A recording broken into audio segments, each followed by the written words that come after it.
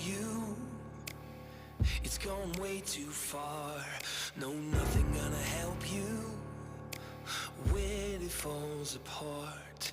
The prophets and the preachers told you, but you covered your ears, and now the end is near. Gonna tear it all down. Gonna tear it all down. Gonna tear it all down. Gonna tear it all down. Call it revolution. Call it whatever you need. Make a resolution, battle till you bleed. Prophets and the preachers warned you, but you waited too long, and now your chance is gone. Gonna tear it all down. Gonna tear it all down. Gonna tear it all down. Gonna tear it all down. Let it all burn down in the fire. Let it all go down in flames. Let it all burn down in the fire. Let it all go down in flames. Let it all burn down in the fire. Let it all burn down in the fire. Let it all burn down in the fire. Ooh, let it all burn. Ooh, let it burn. Let it all burn down.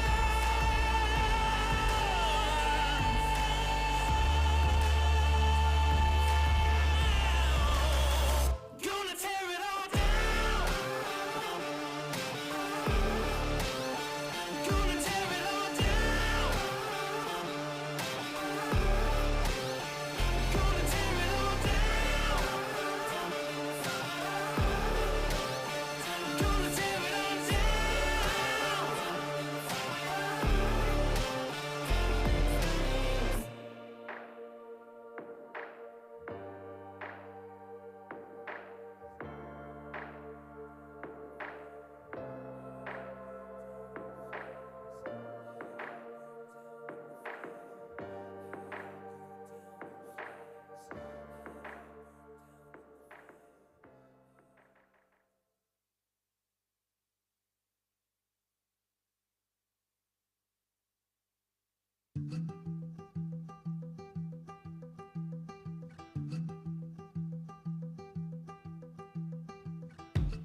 I punch in my card, I know what it costs. Yeah, I put in the work that you don't. Day after day, I work and I play. Yeah, I'll do all the things that you won't. Even when my feet get tired, I will keep on moving higher. I'm the story you don't speak of. I'm the one they call the underdog. Cause every time the push comes to shove, I'm climbing over you to reach the top. Cause I want everything and nothing at all. Yeah, I want everything and nothing at all. Cause I want everything and nothing, nothing, nothing, nothing at all. Don't care what you think or what you believe, cause I'm gonna turn the world upside down. If you want a shot, just step in the ring. Yeah, I'ma shake your bones like thunder. Even when my feet get tired, I will keep on moving higher. I'm the story you don't speak of. I'm the one they call the underdog. Cause every time the push comes to shove, I'm climbing over you to reach the top. Cause I want everything and nothing at all. I want everything and nothing at all.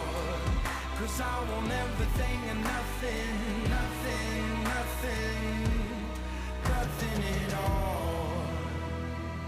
I don't want nothing at all, unless I can have it all.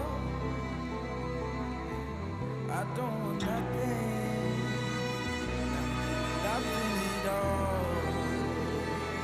I don't want nothing at all, unless I can have it all. Nothing at all.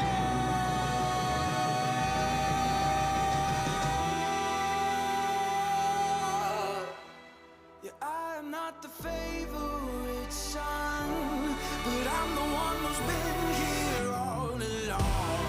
'Cause every time the push comes to shove, I'm climbing over you to reach the top. 'Cause I want everything and nothing at all. Yeah, I want everything and nothing at all. 'Cause I want everything and nothing, nothing, nothing, nothing at all.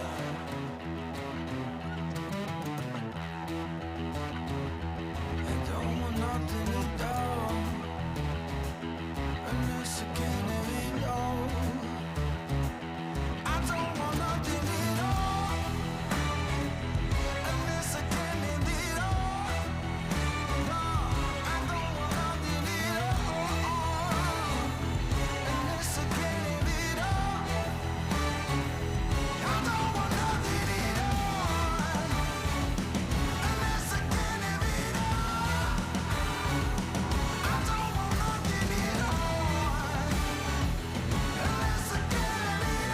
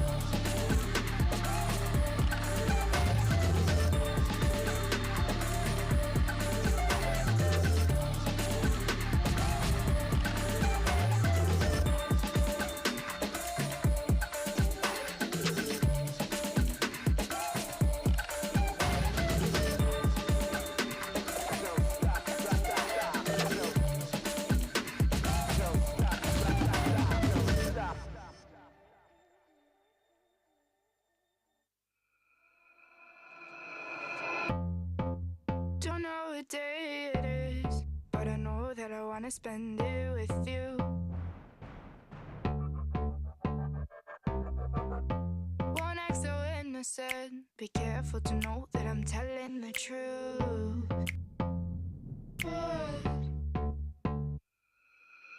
Sorry I made you love me, sorry you weren't one. Sorry I made you love me, sorry I'm who you adore. I was just bored, bored. I was just bored, bored. I was just bored.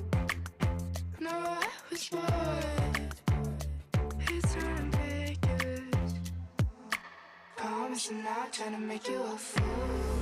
I'm not trying to make you a fool.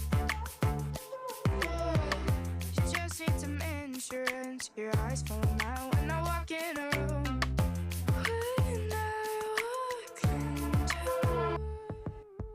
Sorry, I made you love me. Sorry, I'm who you adore. I know how bad you want it, but you're not getting more. I was just bored. I was just bored. Bored. I was just bored. I don't wanna watch you take it too far, and I don't wanna see you leave you a scar. I don't wanna watch you run away, run away, run away. I'm so bored.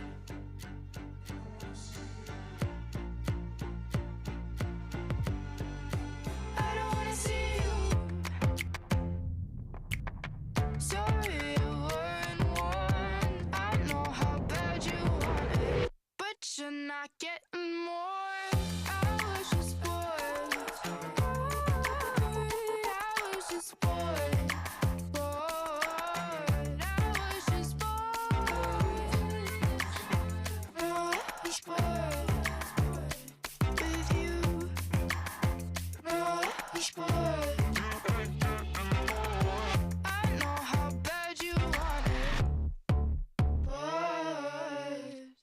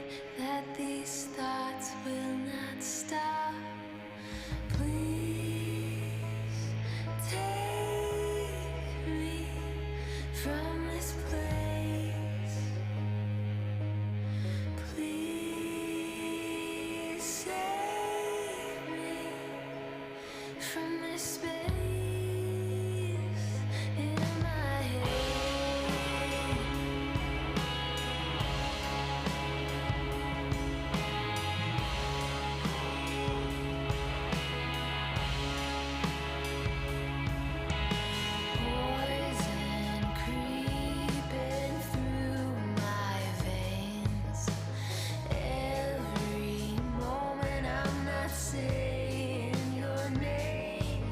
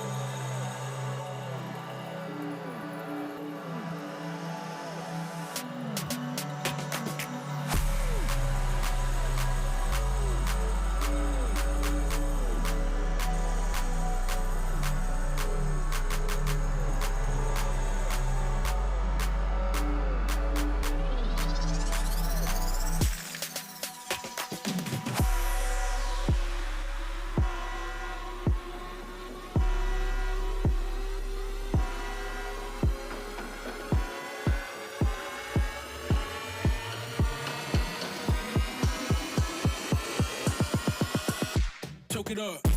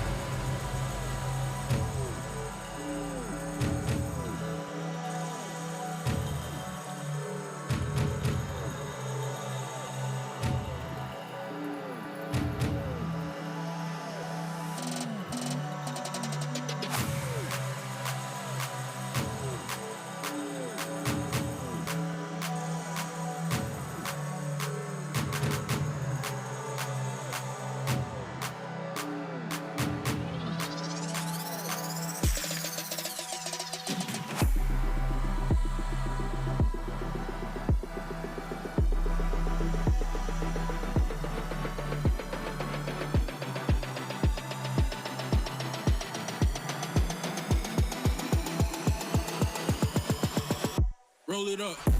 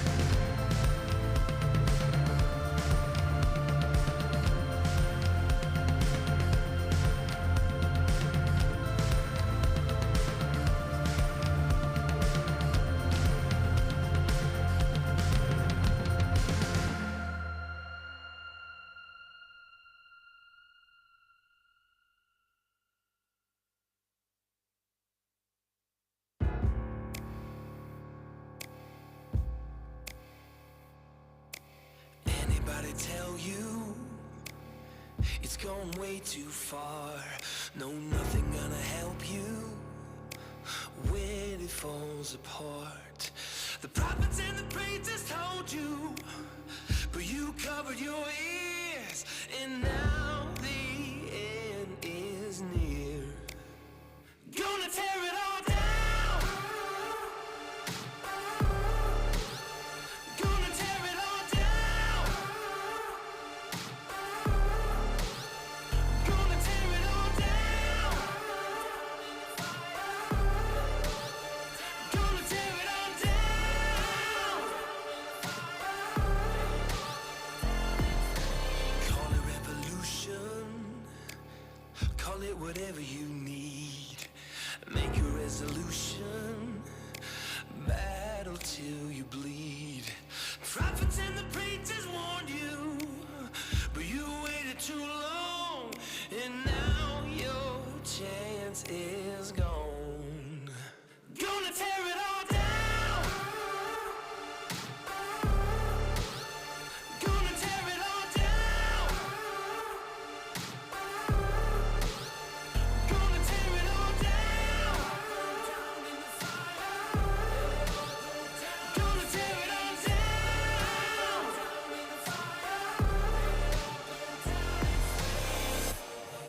Burn down in the fire. Let it all go down in flames. Let it all burn down in the fire. Let it all go down in flames. Let it all burn down in the fire. Let it all burn down in the fire. Let it all burn down in the fire. Ooh, let it all burn. Ooh, let it burn.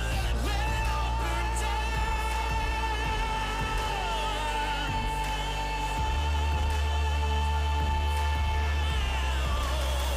Gonna tear it all down. Gonna tear it all down. Gonna tear it all down. Gonna tear it all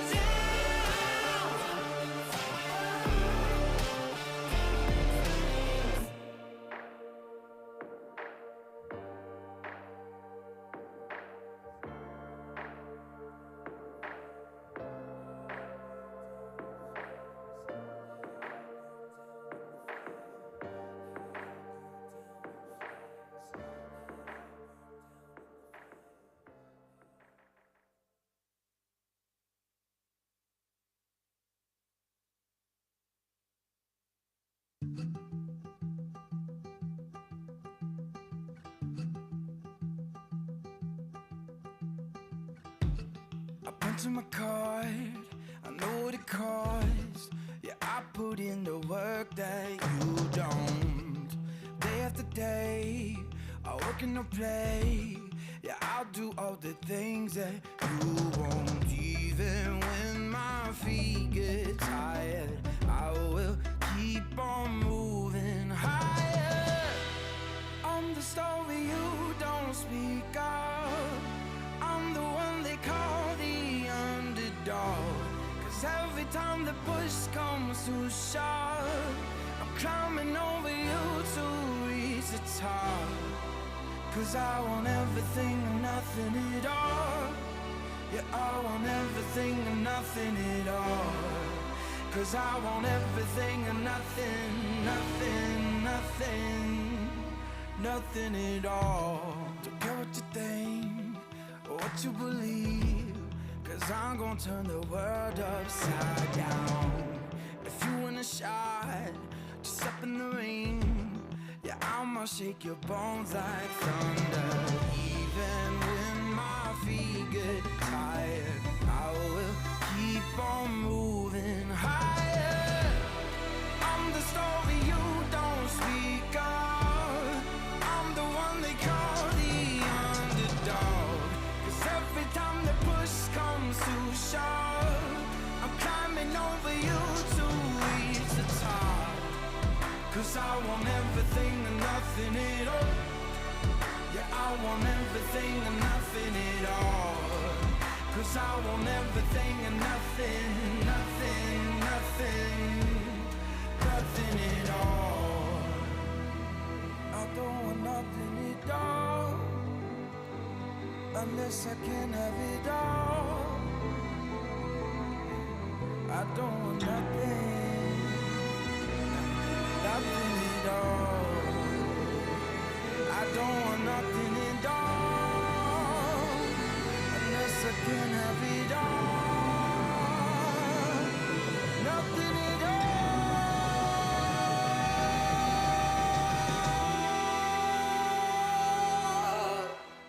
Yeah, I am not the favorite son, but I'm the one who's been here all along. 'Cause every time the push comes to shove, I'm climbing over you to reach the top. 'Cause I want everything and nothing at all. Yeah, I want everything and nothing at all. 'Cause I want everything and nothing, nothing, nothing, nothing at all.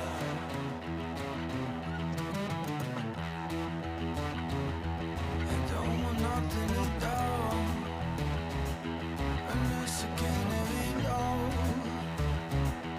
I don't want nothing at all, unless I can have it all.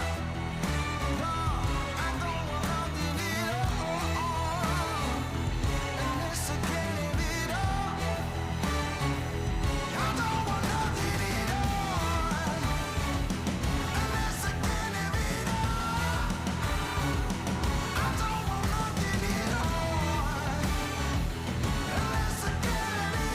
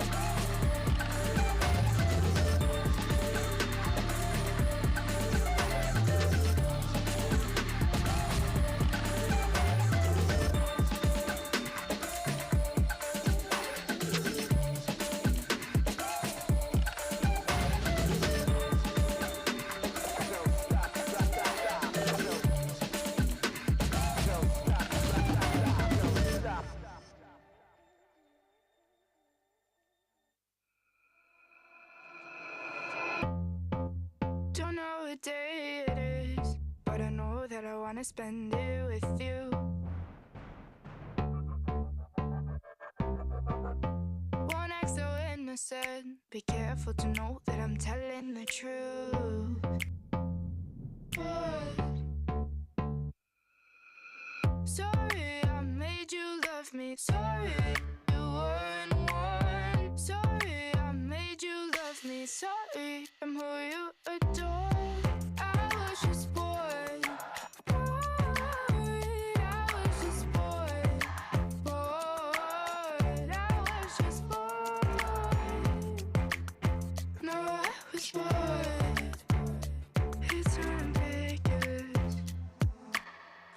but you're not trying to make you a fool. Not trying to make you a fool. Boy, you just need some insurance. Your eyes fall out when I walk in a room. When I walk into a room. Sorry, I made you love me. Sorry, I'm who you adore. I know how bad you want it, but you're not getting more. I was just bored. I was just bored. Bored. I was just bored. I don't wanna watch you take it too far, and I don't wanna see you leave you a scar. I don't wanna watch you run away, run away, run away. I'm so bored.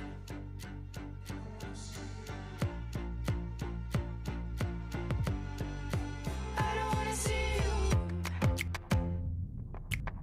Sorry, you weren't one. I know how bad you want it, but you're not getting more. I was just bored. I was just bored. Bored. I was just bored. No, I was bored with you. No, I was bored. I know how bad you want it. Bored.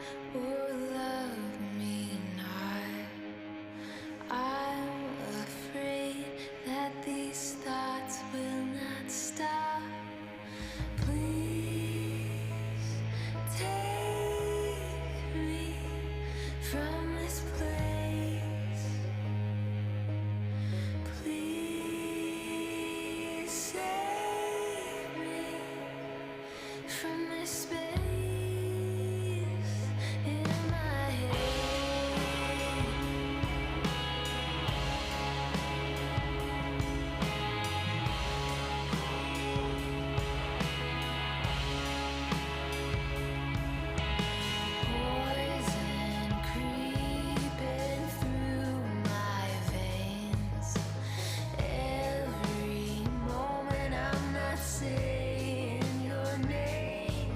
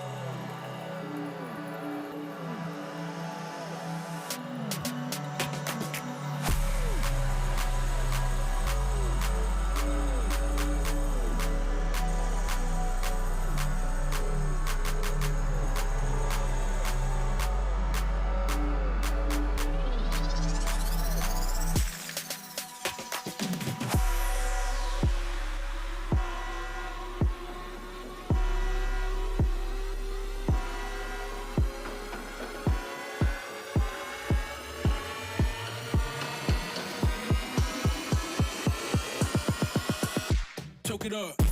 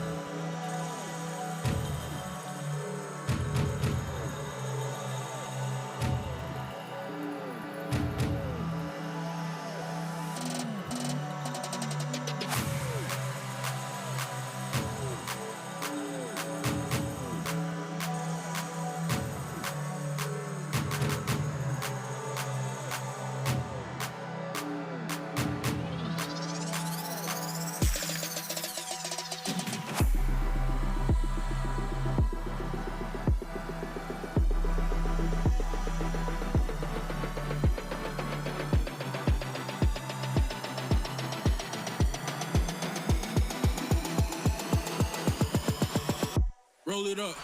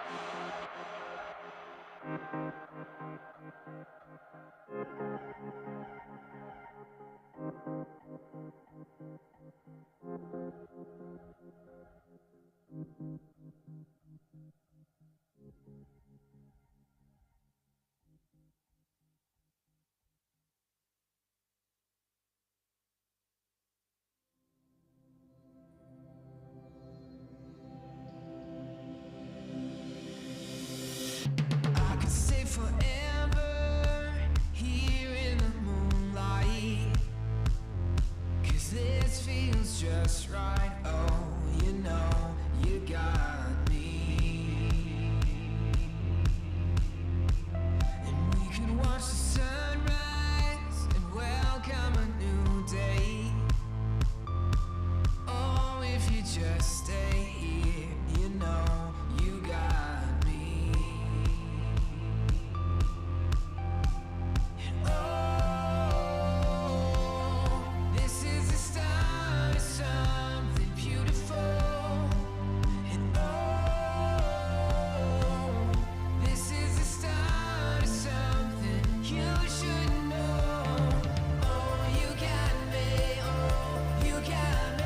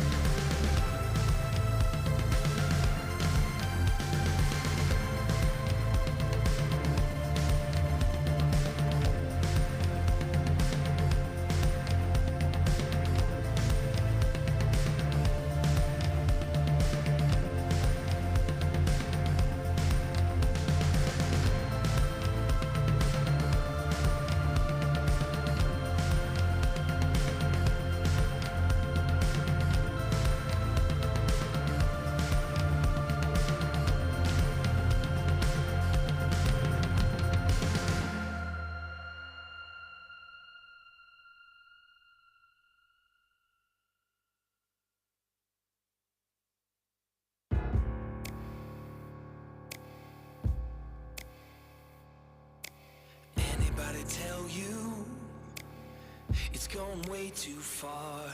No, nothing gonna help you when it falls apart. The prophets and the preachers told you, but you covered your ears, and now the end is near. Gonna tear it all down. Gonna tear it all down. Gonna tear it all down. Gonna tear it all down. Call it revolution. Call it whatever you need. Make a resolution. Battle till you bleed. Prophets and the preachers warned you, but you waited too long, and now your chance is gone. Gonna tear it all down. Gonna tear it all down. Gonna tear it all down. Gonna tear it all down. Let it all burn down in the fire. Let it all burn down in the fire. Let it all go down in flames. Let it all burn down in the fire. Let it all burn down in the fire. Let it all burn down in the fire. Ooh, let it all burn. Ooh, let it burn. Let it all burn down.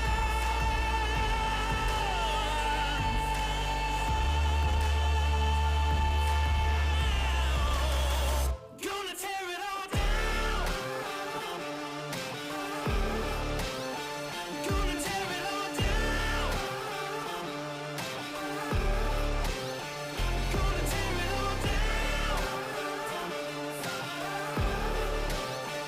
Gonna tear it all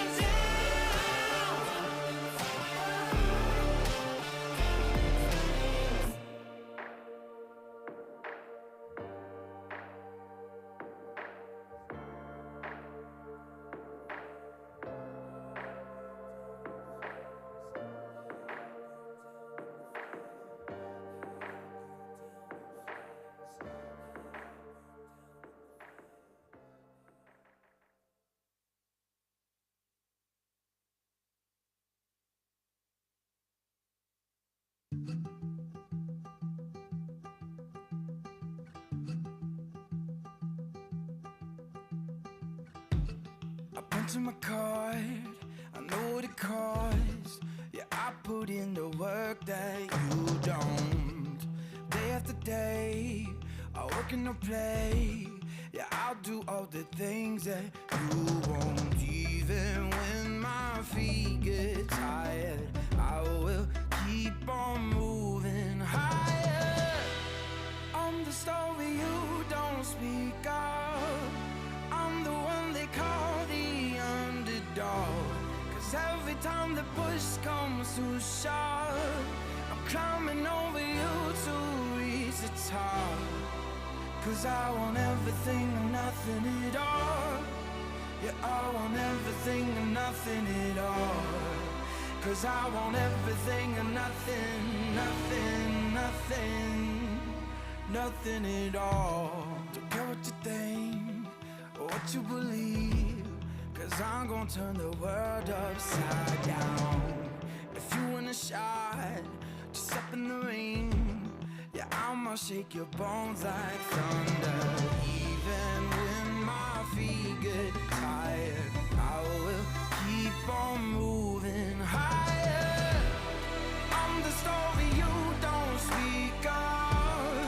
I'm the one they call the underdog.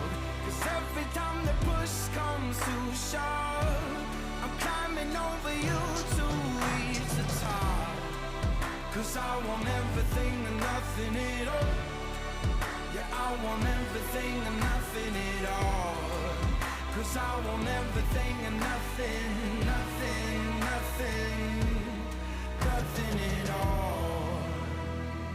I don't want nothing at all, unless I can have it all.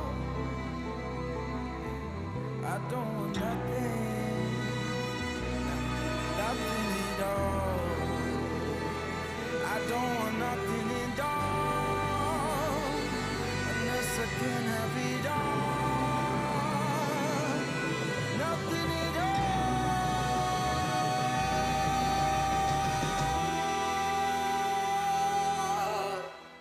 Yeah, I am not the favorite son, but I'm the one who's been here all along.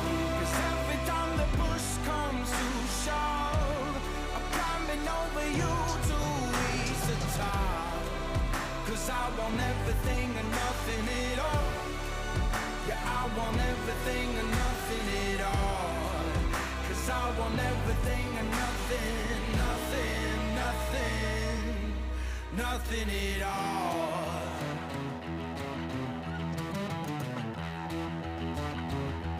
I don't want nothing at all, unless I can have it all. I don't want nothing at all, unless I can have it all. No, I don't want nothing at all, unless I can have it all. I don't want nothing at all, unless I can have it all. I don't want nothing at all, unless I can have it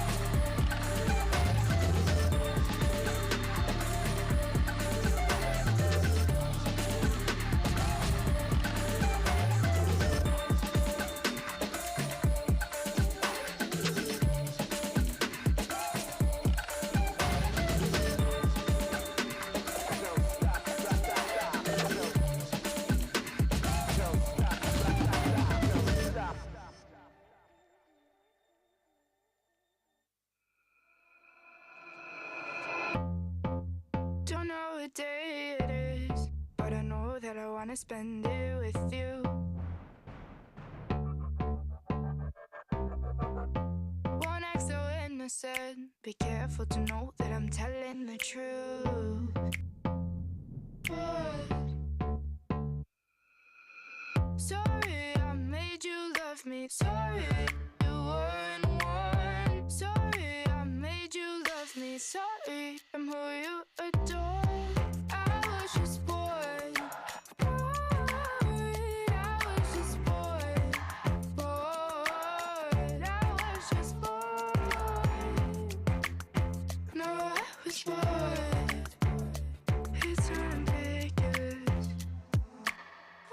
So now I'm trying to make you a fool. So now I'm trying to make you a fool.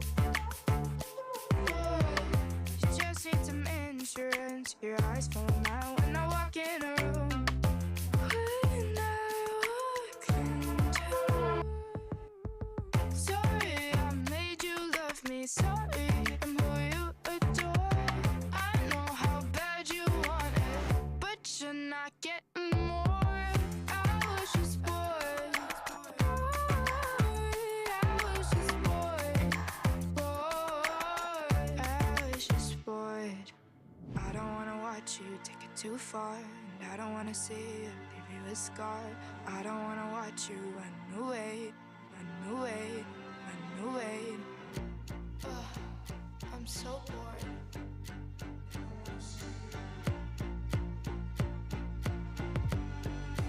I don't wanna see you.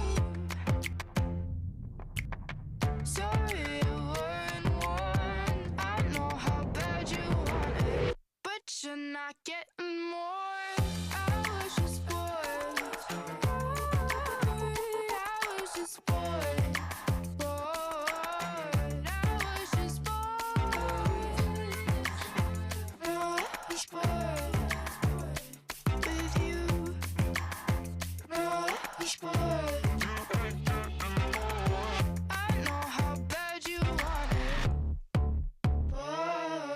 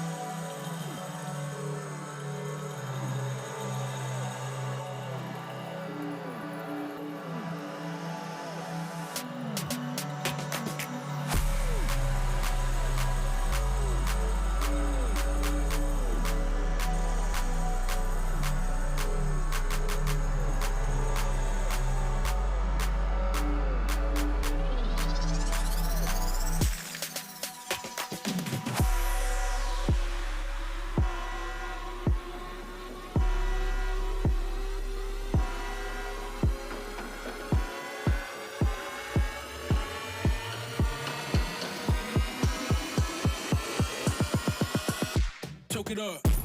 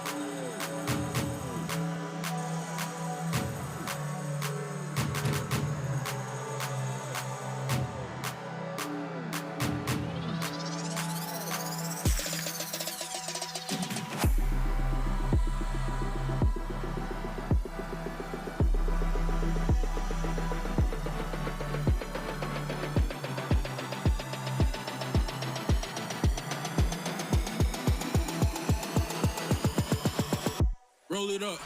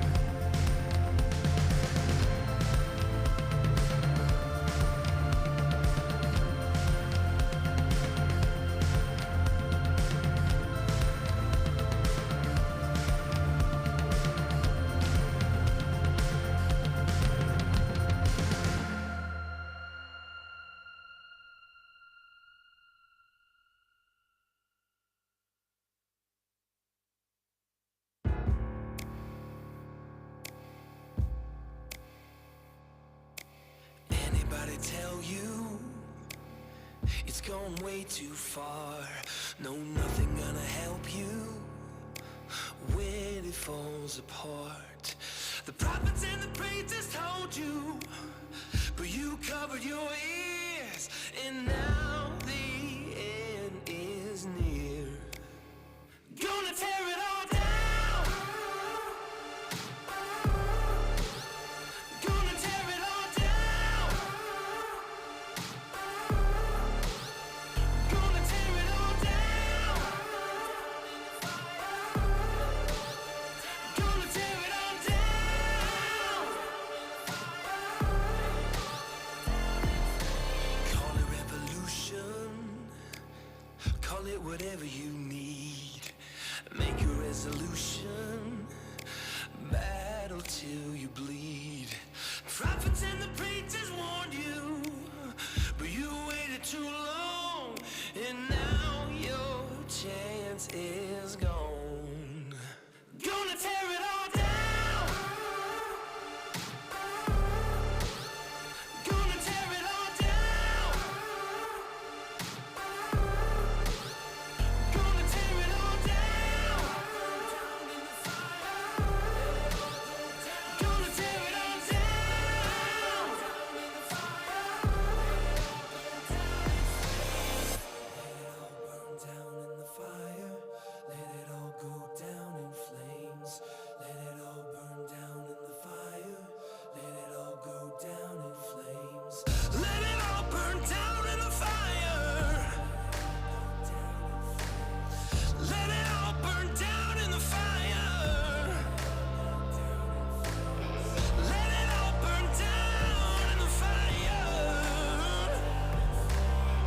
Ooh, let it all burn. Ooh, let it burn. Let it all burn down.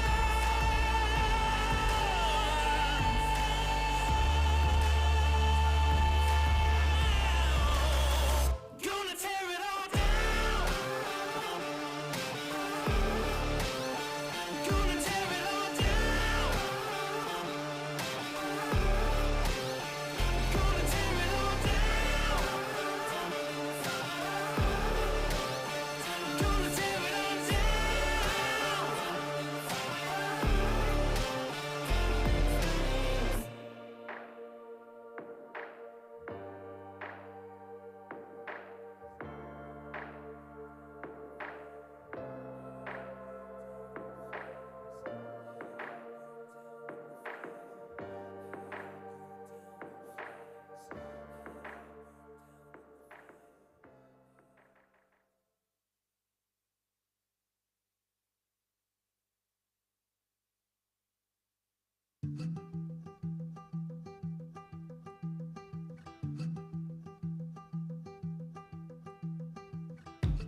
I punch my card, I know what it costs. Yeah, I put in the work that you don't. Day after day, I work and I play. Yeah, I'll do all the things that you won't. Even when my feet get tired, I will keep on moving higher. I'm the story you don't speak of. I'm the one they call the underdog. Cause every time the push comes to shove, I'm climbing over you to reach the top. Cause I want everything and nothing at all. Yeah, I want everything and nothing at all. Cause I want everything and nothing, nothing, nothing, nothing at all. Don't care what you think or what you believe, cause I'm gonna turn the world upside down. If you want a shot, just step in the ring. Yeah, I'ma shake your bones like thunder.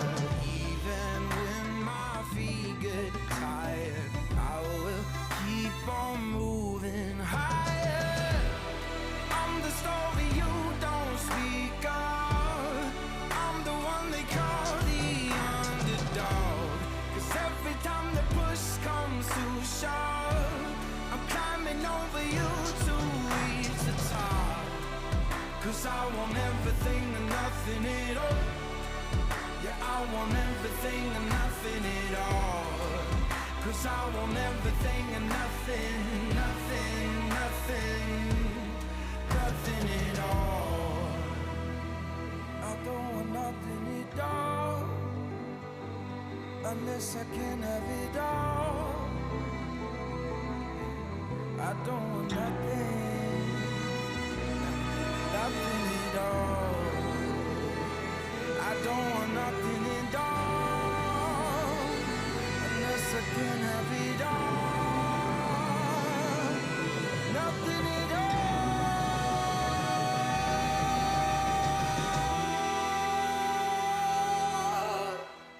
Yeah, I am not the favorite son, but I'm the one who's been here all along.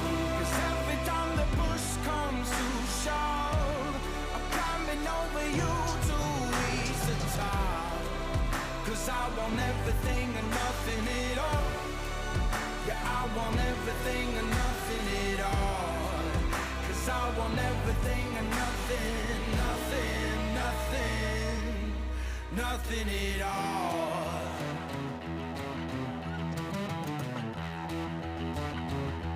I don't want nothing at all, unless I can have it all. I don't want nothing at all, unless I can have it all. No, I don't want nothing at all, unless I can have it all. I don't want nothing at all, unless I can have it all. I don't want nothing at all, unless I can have it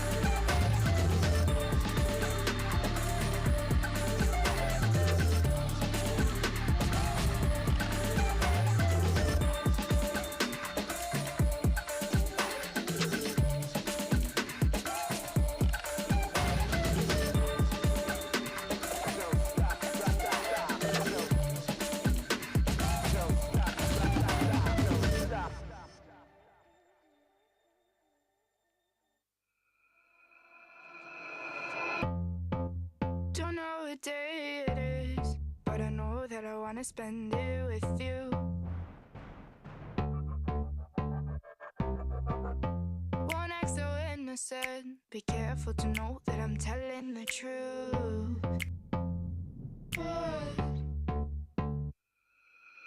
Sorry I made you love me, sorry you weren't one. Sorry I made you love me, sorry I'm who you adore. I was just bored, bored. I was just bored, bored. I was just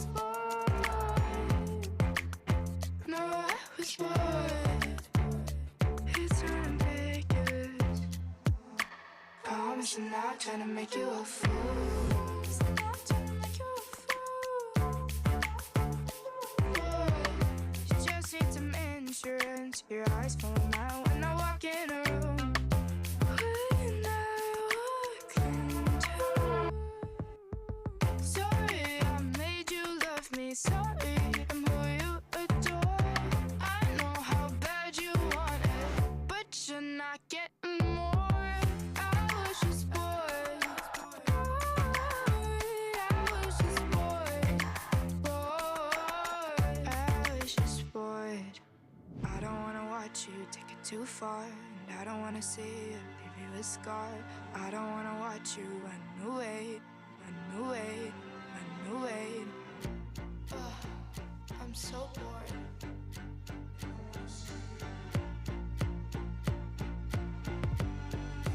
I don't wanna see you. Sorry, you weren't one. I know how bad you want it, but you're not getting more. I was just bored. I was just bored. Bored. I was just bored. No, I was bored with you. No, I was bored. I know how bad you.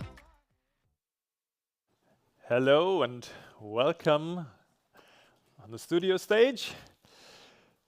Before I introduce our first speaker here and our first talk on the studio stage, I was asked to give you some more information about Neos 9. So as you just heard in the keynote, there's Neos 9 coming up. There's Neos 8.4 coming up as well with the flow releases. So we will release a blog article on Neos.io on the website that contains all the information that Robert and Karsten shared with you in the keynote. So just have a little patience and that blog post will be published and you can find all the information there again. Now, with a little delay, it is my pleasure to welcome you to our first speaker on the studio stage. And probably you also know him already. David Spiola is a Neos team member and he has been for quite a lot of years, and he has given some of the, well, for me at least, more inspiring and forward-looking talks on this stage. So today, David will talk about headless and why you should use your head before going headless and which content publishing strategies work with Neos. So thank you very much for being here today, David, and the stage is yours.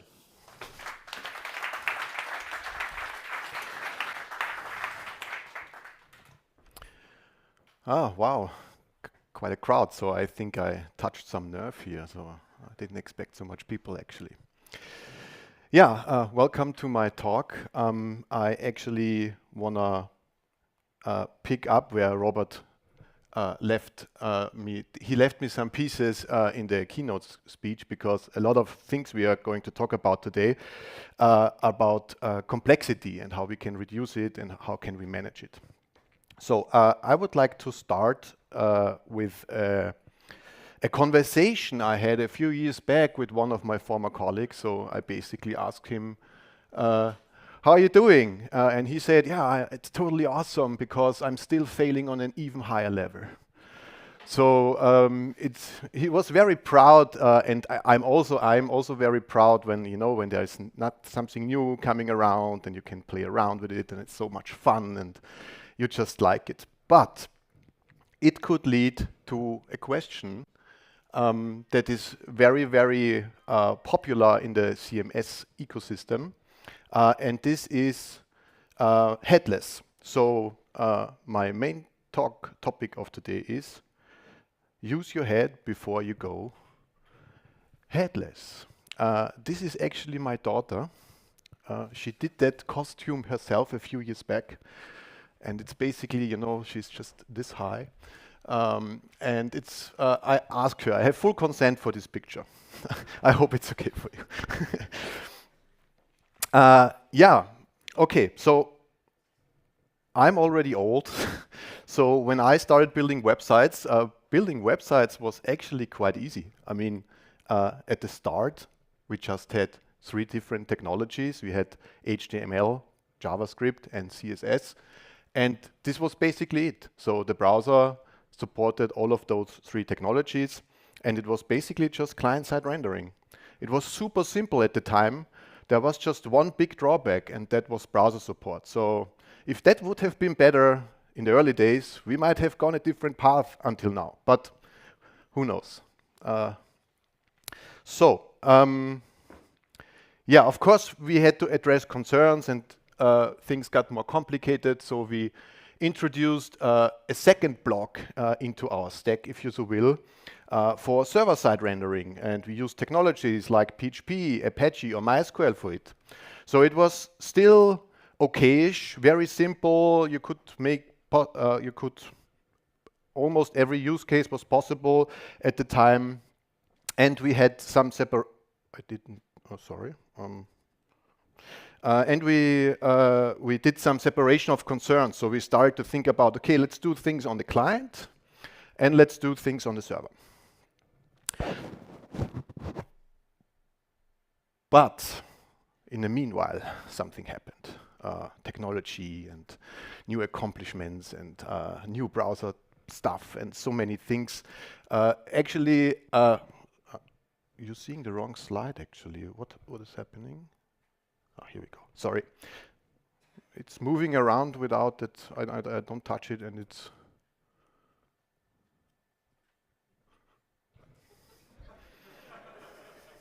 motion control. Oh.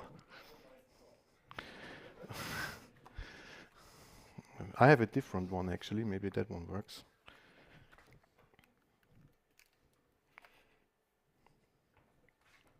Once again. Ja, steck mal an.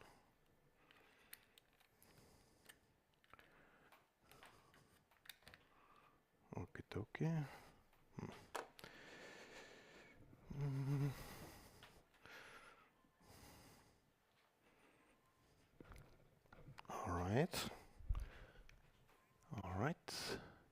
All right. So this is the slide. So in the last 20 years, when I started web development, a lot of things have changed, and we have so many technology building blocks, if you so will, we have to address, we have to take care of them, and this is also somehow related to the keynote from Robert, where you have to manage the complexity.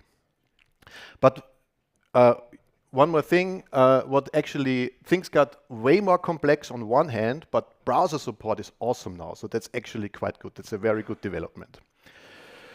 But we as web developers often forget there are many other developer ecosystems or context zones or quality zones around. So we couldn't make web development without browser development or without hardware development. We couldn't deliver a website without internet carriers, and so on and so on. And this actually leads to a very, very big pile of shiny blocks. So many things, so many concerns we have to address, and they are so shiny, it's sometimes like Christmas. There is something new coming along, and you just say, I want to unwrap it. It's like, you know, being a 5-year-old boy waiting for months until I can finally unwrap. It's released, alpha, beta, whatever. I just want to get my hands on it and work with it.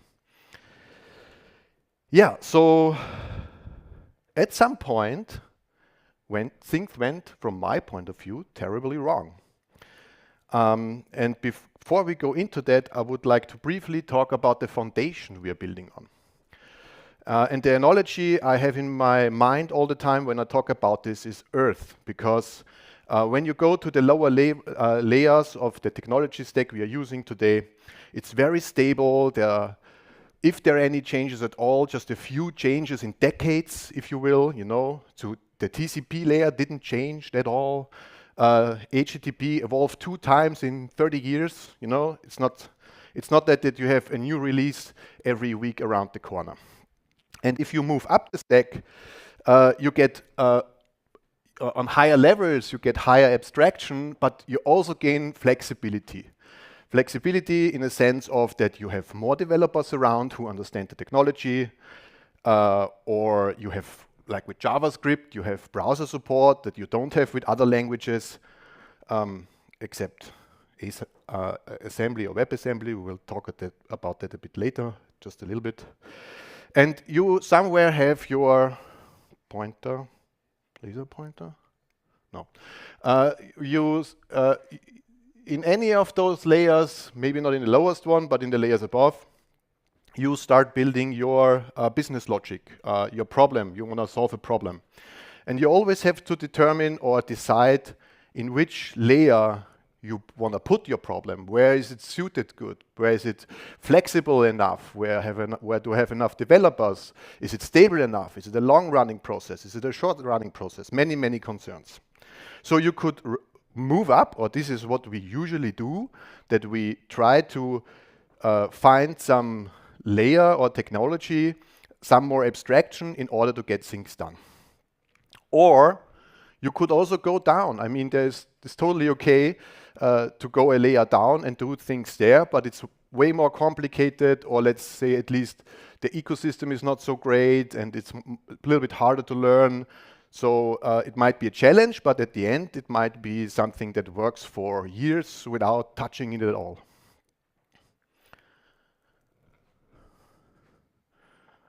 Okay, so why did get things so complex for web developers? First, we love shiny blocks and we love bullshit bingo. So whenever there is a new buzzword on some blog post about new technology, half of the crowd in this room probably is already talking about it. It's crazy. We like it. It's like unwrapping presents. The second, the second thing is that I would say that the browser got somehow hijacked, because in the early day, the internet was just about delivering information. But at some point in time, big tech companies came in and started to use it as an application infrastructure. So they saw the opportunity that, hey, I don't have to Windows and ship it to every customer, because the customer already has a browser installed, and I just leverage that technology in order to deliver faster and better. This led to some conversation, or let's see, a path that maybe is. I would argue it was splitting in two different concerns. One was rendering content, delivering information, and the other one is about application development. A good example for that might be the Neos UI. For that, you need a front-end framework, and you need all those new shiny technology blocks in order to get it done. But I think this is a good example. Wikipedia and Facebook are two totally different things. I mean, they don't have. The only thing they have in common is that they are in the browser, basically. And the browser and the entire ecosystem had to get better and better to supporting use cases like social networks for big companies and so on.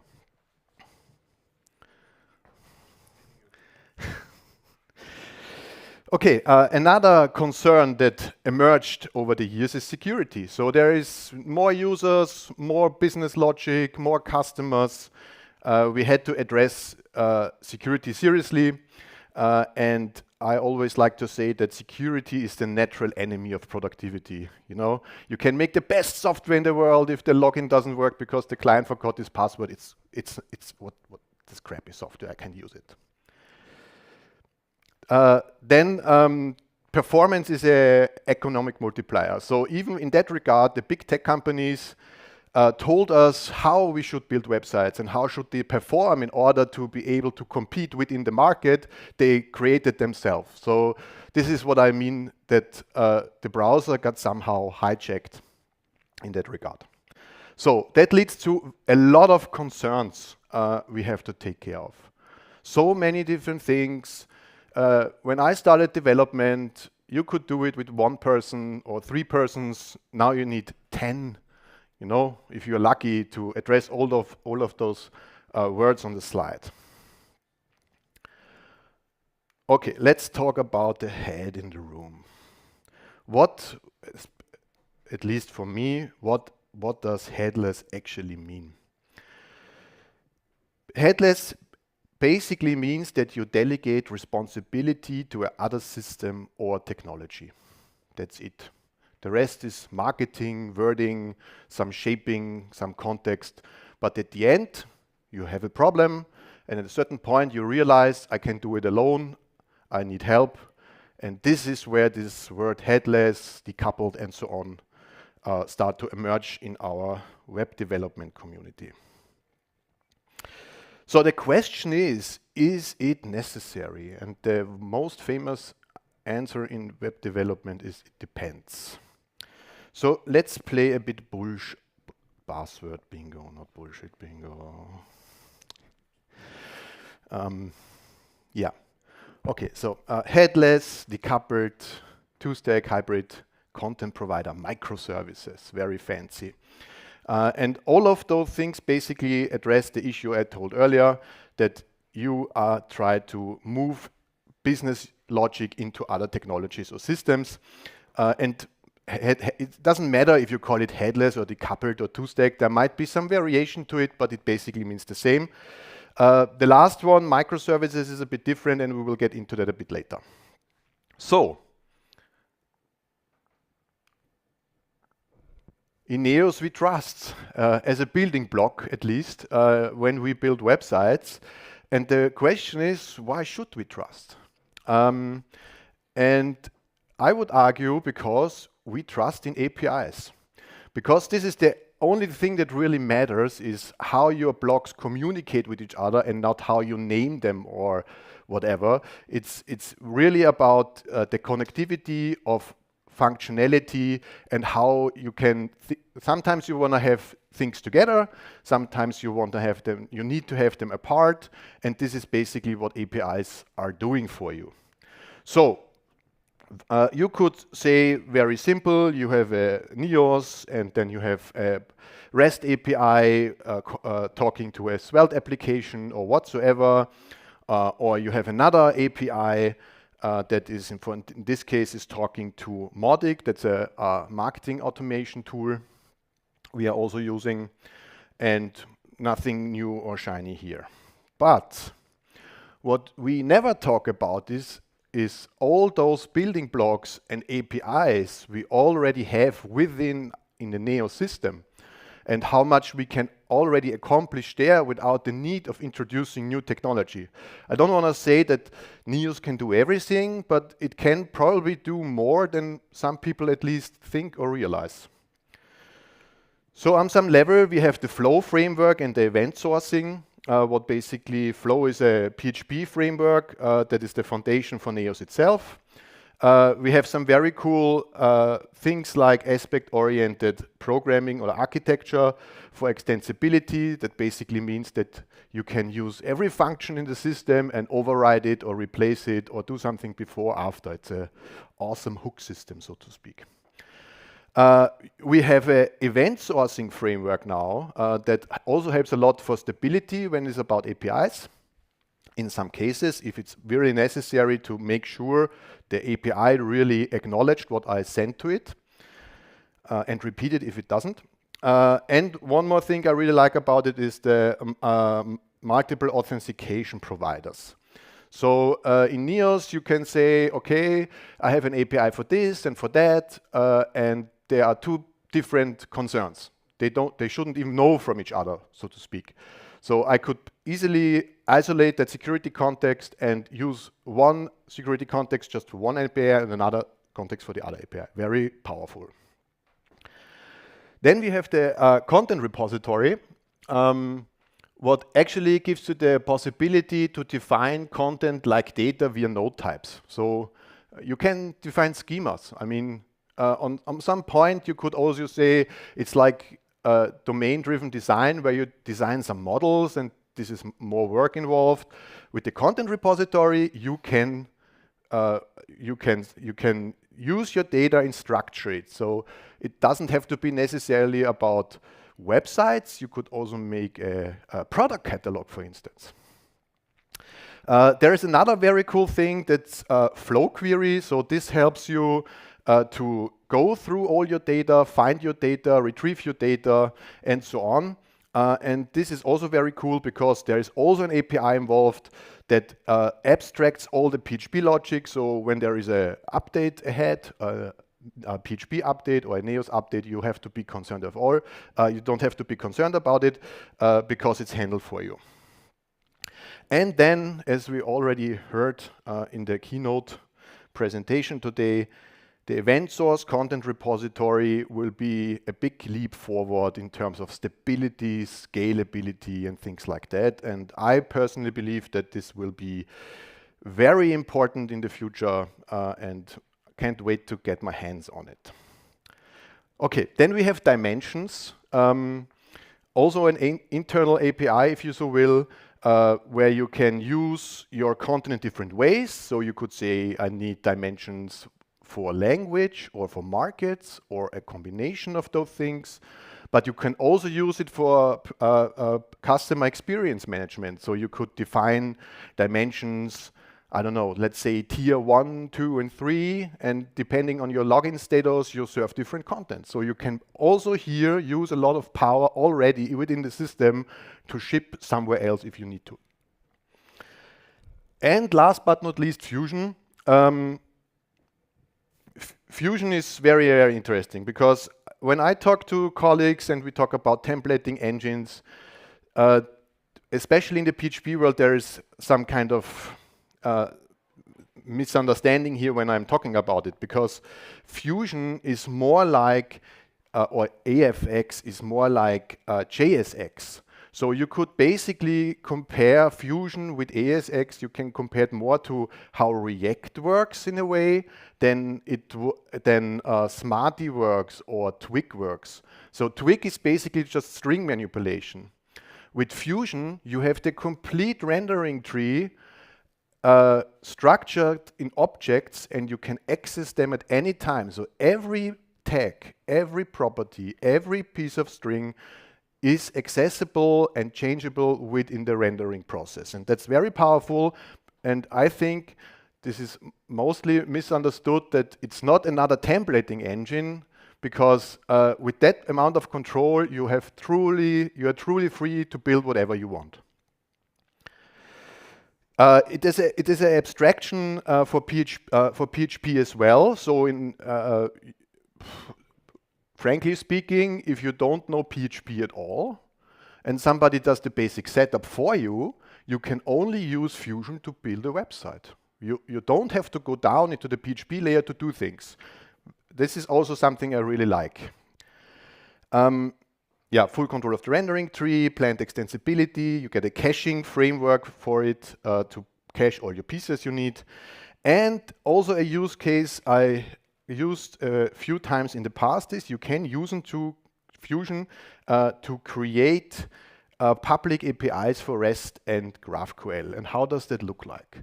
So in Fusion, I don't have a laser pointer here now. In Fusion, you have something called a data structure. So you could create a nested representation of a JSON object within Fusion and use that representation to serve via GraphQL or REST to some external service. And this is actually quite easy. So you might have some logic already implemented in Fusion. You basically make a data structure, then you have product details, and you already have a product API Fusion integration component, and then you just take the identifier, you get the image from the repository, and then you feed it back to whatever picks up. And what does pick up? That's basically a PHP function in this case, where you can create a Fusion view within PHP, where you can actually render everything as a string. And then at the bottom, we assign it to a MVC controller. And at the end, we have some, I don't know, GraphQL endpoint where this is the wrong slide, isn't it? 1 second. No, sorry. Yeah, so this is the highest level on this case. So what I did in this case, I created a middleware within the middleware chain. That middleware chain is going to a function called getProducts. And here I call flow query to get my product data, and then I iterate all of those nodes. I get all the details from my Fusion layer, and I feed it back to the client. So very, very powerful in that regard. Because one thing I frequently heard in the last few years is, why don't we have an official content repository API? And yeah, that would be nice, but it also sometimes feels like it would be a step back, because you already can tailor your application. I see heads moving back there. But this is just, one of many thoughts about it.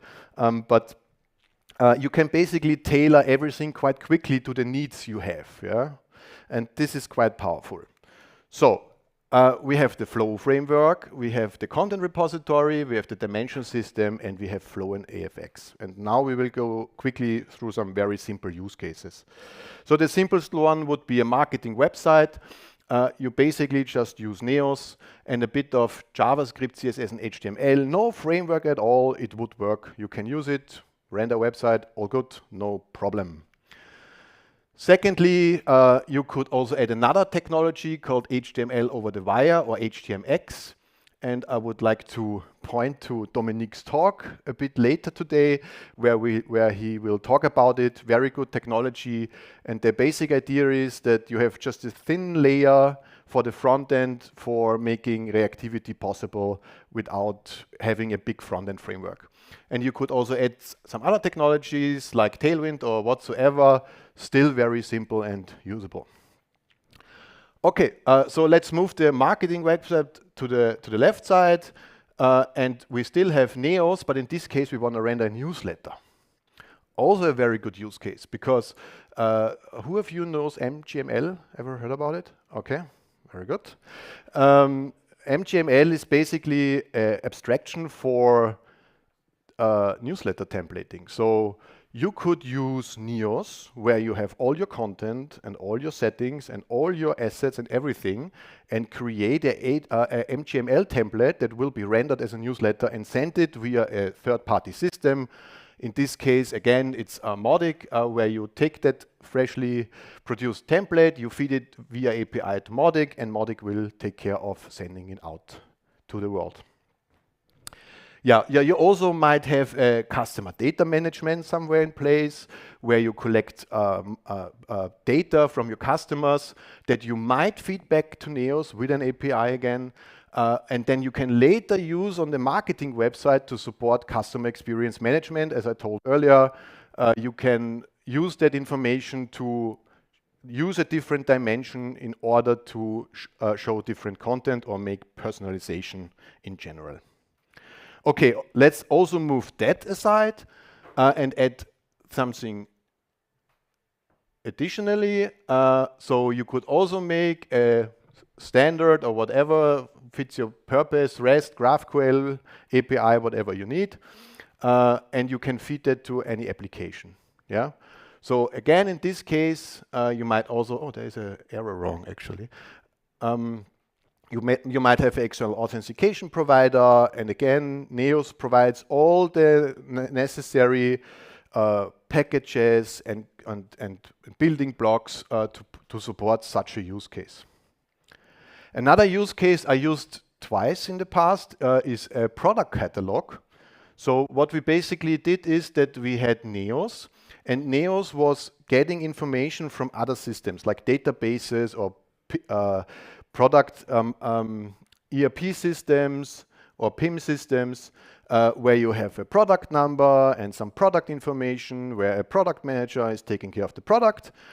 Then you get this information via API into Neos, and then you add all your marketing material, like let's say you have a different image for a different market or for a different language or whatsoever. So you basically enrich that information you get, and then you can again feed it out to, in this case, it was a Vue application.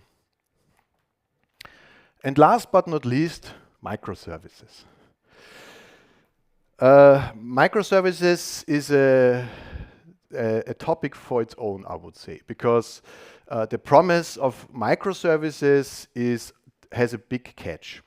And my personal opinion on that is that it adds, it adds a lot of lot of complexity, because in a system of microservices, imagine end-to-end tests. How many building blocks you have to test, how many things have to go right, how many things you have to update and manage and take care of.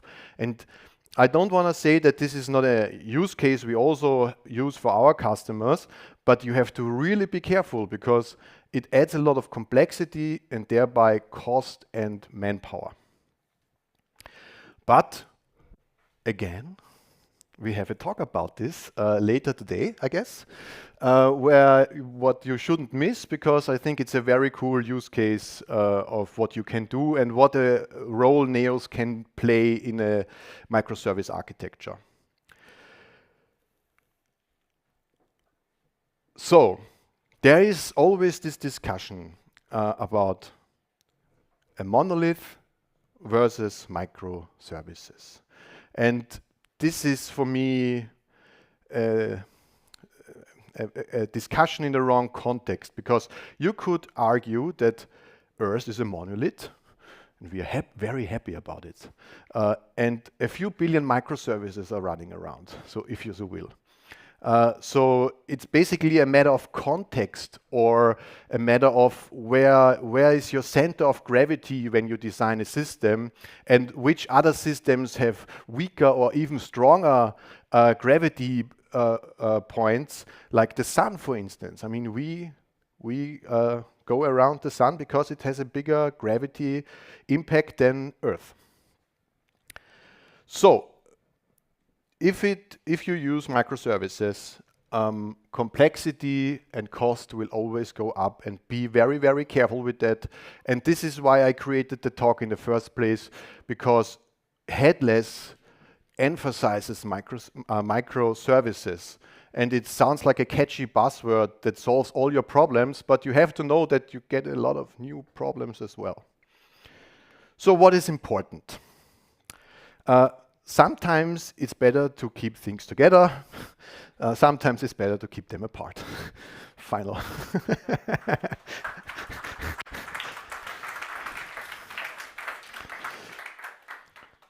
So, secondly, simplicity rules always.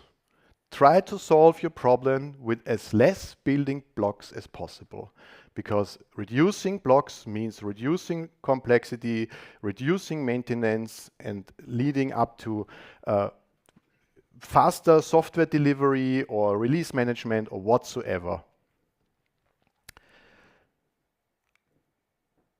There is the state management dilemma with client and server, and this is also something where, I don't know, there's also some discussion going on about client and server and so on, but basically there is only one real factor in my point of view, and this is compute power.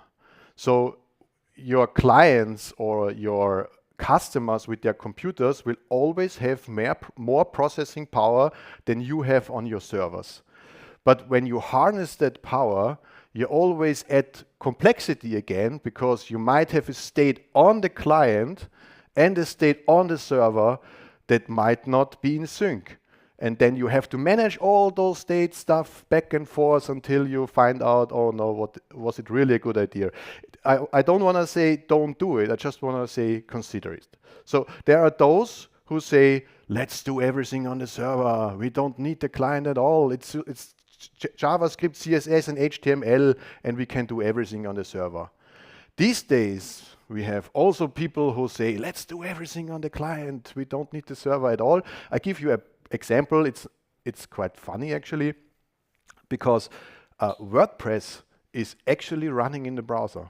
So the WordPress team compiled WordPress to WebAssembly. You can download it as a binary, so to speak, and use the local storage of your browser as the database. Okay, very good for testing new features, or if you have some security concerns, you could download a website and just let it run locally if you want to. So the truth may be something, okay, that just one building block is on the server, or even more building blocks is on the server. Who cares? Just always think about state management and the complexity you get with it.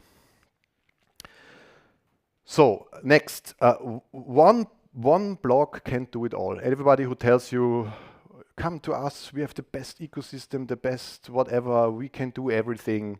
It's not true. It will never be true. Every piece of software has its purpose, and it will never be I don't think there is no system at any point in time that will say, if you do everything with Node, you can let it run everywhere and everything is good. I think this is not possible. Don't let shiny blocks slow you down. So be careful before you unwrap something. I know it's exciting, it's funny, it's a lot of joy. I like it a lot, unwrapping stuff. But it always also produces a lot of internal conflict in myself, because I have to deal with all that stuff. And every box you don't open, you don't have to take care of. So technology is not a dogma, it's a choice.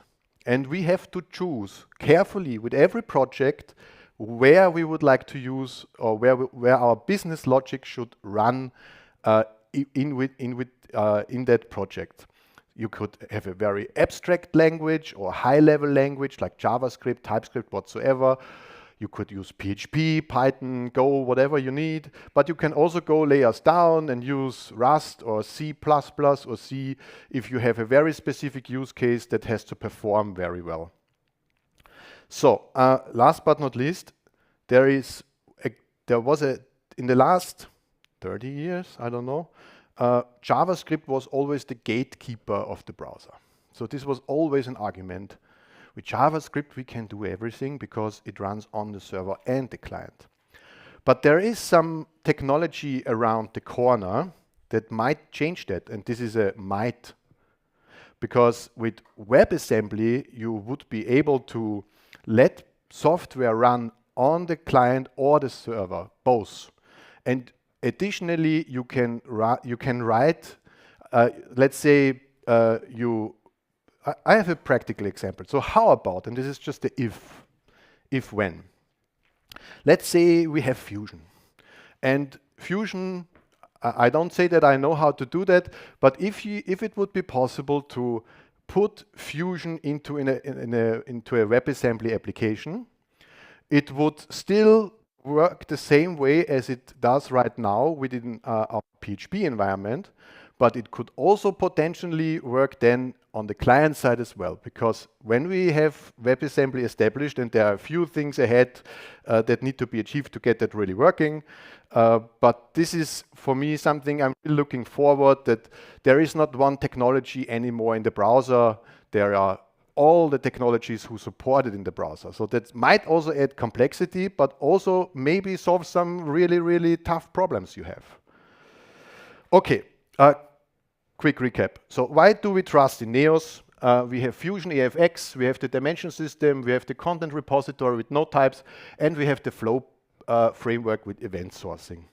And this is my personal reason why for many web projects we do, our center of gravity is Neos, and we of course use different technologies to achieve certain use cases, but basically you can really, really achieve a lot with Neos CMS. Thank you very much. My name is David Spiola. I'm from Vienna, Austria, and I'm very happy to talk about all that stuff I just was speaking about.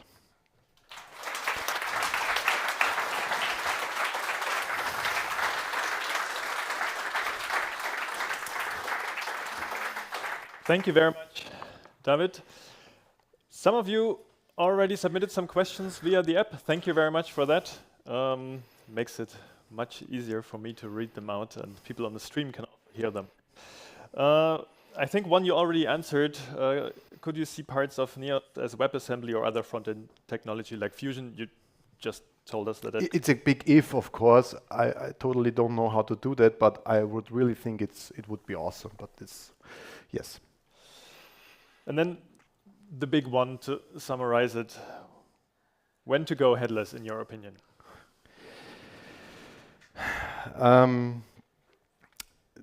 For me, the only real reason to go headless is the microservice architecture, because when you introduce let's say full-featured JS or JavaScript-based framework into the mix, you have to address a lot of concerns. And there are so many cool technologies, and browser support is so good already that you can achieve a lot with things like HTMX or HTMM over the wire. So there is an operating system based on jQuery. I mean, you can do everything if you want, you know, but at the end, microservices only make sense if you have to get data, you have to send data, and this is, in my opinion, always the microservice use case. All right. I'm very much looking forward to another talk that addresses the same topic. I saw some zebras moving their heads back there as well. So 2 talks in the audience, actually, later today. Who's interested in more talks about headless? There will be more on that topic later.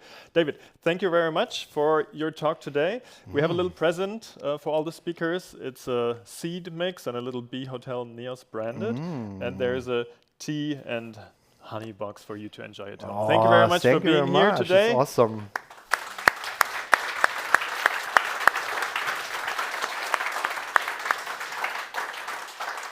And next up on this stage, there will be Karsten on how and when update your Neos. So thank you very much, and enjoy your next talk.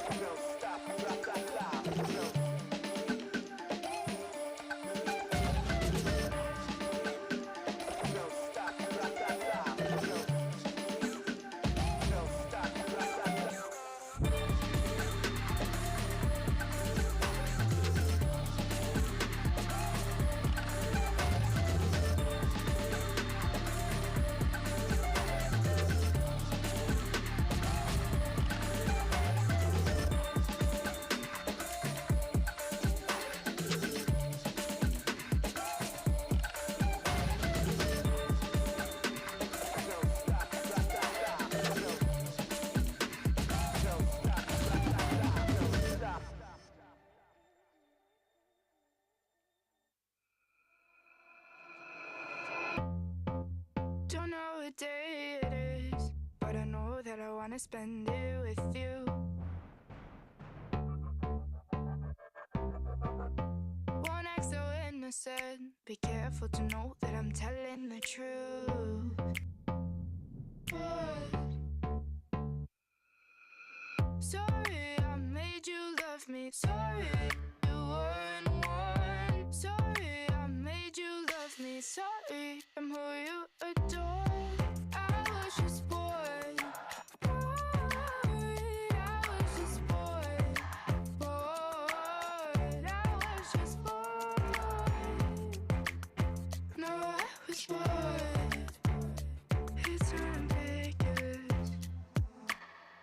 promise you're not trying to make you a fool.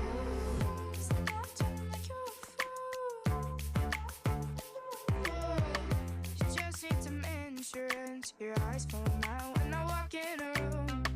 When I walk into. Sorry, I made you love me. Sorry, I'm who you adore. I know how bad you want it, but you're not getting more. I was just bored. I was just bored.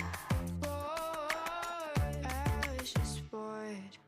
I don't wanna watch you take it too far, and I don't wanna see you leave you a scar. I don't wanna watch you run away, run away, run away. I'm so bored.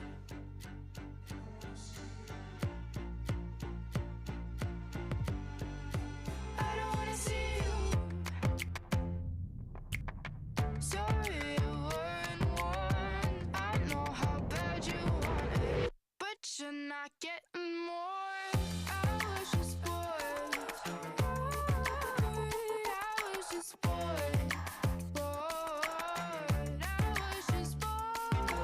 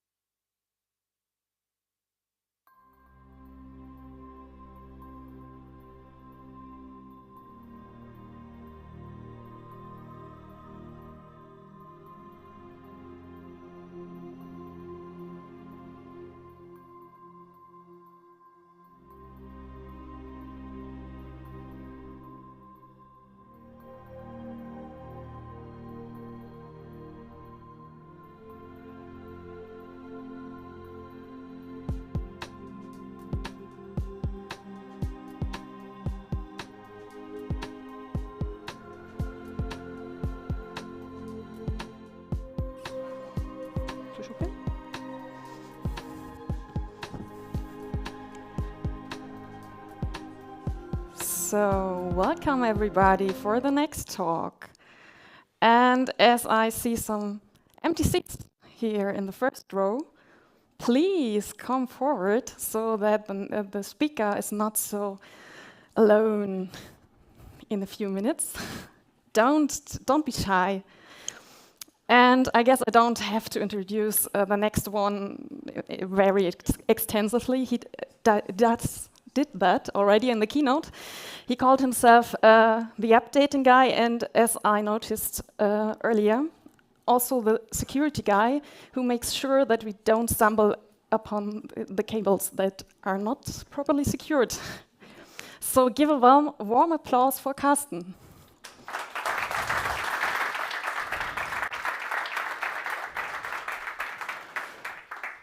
Yeah, hello. Well, that's. I have a first question. Who attended NEOS Conference 2022 in Dresden? That are here. Okay, who attended this? It's good. Good. Okay. On the other hand, I could have about the sound, maybe, or I don't know. It would have been interesting to know if there were more that attended it the last time. Did it help or didn't it? But then we skip that part. So updating NEOS, why, when, and how. As mentioned, I did that 2 years ago. I have streamlined parts a bit, and I have then added new parts on NEOS 9, which I think might be interesting to a few of you. So that's me, I'm Karsten. Since 2005, that has been a few, they saw a few years, and whenever you create a new release, you need to update things. So I've been doing a few upgrades over the years, in our own projects for customers.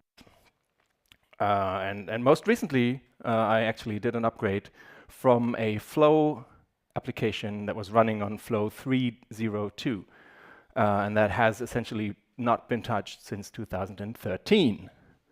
And then they realized that maybe updating would be a good thing to do. So yeah, I'm the updating guy somehow. So basically, I mean, obviously, the three main questions are, why do you update? Well, because you get new features and you get bug fixes. And when? Well, as fast as possible, as soon as you can, right? I mean, there's a new version, you update, and then how you do that? Well, you read the instructions. It's also about people, they always read all the upgrade instructions, and they never complain about things breaking and being changed and stuff. So, I mean, we also know that. And then you test and maybe deploy it, and then you're done, and then it's ready. And then I had this slide last time I did this, and everyone was a bit like confused because that's obviously not the whole story. So let's look into in a bit more detail. So why should you update? Well, obviously, yeah, there are new features. There are fewer bugs, hopefully. From time to time, we add new bugs to tease you.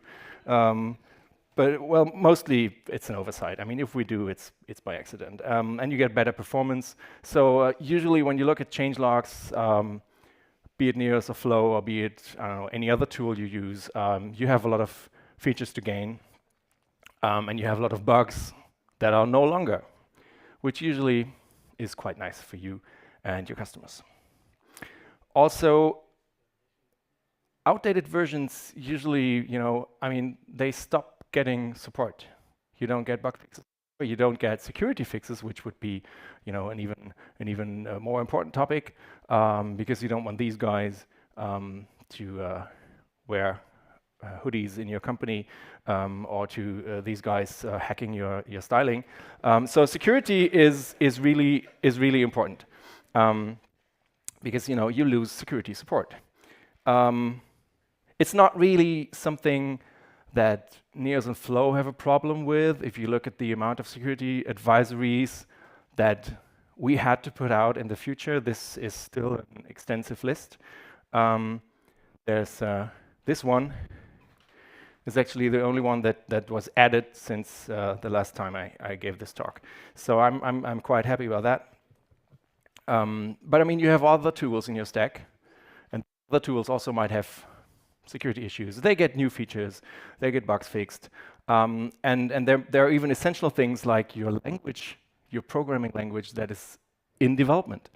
And you see today, well, actually yesterday was May 29th, and it's quite nice. I mean, 8.2 and 8.3, you still have 2 versions of PHP that are supported. And I remember back in the days when we urged everyone to finally ditch PHP to go to PHP 7, 8, and by now I think people have picked up the habit of updating their PHP more often and more rapidly, which is a very good thing, because you don't want to reach that orange stage in your programming languages lifecycle for your projects ever. Other things, I don't know, Elasticsearch, your testing tools, your server software. I mean, you update all the nitty-gritty details of your server software. You update your OS. I mean, you even update your telephones every once in a while. Something that I find very helpful for finding end-of-life dates is end-of-life.date, which in this case is way more clear on Elasticsearch, for example, than the Elasticsearch website itself, which is a pain to find out what actually is supported and for how long. So now, when should you update? Who is skipping .0 release intentionally? Either Neos or Flow or anything else? Shall I believe that it's only 3 people? Well, maybe we've become better at managing, .0 releases. But I remember times where people were like, yeah, you can't do that. Wait for the 0.1 at least, or maybe the .1 even, because new things used to have more bugs than because they added new features, which meant new bugs, and then you waited for the first patch level release or 2, and then now we can use the new features without the new bugs, which is good. But still, if you do it often, you get into the habit of doing it. You practice doing it. Actually, the tooling that you may need around updates. I mean, by now I assume that people have their deployments updated, at least to production in the important parts of their projects. So it's not as painful as it used to be some years ago. But do it often, do it regularly. It keeps the steps smaller and it makes it easier. And still, people sometimes say, but I mean, updating, that's a lot of work. We did it once, and it broke the site. And that's true, it can happen, but then again, how did you, I mean, you don't do SSH root at live server composer update, do you? Hopefully not. So you have a staging instance. I mean, you test it locally, you have a staging instance, you have a current backup, you have a rollback strategy for when things actually go wrong. So in all that being said, if things still do really break on your production rollout, it's very, very rare that the actual update is the problem. It's something else in your stack that goes wrong and they didn't catch early enough. So okay, we would update, but we don't need the new stuff. Never change a running system. Yes, I can relate to that to some degree. There are tools and parts of systems that I'm maintaining that I'd rather leave as is because they work and it's a lot of work to update. But eventually, as with that 13-year-old project, I have seen projects where people had to update within 4 weeks because the hoster is switching off PHP 5 finally. That was 2 years ago, actually. They had a Neos 1 site. It's awesome that this Neos 1.0 site was still running, but then again, also not. So, there are a lot of reasons that you can't even influence that might force you to update. And yeah, the new legal requirements, GDPR, anyone, we have to add this, but yeah, no one knows exactly how the front-end rendering works, so we can't add a choice for the cookies, and then we need to take the site down or be faced with legal threats. And then, if you do it more often than just every few years, it might actually be a good thing. And then there's always this mission-critical site that can't be updated because it can't be down for the update. Yeah, well, basically it's the same thing as with it broke our site. You do test it first. And if it's really mission-critical, you have a staging instance. Otherwise, well, who defines what is mission-critical? And also, you probably can do a rolling deployment because you have multiple instances running for that mission-critical site. So even if that first rollout goes wrong, you just don't, add that new server to your load balancer and, just quietly do it again, and no one will ever notice, which is cool. And then last but not least, we only use LTS versions, which we kind of cater to ourselves. I just said that we'll be having an 8.4 release. But let me point out two things, and that is anything in 8, for example, NIOS 8, lives same life. That's just the way we do things. The bug fixes that we do made to the lowest supported branch, and then they are upmerged. So whatever you do, you can always upgrade. You don't have to wait for 8.3 to go to 8. You can go to 8.0, 8.1, 8.2, and keep progressing. And the same will be true for 9 and 10, and I think we'll skip 11 and then maybe go to 14 right away. But you get the idea. Just don't be afraid of using the interim releases between LTSs because they are fine and they are getting all the bug fixes. It's just that the last one gets a bit longer support in the end, as you can also see here. So it's not, that's actually, it says yesterday on that slide if you look closely. So how should you update? I mentioned, basically you read the documentation, the release notes, the upgrading documentation that we put out. It's the same for every tool. You look forward to the new features, you look forward to bugs being squished, and then you do a few adjustments here and there. So basically for a Flow and NIOS project, the exact steps are on this slide. So inform yourself first, upgrade your packages using Composer, do a dry run, check the results. It will probably complain about some third-party dependency that is not yet updated to allow for the new version of Flow or NIOS that you want to use. So you either fix that, create a PR, or you just wait. It can be fine. You just say, okay, I'll try next week, and then I'll try the week after until everyone gets their packages updated. So at some point you will be having a Composer update succeed, and then you commit the result, and then you do run the core migrations that we provide. Check the result of those core migrations. We put that all in separate Git commits for you. You can, rebase them. You can adjust them, amend them as you like. And then you have a code base that should hopefully work. Then you probably need to run a doctrine migrate on your project.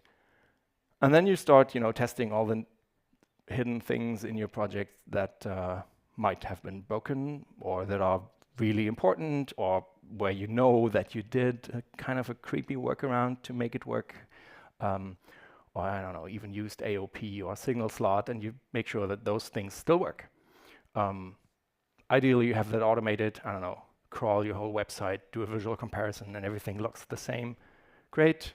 It will probably miss the backend no longer sending out emails when an order comes in or something, but, well, someone will notice that orders stopped coming in and tell you, hopefully. If not, well, yeah. So I guess you know about those patch level releases.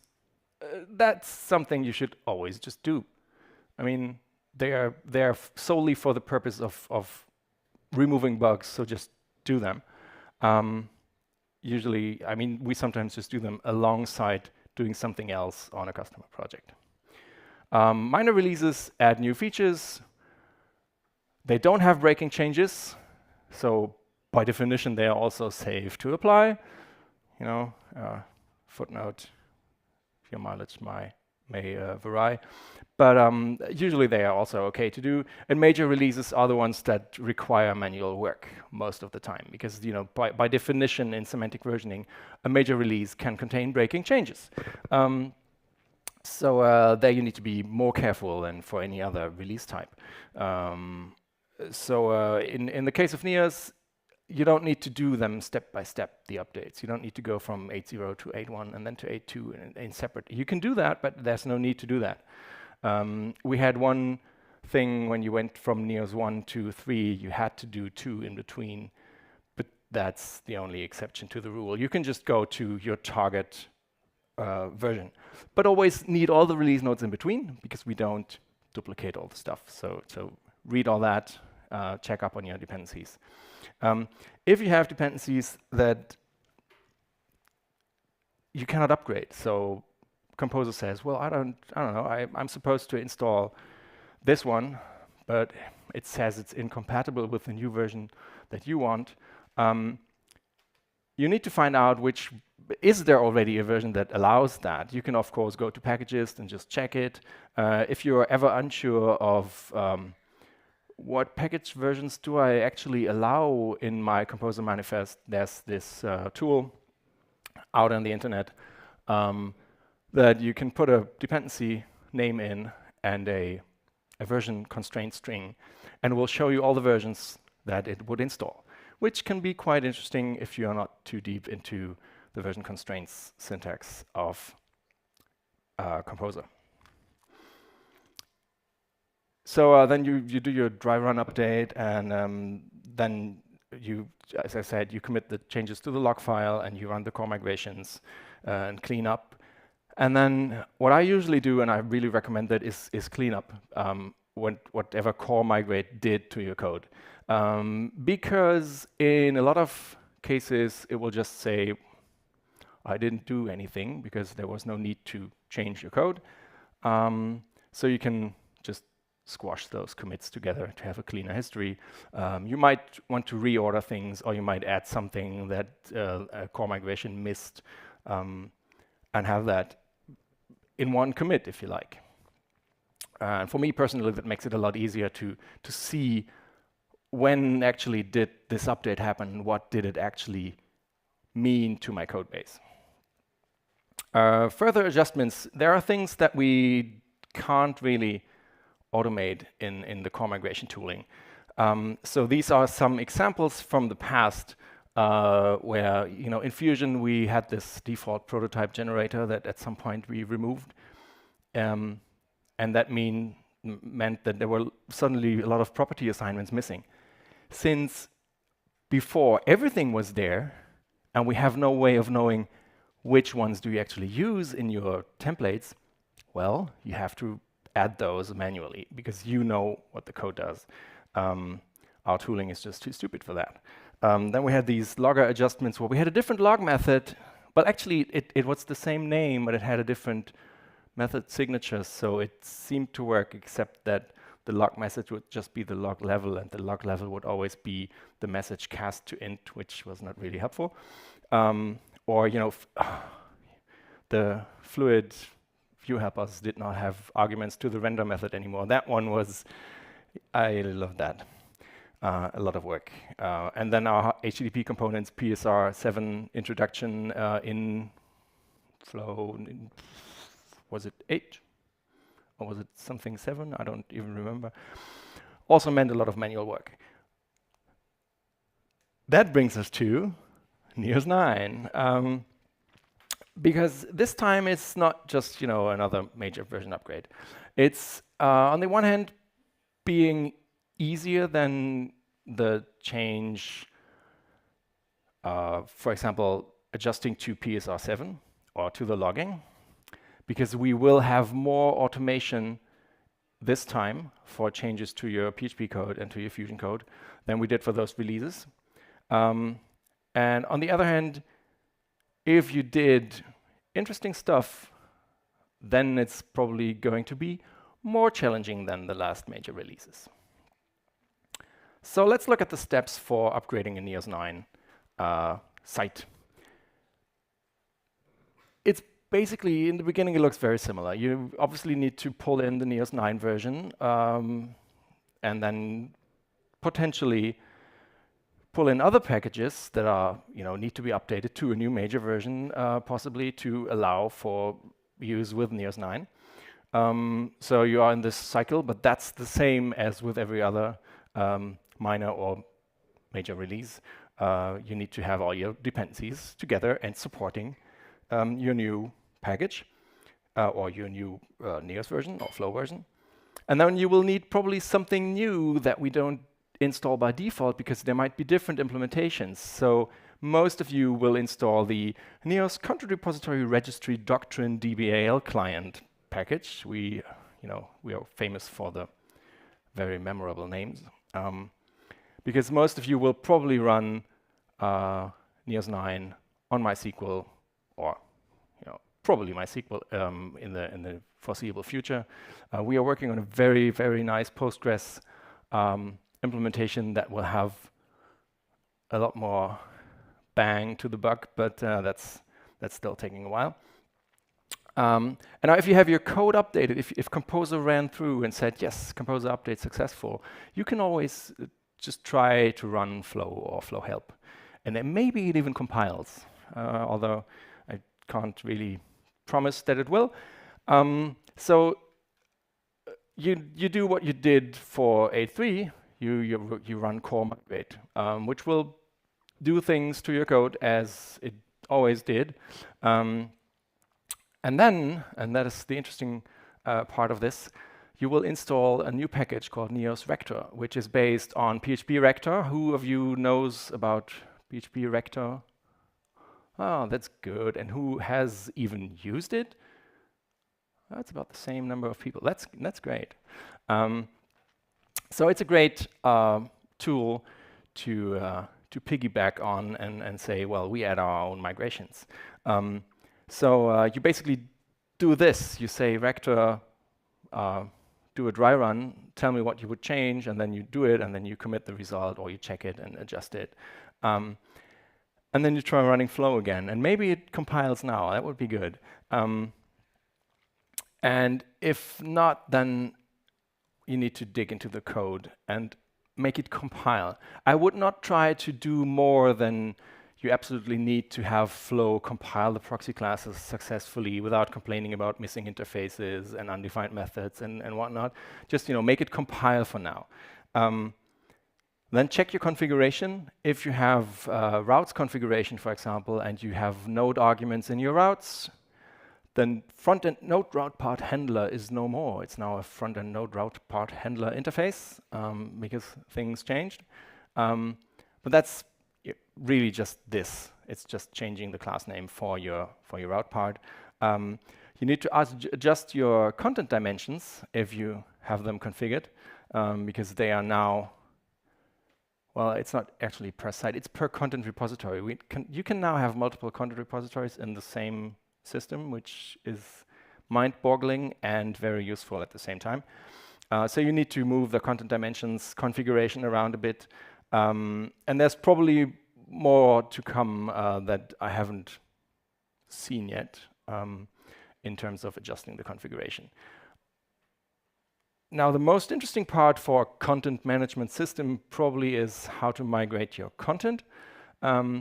And that, I have to say, is the part that is working really well already.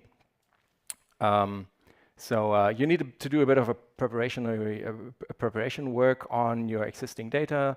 Then you prepare the new content repository, which is, in this case, really a simple step. Then we have yet another tool for migrating your content, and then you just do that. You run it, and it works, hopefully, for you as well. I mean, of course, ideally, you have 8.3 already. You are on the latest version of the doctrine schema, because you do run doctrine migrate whenever you update. Try to fix your content repository. If you still have properties in your nodes that are no longer in your node types, try to get rid of them. Fix node types that don't exist anymore at all, because that is really a showstopper. Add default values that you might be missing. Clean things up. You can use node repair to fix it. Just don't run it blindly and say yes to everything. Take a careful look at the output and what it suggests. But the cleaner your data is before you migrate, the less verbose your migration output will be, and it makes it a lot easier to spot actual errors and not have them drown in a sea of "this property does no longer exist" messages. One other thing is, a lot of people by now do this in newer Neos projects. You absolutely need to have a dedicated node type for your site's root page, for your homepage. It needs to be or at least has the mix-in Neos site. So if you don't have that in your current site, you cannot migrate. But that's not a problem. I'll explain. Hey Siri. If you have your own dedicated node type already, you just add the new super type to it. If you don't have it, you just invent one. Whatever node type you currently use for your homepage, take that, add this as a super type, add Neos site as a super type, and then change your existing homepage node. Right now, you need to do that manually in the database. At that point, your old site will no longer work, because Neos site is not a known node type. Yes, that's true. But the new one will need it. Then you set up the new content repository, which is a highly complex task that involves calling one command that's called cr setup. It will create a number of tables that are all empty at that point, but if you have those tables in your database, either your existing one or a new one, that's up to you to decide. You can do both. Then this is done. And then you install the new migration tooling, the Neos content repository legacy node migration. Isn't that a nice word? It's not old, it's legacy, which gives it I think it feels more worthy somehow. And this tool will then ask you a few questions, and it basically, I stripped the messages in between about things not being completely right, but that's if it works, you get this output. It asks you where your persistent resources are. If they are in a cloud storage, you can just leave them there and ignore that. It asks you for your database connection. You can give a different connection to an existing database to just read the data from if you have a new one for your Neos 9 setup. And then you need to tell it which of the existing sites, you may have multiple sites in your setup, you actually want to migrate. And then it goes ahead and clears everything from the new CR that might already be there. Exports all the assets and their metadata, exports all the nodes into events. So this, I don't know, it's nowhere near 1,800 pages in that test site, but it creates quite a number of events. And then those are imported again. And then it just says replaying projections, which takes a while, and then it's done. And then you call up your front end and see, well, could be white screen, or it could be an exception, or maybe even your homepage already. It depends a bit on your Fusion code. Some of the things that you need to adjust will have been done automatically already. Check those changes. The migrations we have for your Fusion will leave instructions for you and tell you to do some things manually. Because some of the Fusion constructs that you need to adjust are ambiguous, which is why you need to look at them and figure out, do I actually need the property here, or should I use, I don't know, a new helper, I don't know, caching tags, for example. You should be using an EL helper for that anyway. It exists already, but if you don't do it yet, you must do it for Neos 9. These things you need to check. If you're using fluid templates still, that's another thing where you need to manually do things to make it work. but I have the experience so far that if you do a pure Fusion rendering setup, you're probably up and running quite fast with Neos 9 after an update. Now, the interesting thing is, what did you do beyond just rendering with Fusion? If you do import and export to the content repository directly nowadays, you're using the PHP API, and that absolutely must be adjusted. There's no way around that, because the PHP API of the content repository has fundamentally changed. Make no mistake, this is nowhere close to what you... I mean, you still have nodes and workspaces and the content repository, but everything in between is kind of new. So whenever you touch nodes directly in your PHP code, you have to adjust things. And I collected a few bits that kind of micro recipes to update things. Some of those can also, not the ones that I collected, but some recipes like these can be found in the most recent release notes, in the discussion forum on Beta 10, for example. Marc Henry collected things that you need to do now differently than in Beta 9. And that is also one of the reasons why there is no comprehensive upgrade guide yet, because if I had written one already, I would be mad, because I would have had to change it so many times. Because as I said earlier, there's still changes happening to Neos 9 that adjust things and make it easier to work with, thankfully, than now. So these micro recipes, sometimes I was like, okay, so I had 3 lines of code in the old CR, and now I need 12. This is ridiculous. And we are now back to maybe 5, which is okay. So given the new things you can do with a new CR, that's definitely a trade-off that is worth it. So, but that's still the thing that you need to do. The more complex and the more custom your code is, obviously, the lower are the chances we can migrate it automatically. Now, and then if you get stuck, whether upgrading to 8.3 or 8.4 in preparation of going to Neos 9, or actually doing a migration to Neos 9, whenever you get stuck,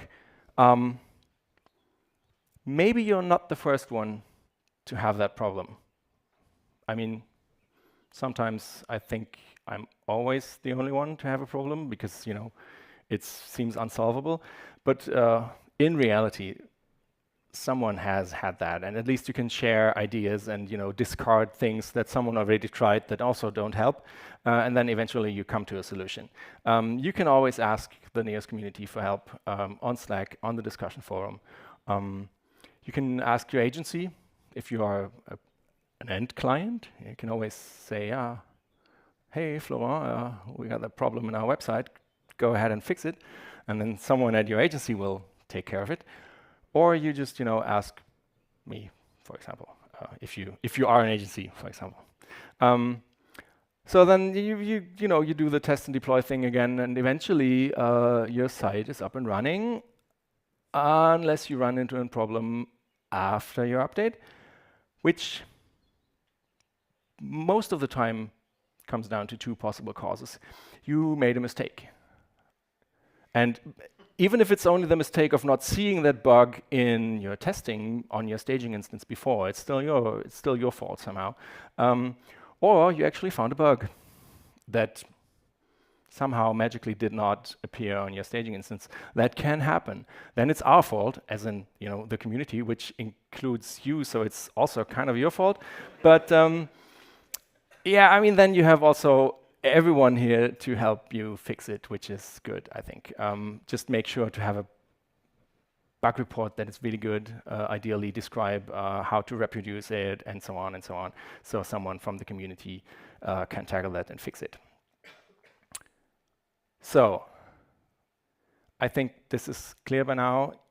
You should do it. You should try to do it regularly and often and early. Don't be over-enthusiastic. Maybe be careful whenever you do things. The more important your site is, the more careful you should be. And then always make sure to read the instructions and ask your fellow Neosians for help if there's anything that you lack in your upgrading knowledge. That's it so far. So thank you. And I think there might be questions even, I don't know. I have quite some questions for you. So you can always put some questions in. I'll ask them as long as you keep coming. So first one, will Neos and Flow be added to end of life date? Good point. Yeah, we could do that, I guess. I mean, yeah.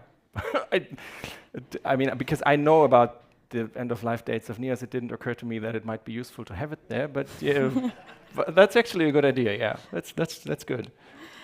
So next one up is looking into the future. Will we need to migrate to Neos 9 before migrating to 10, or could we skip it? Well, as I said,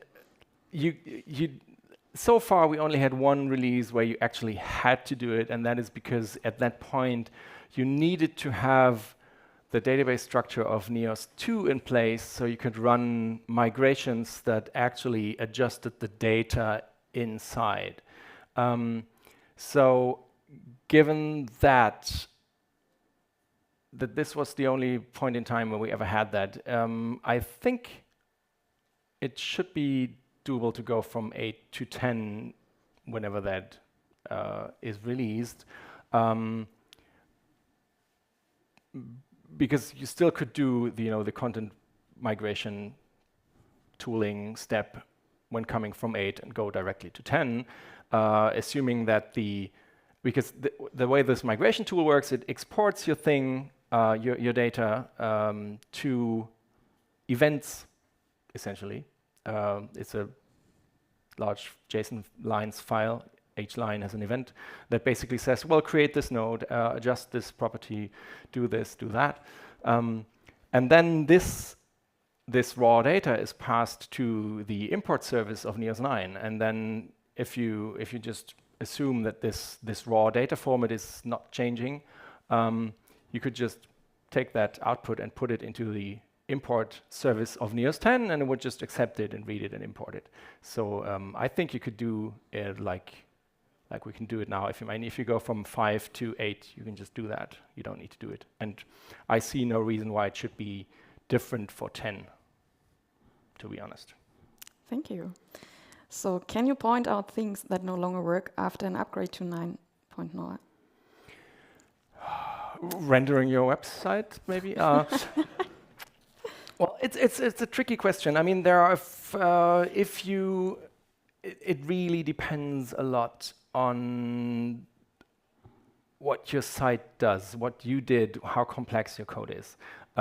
If it's a fairly recent creation, you are probably using Fusion code that is, our current best practice.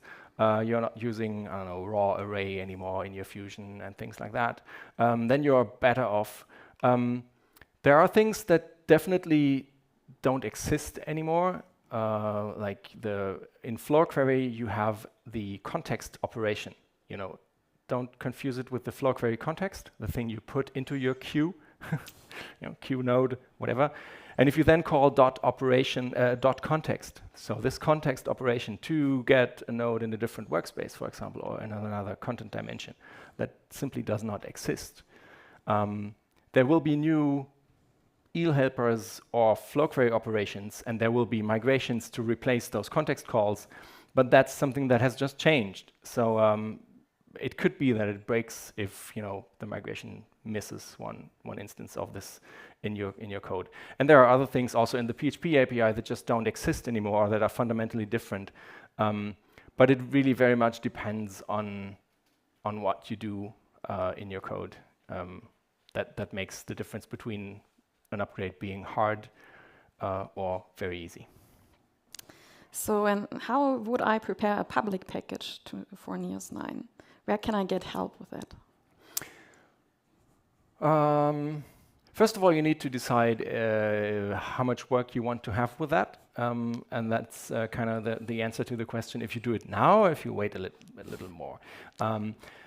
That again depends on how deep your package interacts with Neos. If you have something that is, well, I don't want to offend anyone, but I mean, in fact, you know, just some fusion that, you know, integrates some third-party service or does magic rendering, and the complexity is in, I don't know, web components and JS, and the flow side is rather easy, then you should just try it. I mean, raise the version dependency, you know, get yourself a Neos 9 installation, raise or allow Neos 9 for your package, install it, and see if it still works and what you need to adjust. And if you need help with that, just stop by in Slack or in our discussion forum and ask for help, saying, you know, I want to update this, and I'm stuck at point X. What should I do? And I'm sure that someone will help you, because the more packages are updated already, the easier it becomes for everyone else to upgrade when all the other packages are already working. So actually, yeah, just go for it. Give it a go, give it a try. I'll be publishing a rough first upgrading documentation soon-ish, like kind of, I don't know, throughout June, that at least has, you know, the rough steps, and then you can try and play around. So speaking of documentation, have you any suggestions for tools that work well with front-end development? Good screenshot, video support, seems a must. Well, I'm not the perfect front-end person, to be honest. I should have been at the center stage and learn about front-end architecture, probably. When it comes to updating, I just recently found or looked for a few tools that do you know, regression testing in the sense of diffing site output. You can store snapshots and things like that. So if that's what you have in mind, then there are tools to help you with making sure your upgrade didn't break your front-end stuff. When it comes to, you know, learning about doing front-end stuff, maybe ask, I don't know. No maybe one here that I immediately recognize as, you know, that I would go to. Yeah, maybe to Robert. Yeah, you can ask Robert Bauer about front-end stuff. That's true. So should I change my custom code to be event-sourced already? I'm not going to say yes.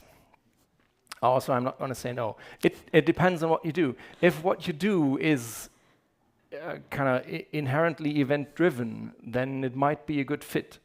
If the code you have, you know, on a conceptual level is just fine, I mean, you can certainly think about it, and, you know, think about, you know, what it would mean for your code base to be rewritten or refactored to being event-sourced. But it's not trivial. It solves a number of problems very nicely. It also creates a new category of problems that you are not aware of yet. And it's not the silver bullet. So I'd say it depends. My kids hate that. Why is that? It depends. So I guess the next one will not be an easier question as well. What is the release date of 8.4? I don't know. It's a Tuesday. It's probably a Tuesday, because we have this kind of habit of releasing releases on Tuesday most of the time. But we also do Fridays, and I mean, we don't care. But no, I don't know. It depends on when we have, you know, the things done that we say, okay, this is worth it. We have enough features there. Some of these things are still being discovered, so who knows? But we have a plan, but the team doesn't allow us to tell about it. Yeah. It's so secret that I don't even know about their plan, to be honest. So, 2 more questions to go. After an update, how do you deal with issues that appear only on production or staging and not in your local environment? Yeah, that's a classic. I mean, that's even independent of updating. It's always this Heisenbuggy thing that's like, but no, and you just can't reproduce it. Well, I mean, I hate to admit it, but sometimes I even go on servers and fire up VI and change things in some proxy class file inside data temporary and write things to some file to look at. It can be really hard. I mean, if you can't reproduce it, I mean, there must be a reason. I mean, that's, if it's not happening on your machine, but on staging and on live, then there is a difference. I mean, there must be a difference. If it happens only once a month, there still is a trigger that does it, and it must be something that you can reproduce. You just have to find it, and that can be incredibly hard. And probably, I mean, as Leonard just told us about their logging to find performance issues, something like that also helps with finding those issues, because if you know every single step that your customers take or your users take, then you also can, pinpoint that one time a month when it fails. But I don't have a really great answer to that. There's no magic tooling that I know of, except, do logging, take a look at your exceptions regularly. Don't let 100,000 exception traces pile up and then, oh, somewhere there's an error. Try to be proactive, and then if something like that happens, then yeah, good luck. So, one last question. Which SQL database do you recommend for the new CR? Postgres as soon as you can use it. Well, I mean, the whole database access has been changed as well. It's no longer purely ORM driven. The event source code below that is doing a lot of direct, sometimes native calls, sometimes through database abstraction of doctrine. So far, the Neos content repository doctrine DBAL adapter, I think it was called, is the thing that does it all. The adapter for Postgres specifically, I mean, this can also, in theory, talk to Postgres, obviously, but well, there will be a dedicated Postgres one coming up. Behrendt is working on that. I'm very much looking forward to it, and I've heard incredible things about it, but it's not on par with the other adapter and the whole set of packages, because we only have one Behrendt, and he can either work on this or on that, and so we all collectively have him rather work on things that everyone benefits from, and more places in the code than just this adapter. But my gut feeling is, once that is ready to use, I would love to go to Postgres, because it's just an incredible database. Then again, if it's a lot of work for you, make sure it's worth it first. I mean, feel free to try it, but just don't do it and invest a lot of time just because I said it's cool. Make sure you measure it, maybe.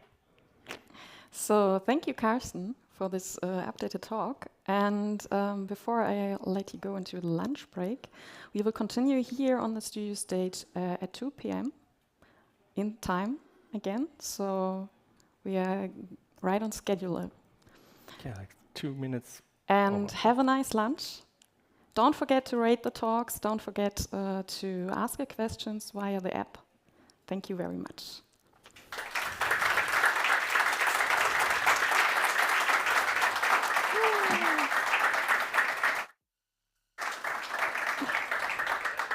Thank you for that, and thank you for listening and for asking questions. Actually, that was really interesting, and I need to write down this end-of-life date thing before I forget it.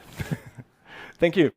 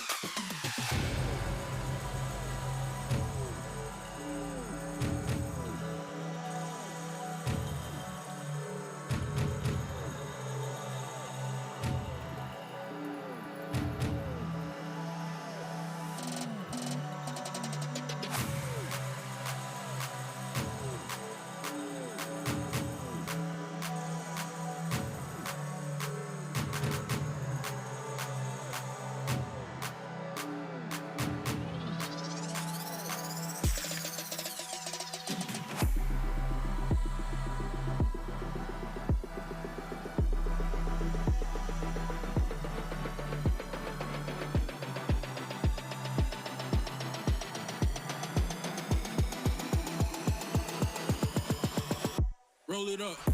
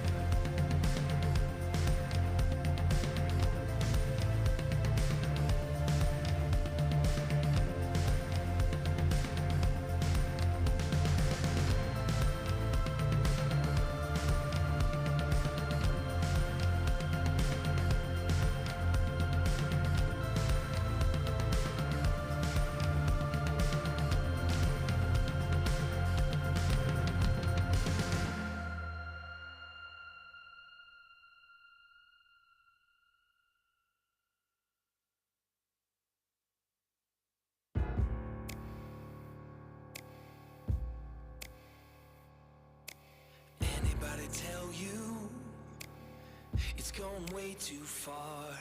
No, nothing gonna help you when it falls apart. The prophets and the preachers told you, but you covered your ears, and now the end is near. Gonna tear it all down.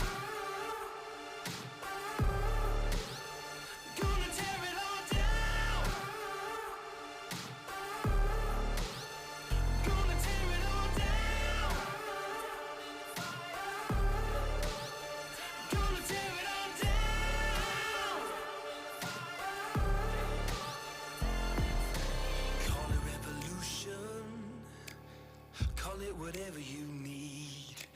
Make a resolution, battle till you bleed.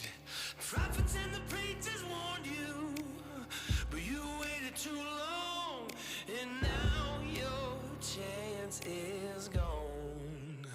Gonna tear it all down. Gonna tear it all down. Gonna tear it all down. Gonna tear it all down.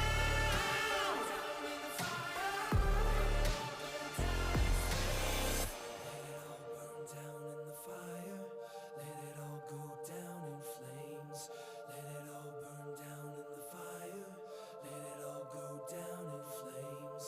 Let it all burn down in the fire. Let it all burn down in the fire. Let it all burn down in the fire. Ooh, let it all burn. Ooh, let it burn. Let it all burn down.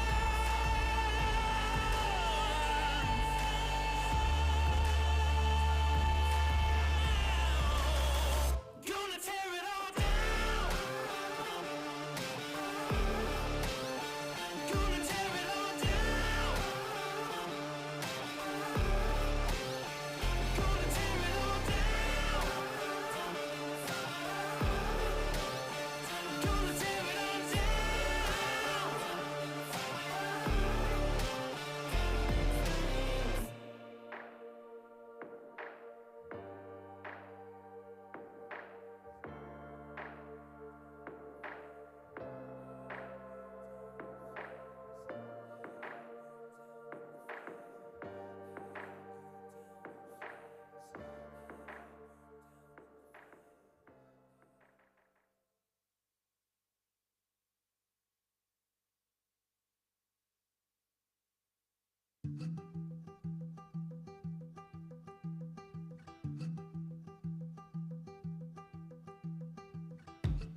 I punch my card, I know what it costs.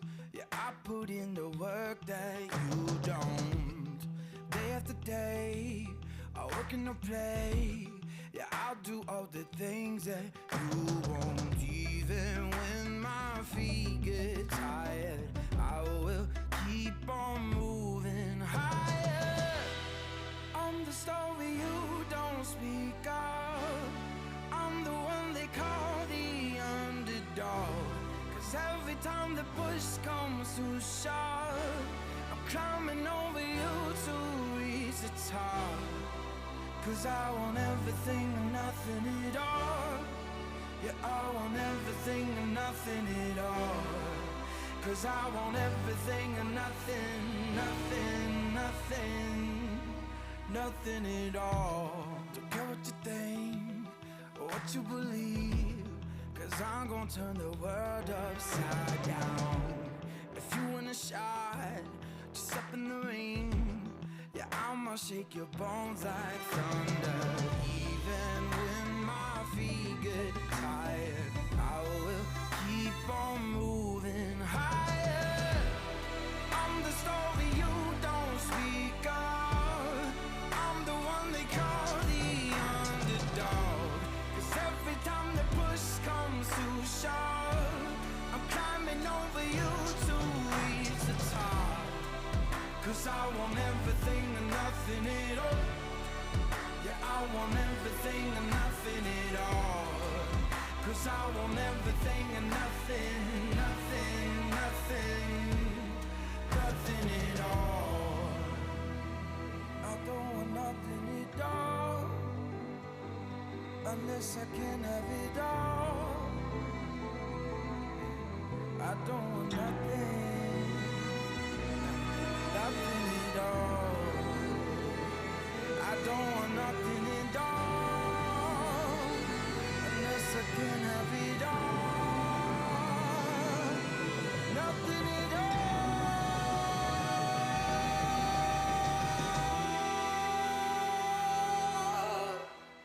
Yeah, I am not the favorite son, but I'm the one who's been here all along. 'Cause every time the push comes to shove, I'm climbing over you to reach the top. 'Cause I want everything and nothing at all. Yeah, I want everything and nothing at all. 'Cause I want everything and nothing, nothing, nothing, nothing at all.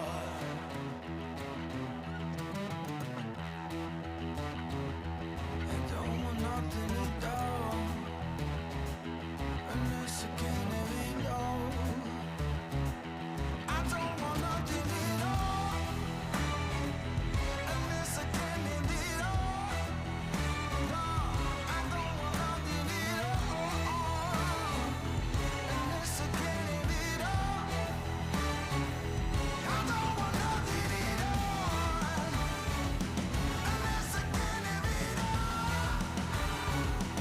I don't want nothing at all, unless I can have it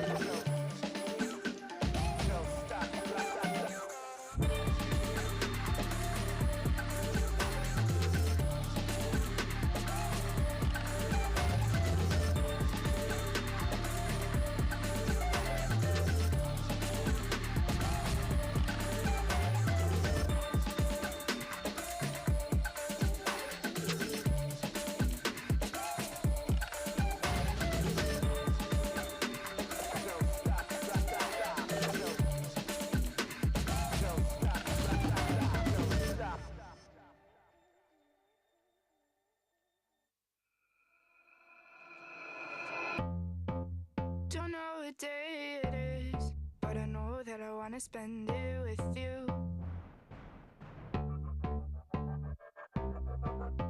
Won't act so innocent, be careful to know that I'm telling the truth. But sorry I made you love me, sorry you weren't one. Sorry I made you love me, sorry I'm who you adore. I was just bored, bored. I was just bored, bored. I was just bored.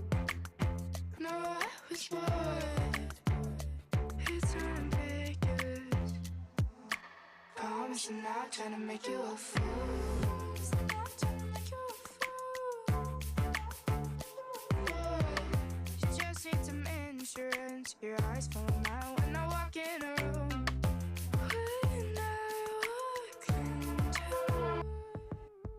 Sorry, I made you love me. Sorry, I'm who you adore.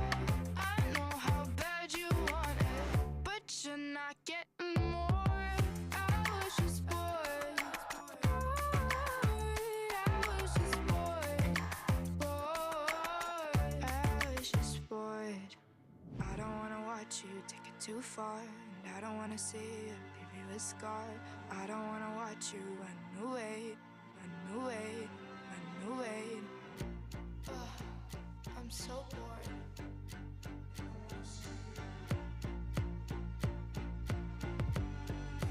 I don't wanna see you. Sorry, you weren't one. I know how bad you want it, but you're not getting more. I was just bored. I was just bored. Bored. I was just bored. No, I was bored with you. No, I was bored. I know how bad you want it. Bored.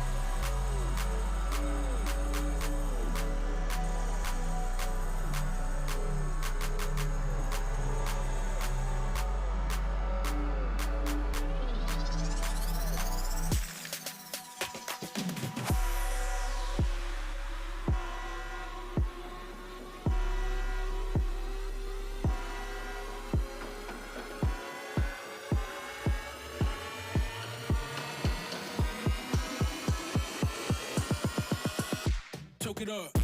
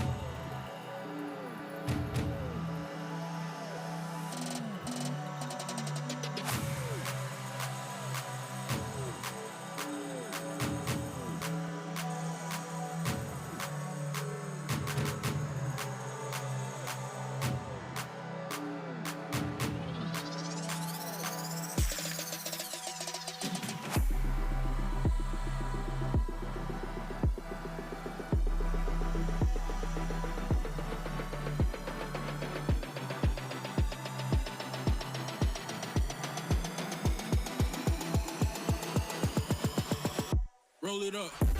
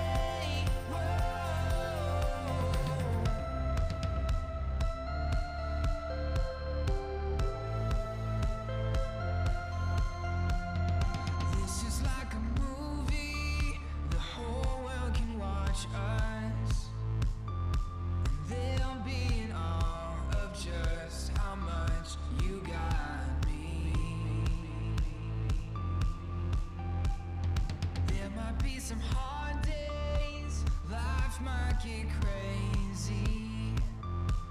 Oh, it can try, but it will never stop me. Oh, this is the start of something beautiful. And oh, this is the start of something you should know. Oh, you got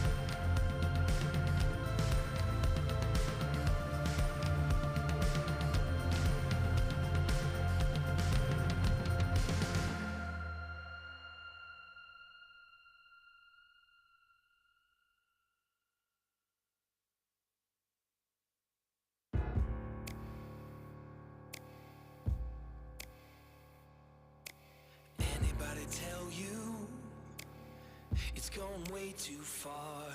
No, nothing gonna help you when it falls apart. The prophets and the preachers told you, but you covered your ears, and now the end is near. Gonna tear it all down. Gonna tear it all down.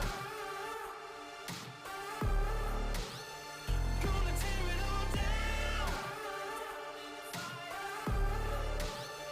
Gonna tear it all down. Call it revolution. Call it whatever you need. Make a resolution. Battle till you bleed. Prophets and the preachers warned you, but you waited too long, and now your chance is gone. Gonna tear it all down. Gonna tear it all down. Gonna tear it all down. Gonna tear it all down.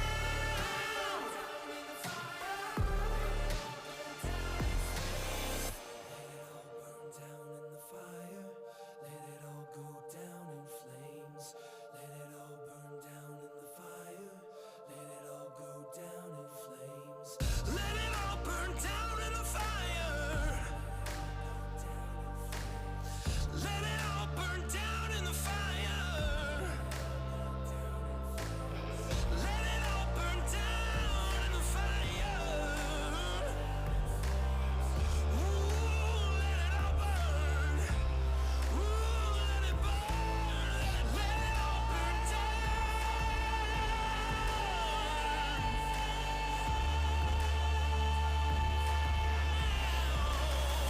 Gonna tear it all down. Gonna tear it all down. Gonna tear it all down. Gonna tear it all down.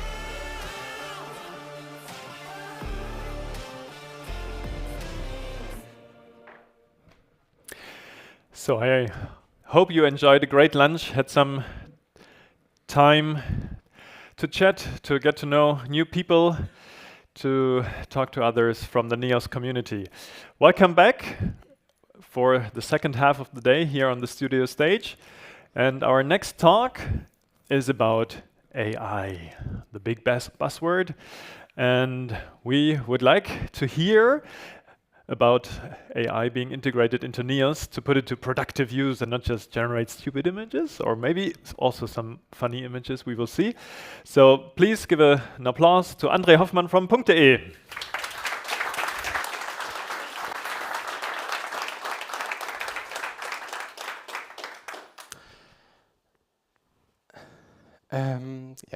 Yes. I welcome you all to my talk, integrating NEOS in sorry, it's too big for me. I welcome you all to my talk of integrating AI assistants into NEOS, a small adventure story of mine. I would like to talk in this talk about my adventures, which I had in the last year with integrating AI and what it looks like and how I achieved it. But first, some words about me. I'm André Hoffmann. I'm working at the moment at .de GmbH here in Karlsruhe. I'm doing web stuff, so around 7 to 8 years. It's depending on your point of view. My main focus is NEOS and JS and CSS, and also a little bit of PHP. And in my free time, I like to read manga, for example, something like One Piece or Naruto, if you know it. And for those who don't know what manga is, it's a type of comic coming from Japan. I also like to play games like Anno and other strategy games, and I have really much fun learning new things. But enough about me, let's look at the plan for today. So, what's the plan? My plan is to talk about a little bit about the history of all what I did. So, let's first take a look back at how it all started. Here I would like to talk how my interests were sprung and what then as the next step were my ideas or my questions. Then I would like to present you my story so far, what I achieved in the last year. And in the last section, I would like to try to answer the question, have I learned something new? Had I have fun? So let's get started with a little bit of a backstory. This whole thing started for me in the fall of the year 2022. To be more precisely, around news from the 30th November of 22 with the release of this little tool and the news around it. I think everyone knows it, ChatGPT. And in the following months, I also was, like many of you, were flooded with news about new AI tools, for example, for image generation, like Midjourney, but also tools like GitHub Copilot, a code assistant, which should help with productivity. And in the following year, following all these releases in the year 2023, all big tech players started to dive into AI, dive into this topic. Examples of this are Microsoft's products around Copilot, but also Google with Gemini, and also Facebook, which took a rather independent approach with open sourcing their models, and this made the year 2023 especially exciting for me. So what's my view around this? Or not my view, but what was the situation in this whole thing? I think every one of you is also aware of this. We have a great hype, especially in the last year. It was sometimes a situation where every day, every week, we have a new AI tool, a great thing with many, many possibilities. We had AI tools for text generation. We had AI tools for image generation. We had also AI tools for speech generation. And if you follow the news, at the beginning of this year, there was also an AI tool for video generation from OpenAI. It seemed like everywhere was AI, and everywhere there was this promise of AI making everything faster, better, and making everyone more productive. But there's also a negative side to it all. If there is AI who can write text, who needs writers? If there is AI who makes really beautiful pictures, who needs artists? And if there is something like GitHub Copilot, who needs coders? So there is fear, sometimes really exaggerated, sometimes it's a feeling that AI will be the next threat to society. Some would also say AI will kill us all if we are not aware of it. So we have at the moment, and in the whole last year, a situation of this AI hype train, like with any new technology, and a versus situation with AI fears and the implication on society, on work, and so on. But what is my view? What is the view of me in the last year about this whole topic?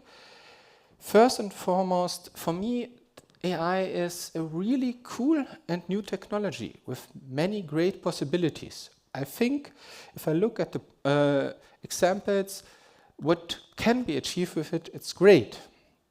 I must say I'm also hyped, probably a little bit biased, therefore, about all these possibilities. but I also see AI as a possible fun new toy. Great example for me personally was this year. Okay, no internet. So you can find this video on YouTube, and a really great bunch of similar videos, which I would describe as mirror videos, where the creator used different AI services to generate them. For example, for this video, there was used an image generation tool for generating several images based on Harry Potter, but also an speech generation tool to give a speech to the characters, and also a tool to generate a video from all these images and make a cool clip. As I said, sadly I don't seem to have internet here, so I would ask you to look it up yourself if you are interested. For me it was mainly a really fun example what you can make with AI for entertainment, for example. But I also saw it so that AI can be used by any developer, because we have open APIs like the API from OpenAI, or documented APIs and services for developers who can then use AI to build their own products. And so I thought all this time the last year, and after a great discussion with one of my colleagues at a lab day that we had last December, I decided to make all my ideas into something like a tool. So let's talk about my ideas next. A small Christmas story, because it all happened in my last Christmas holidays. So my ideas, or better said, what are my questions? In the first place, I ask myself, what can be achieved with AI with Neos? So the first one is, how good does understand AI Neos? If AI understands Neos good enough, can I get something like a node structure from it? From a point as a developer, with such a node structure, I could possibly build something.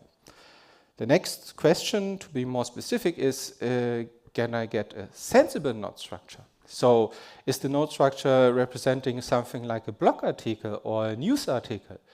That would be great if this can be achieved with AI. So I also must ask myself what is needed for the prompt which I send to the AI, what information must it contain, and how can I instruct the AI correctly to achieve probably something like a sensible node structure in the response. I also learned or viewed AI can generate images. So can I use AI to generate images that are good for such a generated news article or a blog article? And from a developer standpoint is, how consistent are these responses? If I get one really good response and the next response isn't usable in my program, it isn't really good, or I can't really develop something. With all these questions, I thought about, and then I had an idea, and here I decided, I had the idea how to integrate it now into Neos, and my thought was, okay, I want to have it integrated a little bit tighter into Neos. It should be more natural to use it, and not like something, a sidebar where I have my chat, or probably a separate window where all this AI stuff happens. I wanted to try to build something like a custom creation dialog, where a user gives his input and then AI does his thing. So to achieve this, my idea is, okay, in the front end, I must build this creation dialog, and in the back end, I have an action which takes all the information from this dialog and talks with the OpenAI endpoints, for example, with the text generation endpoint, if it's usable for me, and with the image generation endpoint, if this is also an option for me to generate possibly my idea of an article. So, with this idea, I started to work. So, let's take a look at my story so far. So, first thing first for me was learning a little bit about the OpenAI RP. To get to know the OpenAI RP, I thought about it, and yes, I thought, what do I need? I have user import and I want to generate an article from it. So the best endpoint for this is the text generation import. Like it is also used in the ChatGPT application, where also text and code is generated in the web UI. The documentation for it can be found here, and I read it and tried the experiment which is there presented. I wrote a small JavaScript application according to the example. I gave it this prompt. I said, okay, AI, please generate me a node structure with a heading, a text, and images for Neos CMS, and if possible, let it be JSON. So, and sending it, I get something like this. As you see, here's the typical description around the JSON, what everything is and what everything should be. But the most interesting part for me as a developer was this JSON. If I take a look at it, I see, hey, that's great. I have a node structure. I have a description for a possible page. I have description for child nodes, and I have here the description for the child nodes like text, like image, and heading. So I thought, great, the AI can something do with Neos. So let's start building. So the next step in this whole process for me was building a Neos UI plugin. So I looked it up and found this documentation on how to create an extension to the Neos UI, because the first step would be to build this new creation dialog. And I started it and thought, okay, I need a little bit more. So I created a new package. Here is my JavaScript code for the Neos UI plugin. And for the first step, I also built a small backend controller, which then later would be my controller responsible for talking with the OpenAI API. But first, it only generates a simple success message. And then, after this, that was something relatively simple for me. I know it from other projects which I had worked with. And here then starts the point where I needed to learn new things.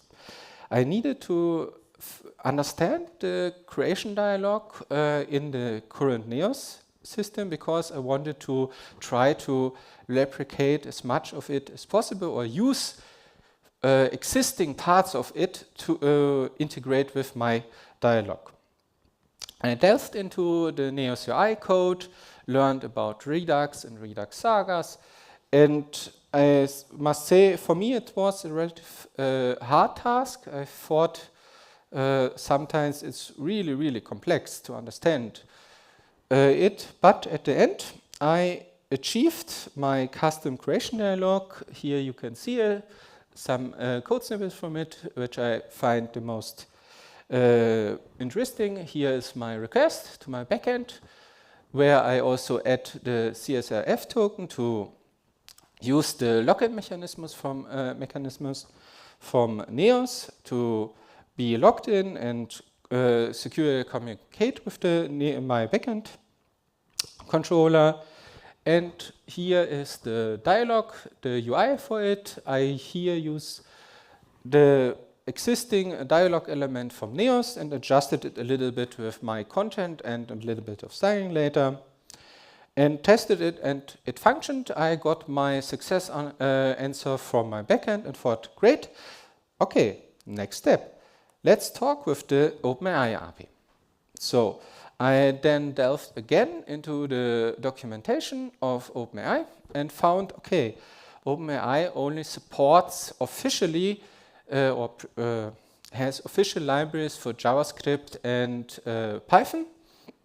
And for other languages, there is a list of open source libraries, and there were also some PHP libraries to talk with the OpenAI, and I decided to use the OpenAI client API and integrated it into my package. In the first step, I wrote a small command controller to test the library, test if I get similar results from it, like in my JavaScript experiment, and everything seemed to work great. So I thought about, what do I now need to do in my controller? The library is there, I can generate a request, but what kind of request or what information does my request have to include? As necessary, I need to build a prompt from my user input, but I also thought, okay, the user input could be a little bit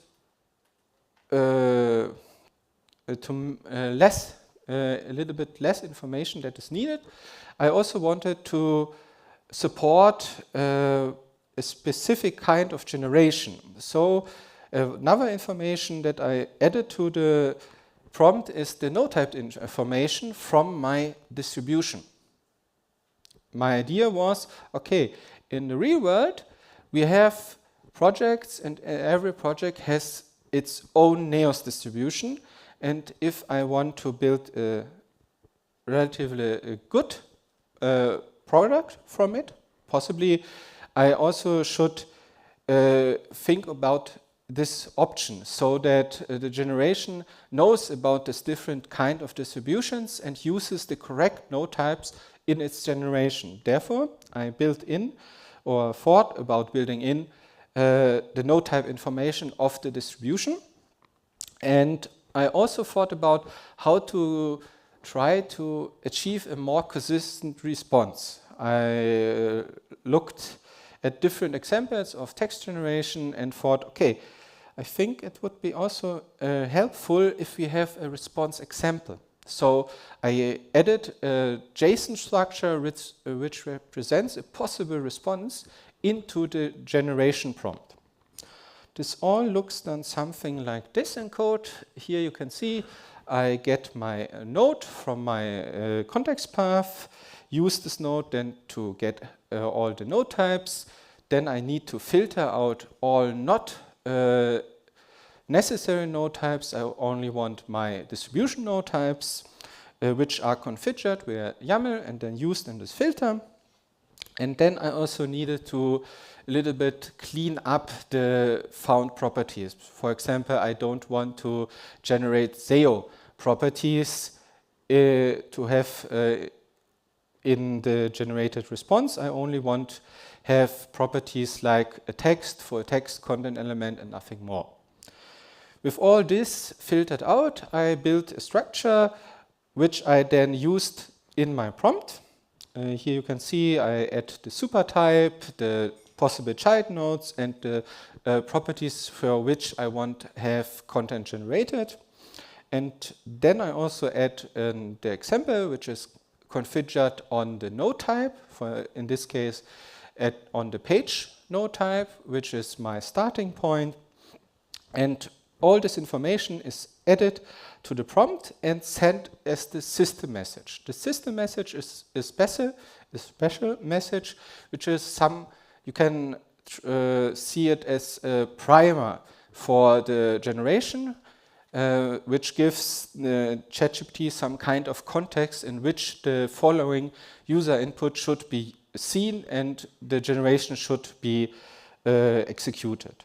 And then in the second message, as the user, I add the user information from my dialog after a little bit of cleanup, so that the API doesn't respond with a 404 or something like this. So after building this response, the next step is handling the API response. As I said, I so forgot. Einmal zurück.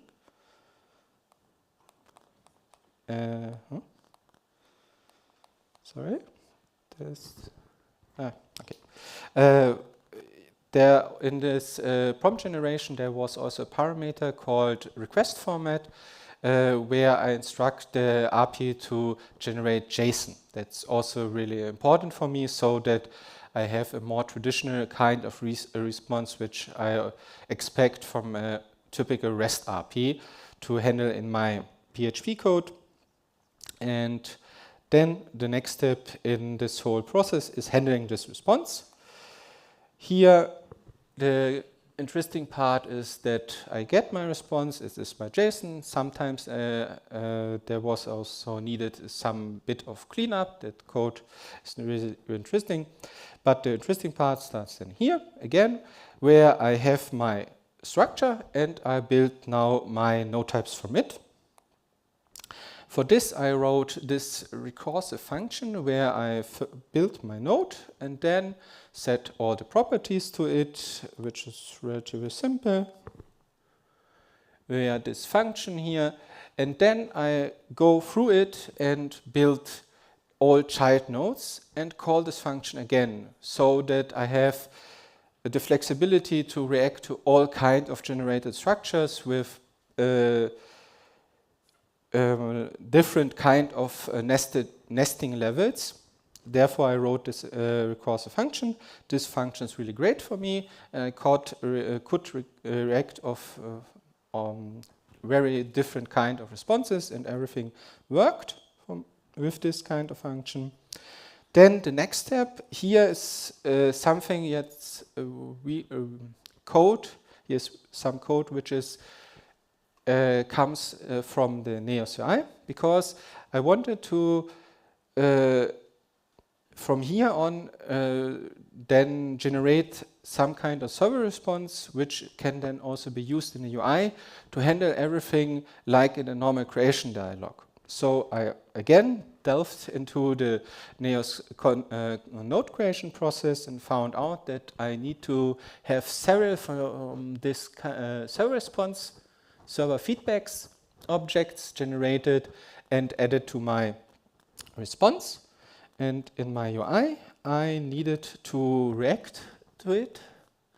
Here, I added this small function, handle server feedback. This is a React Redux action, which is sadly a little bit complex to define.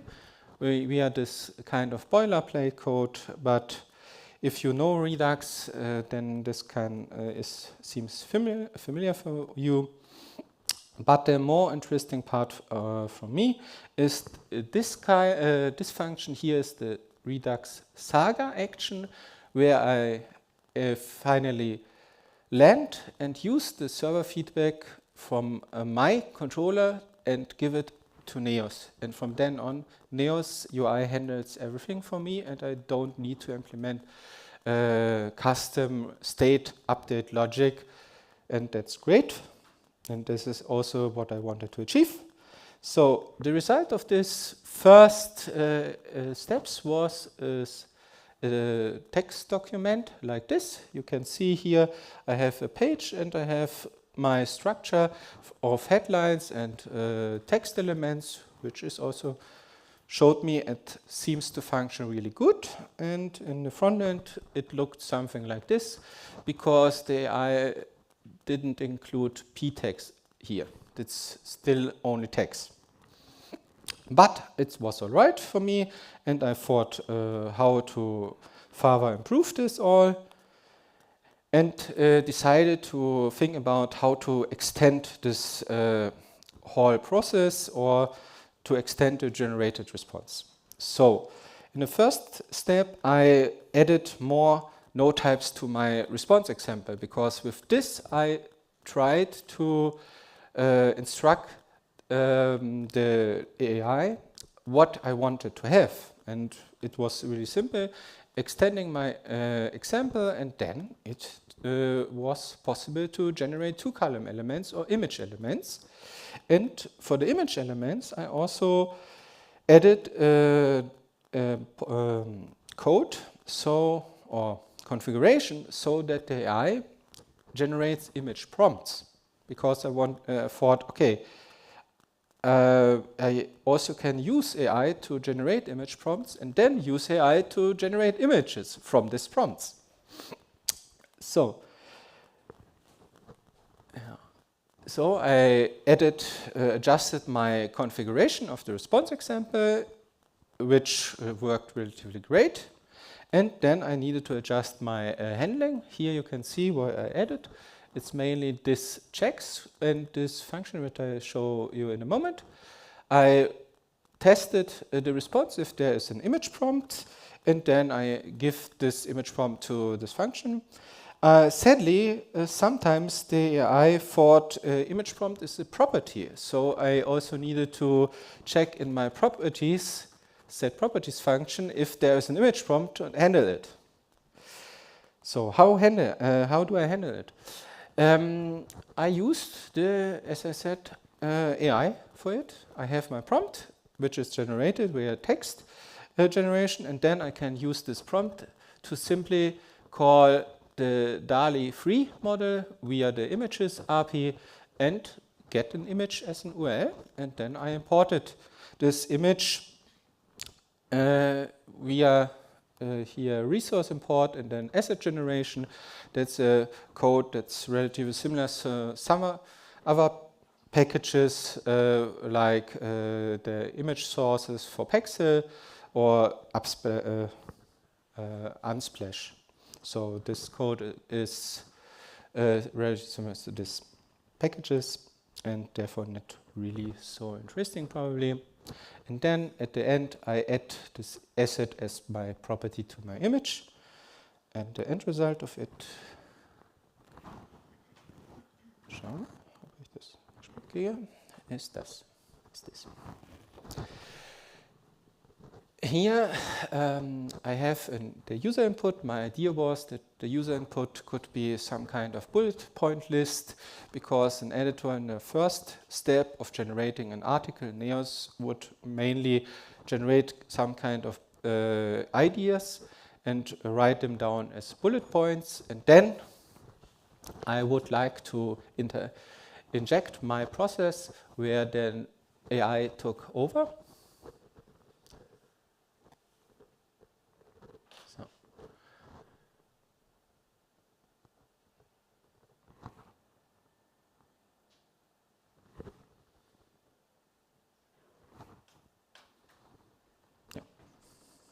That's my progress so far, and I think it's really great.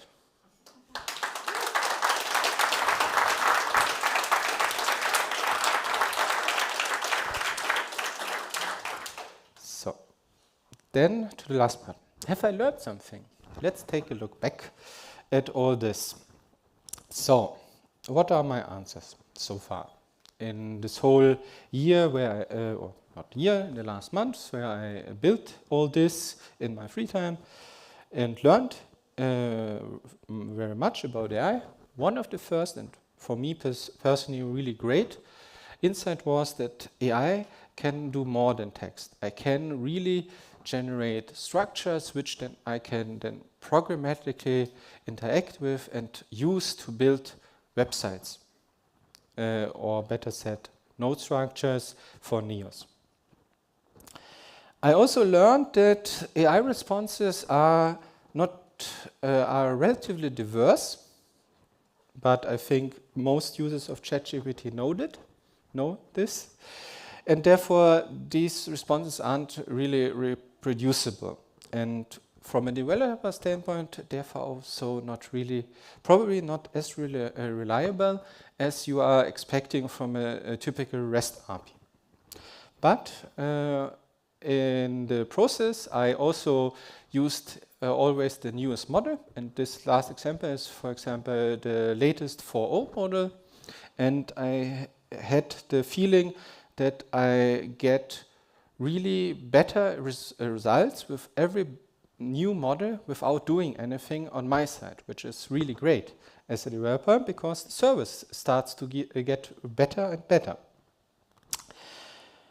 I also learned and think that's a great for all of you is every one of us can work with AI. We have this APIs, we have documentation, and it is really easy to learn the basics, but there is also a step that I learned which shows this generation is a task which is a great workload for the machine, and therefore the API response is relatively slow. The video I showed you is sped up. The process normally takes around 2 minutes. Yes. And what I also think is needed for me personally, if I want to work more with it, is to learn more about prompt engineering.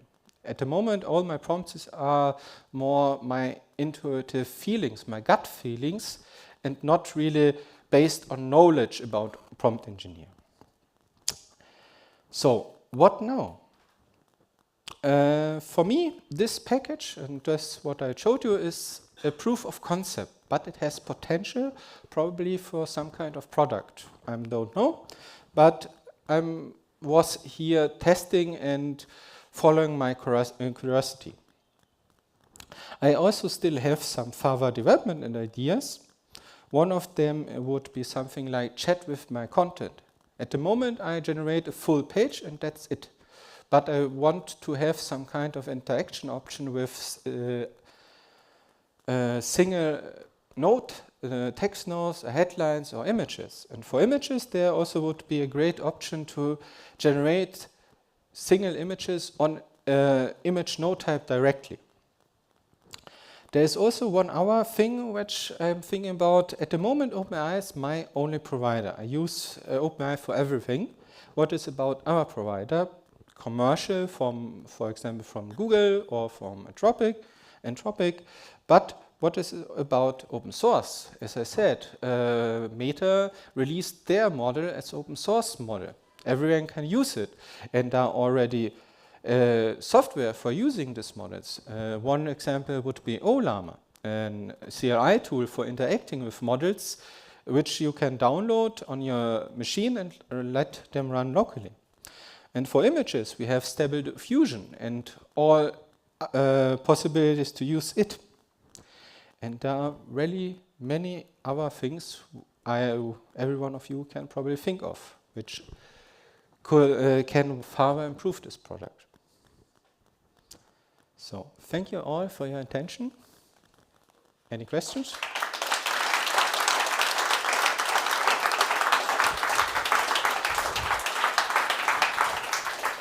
Thank you very much, André, for this interesting deep dive into the OpenAI API.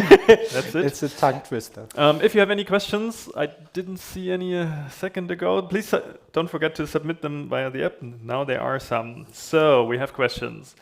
Did you test this approach with longer text and with the assumption that AI will split text into meaningful chunks suitable for various node types?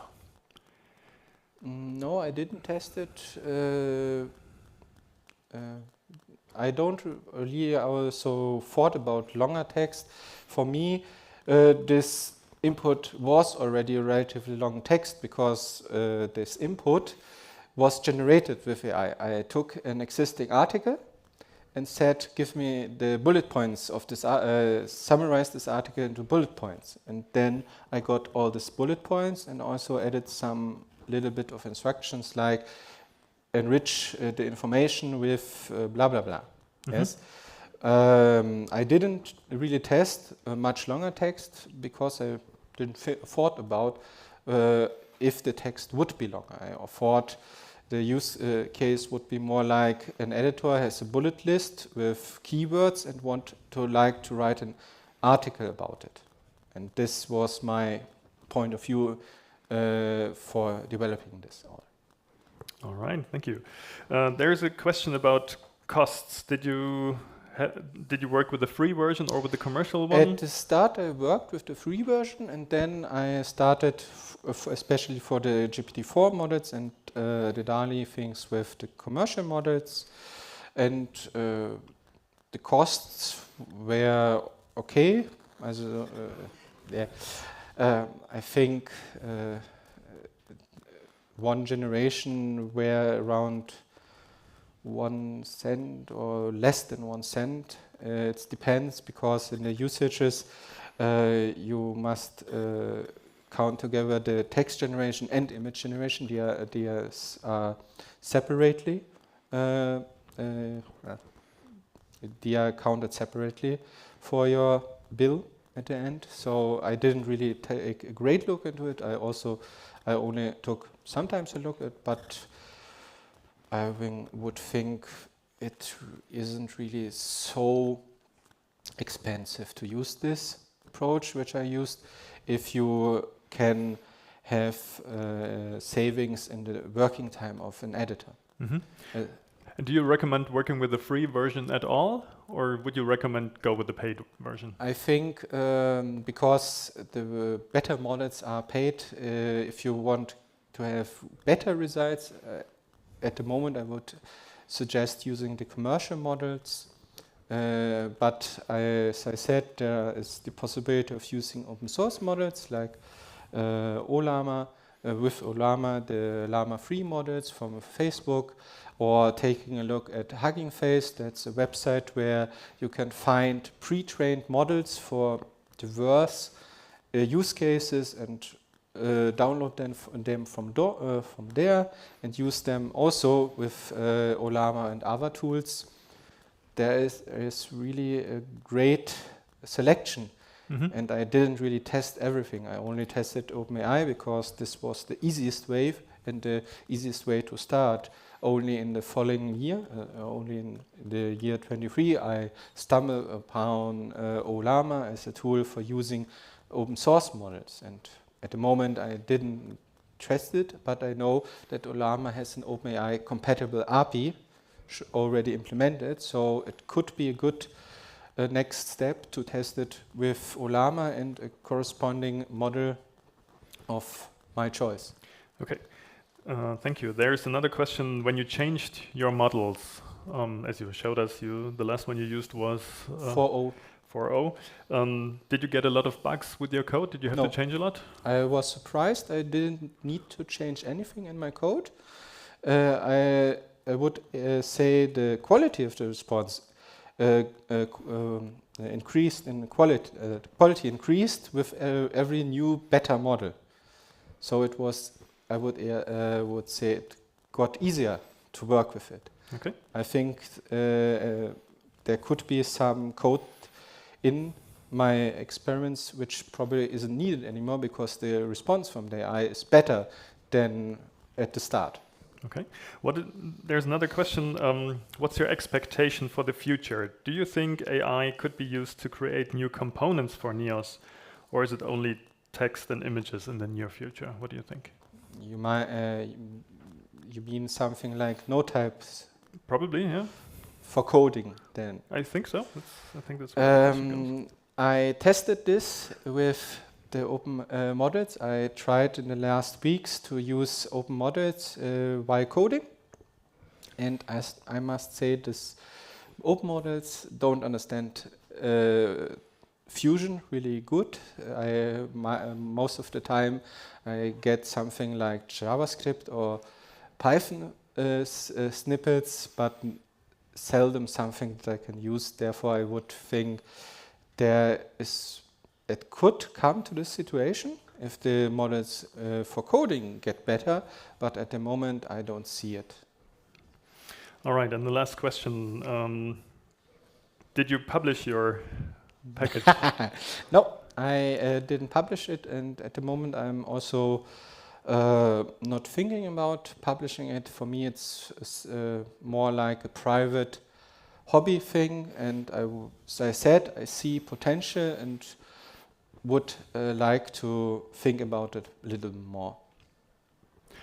All right. Thank you very much for your questions. André, thank you very much for presenting your progress. This is a little present from us for you coming here today. So thank you very much, André.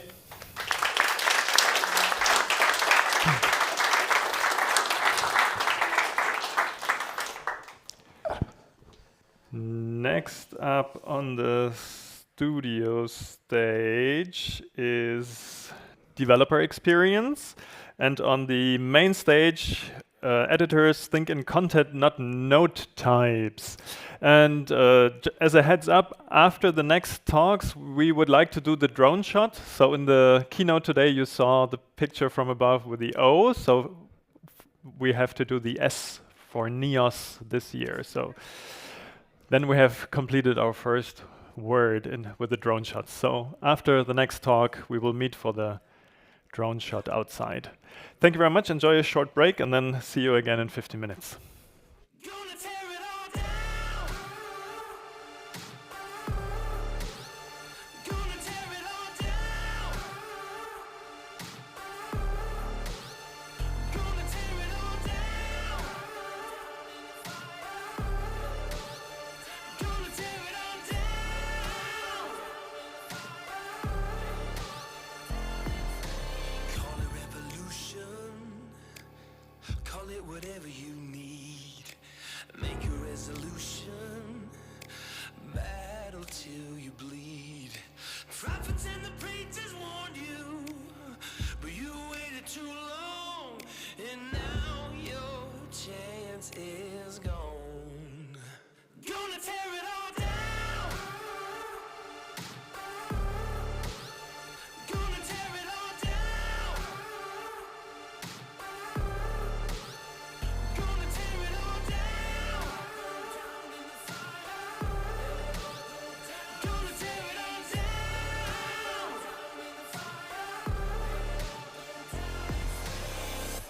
it all burn down in the fire.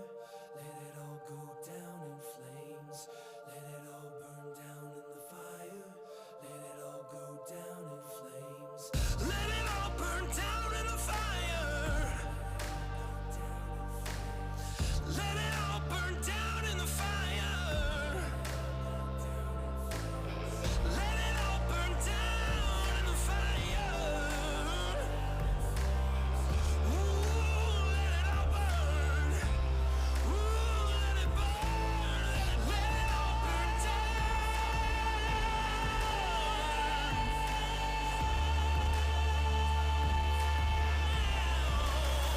Gonna tear it all down.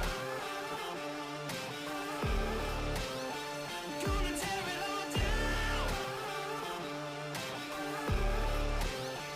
Gonna tear it all down.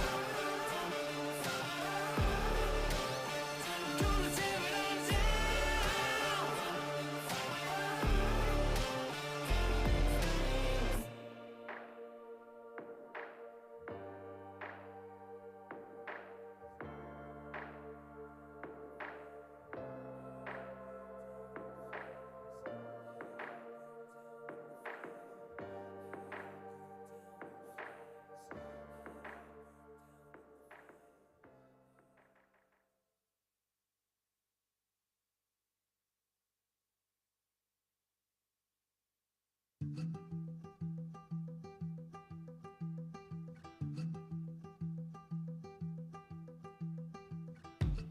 I punch in my card, I know what it costs. Yeah, I put in the work that you don't. Day after day, I work in the play. Yeah, I'll do all the things that you won't. Even when my feet get tired, I will keep on moving higher. I'm the story you don't speak of. I'm the one they call the underdog. 'Cause every time the push comes to shove, I'm climbing over you to reach the top. 'Cause I want everything and nothing at all. Yeah, I want everything and nothing at all.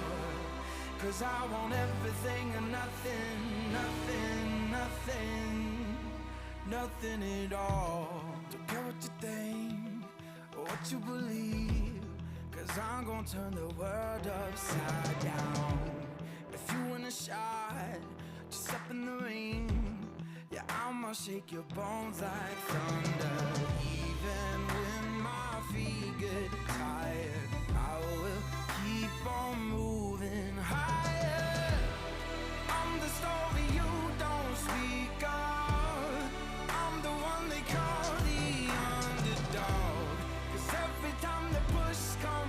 sharp. I'm climbing over you to reach the top. 'Cause I want everything and nothing at all. Yeah, I want everything and nothing at all. 'Cause I want everything and nothing, nothing, nothing, nothing at all. I don't want nothing at all, unless I can have it all. I don't want nothing, nothing at all. I don't want nothing at all, unless I can have it all. Nothing at all.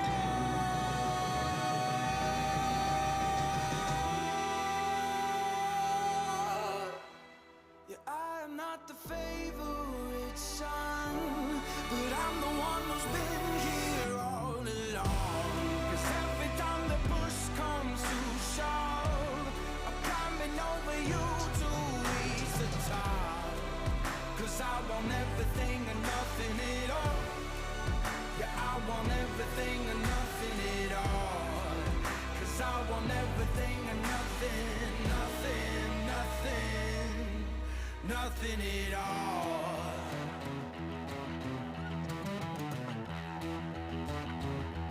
I don't want nothing at all, unless I can have it all. I don't want nothing at all, unless I can have it all.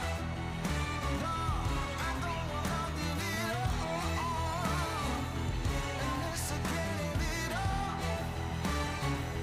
I don't want nothing at all, unless I can have it all.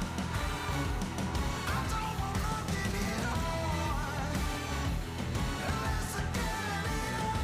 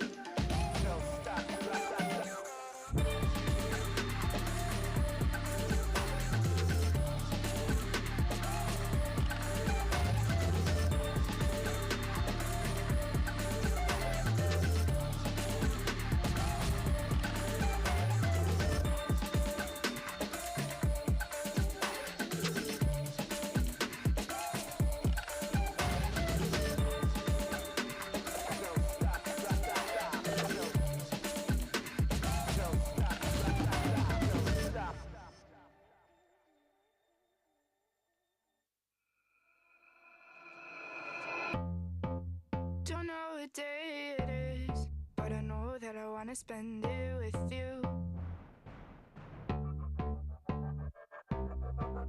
Won't act so innocent, be careful to know that I'm telling the truth. What? Sorry I made you love me, sorry you weren't one. Sorry I made you love me, sorry I'm who you adore. I was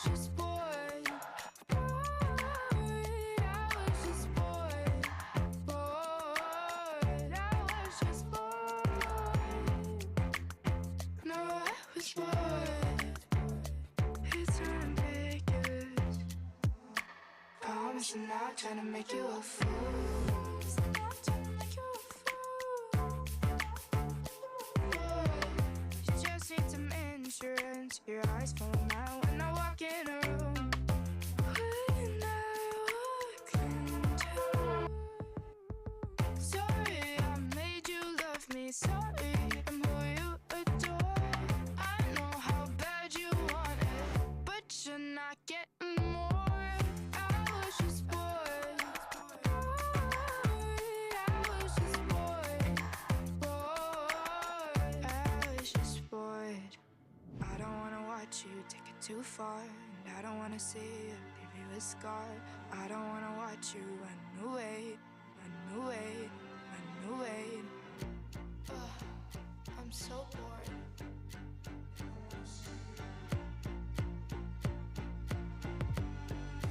I don't wanna see you. Sorry, you weren't one. I know how bad you want it, but you're not getting more. I was just bored. I was just bored. Bored. I was just bored. No, I was bored with you. No, I was bored. I know how bad you want it. Bored.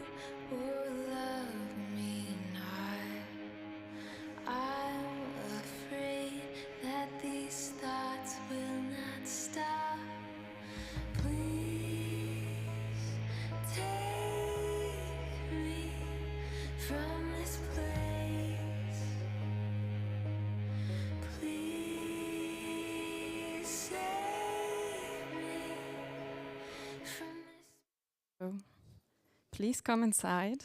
There are just some guys coming in from the coffee table, I guess. We had a little coffee break. I hope you are well nourished for the next talk. We have two special guests from ThoughtWorks today who are talking about developer experience, and they told me that the talk from Lizzie already had some connection points. Yeah, I couldn't listen to it because I was on this stage, obviously. So I'm very excited to hear all of the good points about improving developer experience from you. So give a welcome applause for Lara and Beatrice. Thank you. Yeah, hello and welcome. I'm Lara, this is Beatrice, and we're both product people from ThoughtWorks. For those who don't know ThoughtWorks, it's a consulting agency for software development in general, including things like engineering practices and design.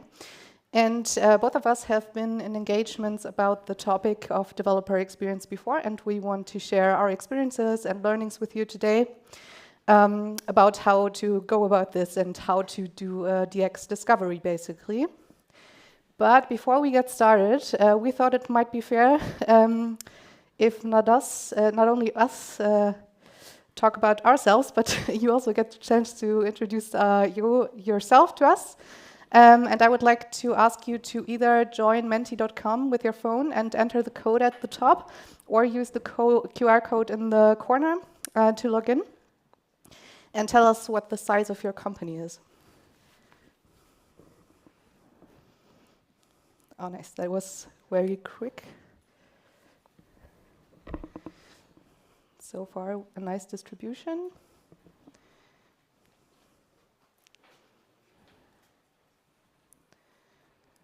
Okay.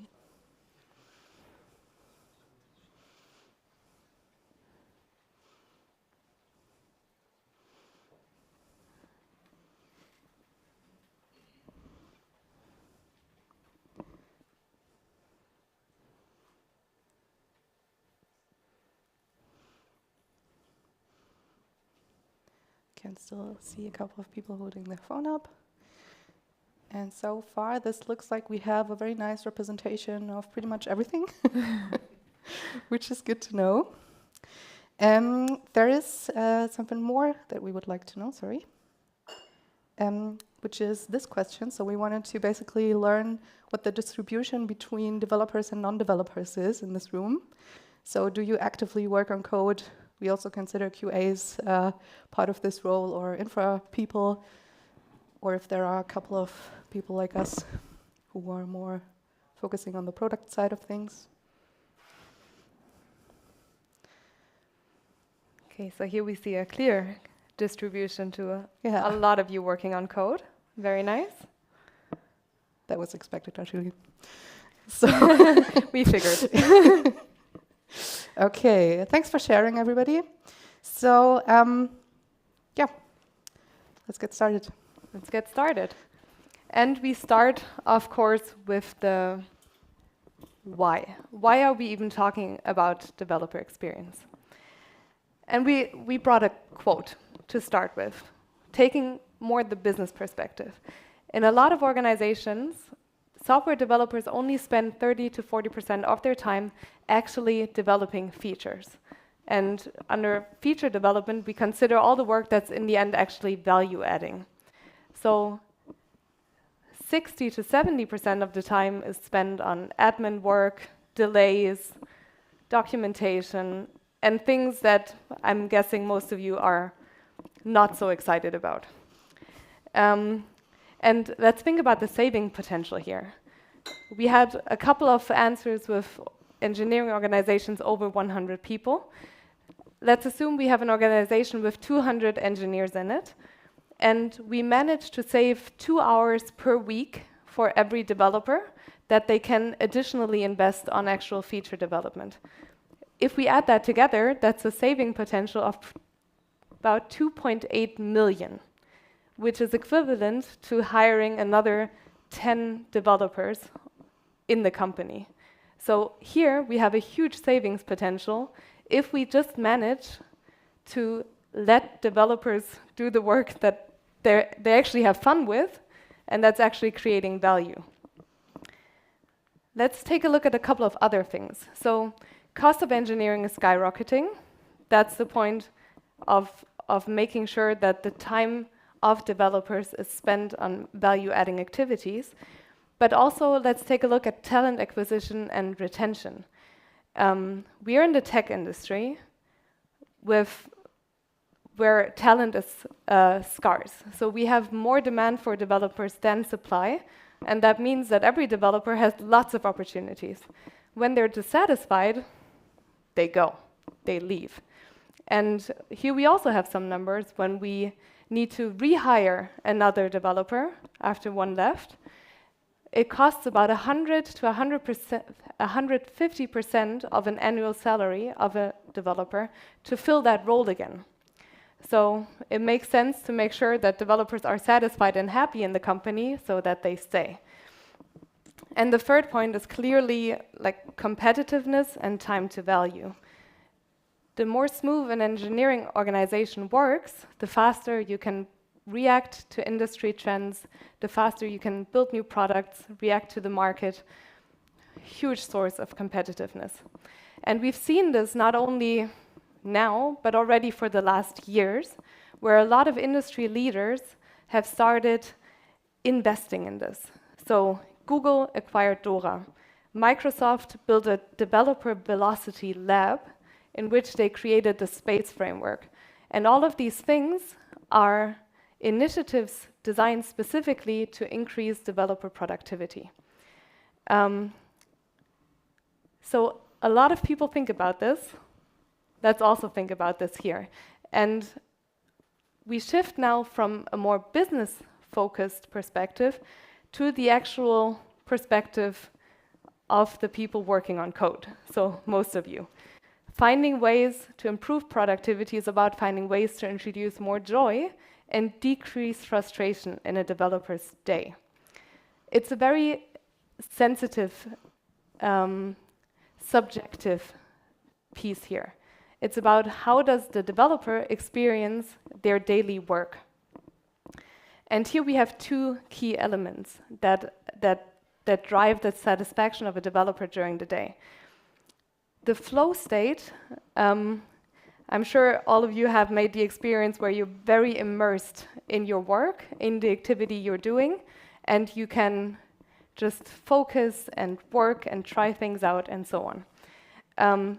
The more time a developer is able to spend in this flow state, the more productive they feel. So feeling 50% more productive, which is a huge increase. So if a product person like me comes over and says, hey, I have this tiny little question. The question takes maybe 1 minute, but statistically, in order for a developer to get back to the previous flow state, it takes 20 minutes to get back. So these interruptions in the developer's day are very, very costly. It's not just the 1 minute where I ask a question, it's the 21 minutes for the developer to get back to their previous state of working. Very critical component, and we'll take a look at this later as well. And cognitive ease. So we are all working in companies, different sizes, and we have an ecosystem of tools and platforms and things that we need to do our work. And the cognitive ease is basically the simplicity and intuitiveness of how you can navigate through that ecosystem.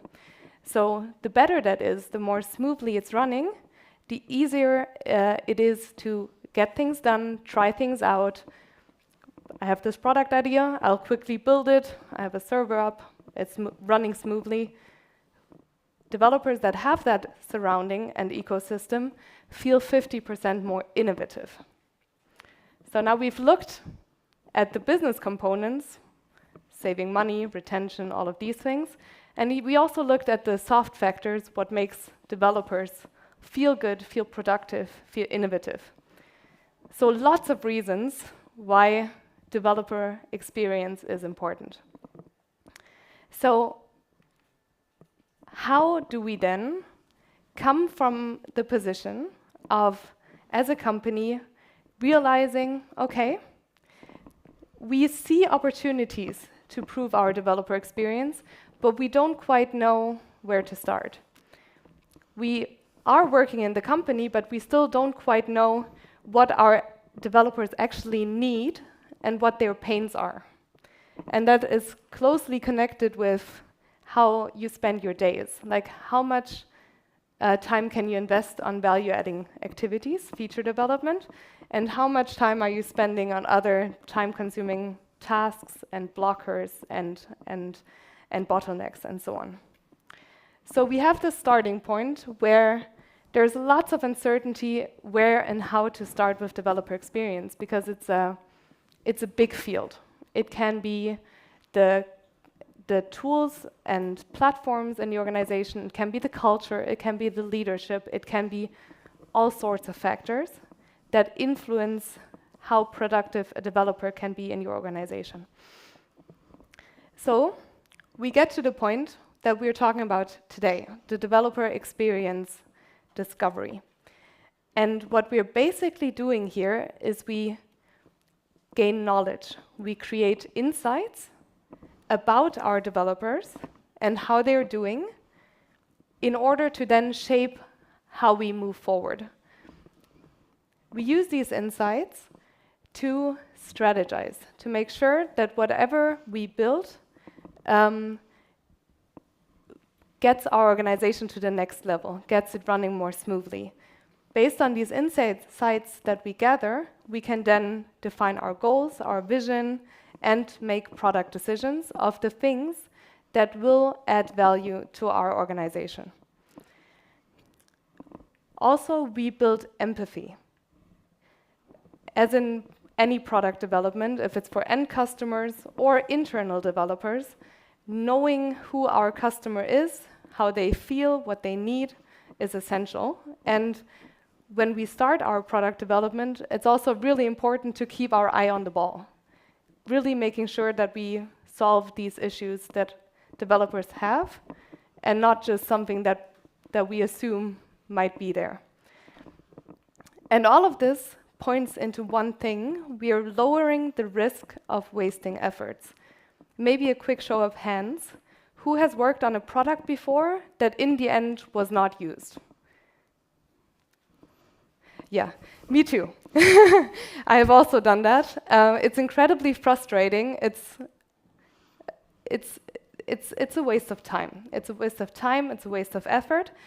So the more we spend here on gaining knowledge and creating insights, the lower the risk is here of wasting effort, and we gain confidence in whatever investment decision we make.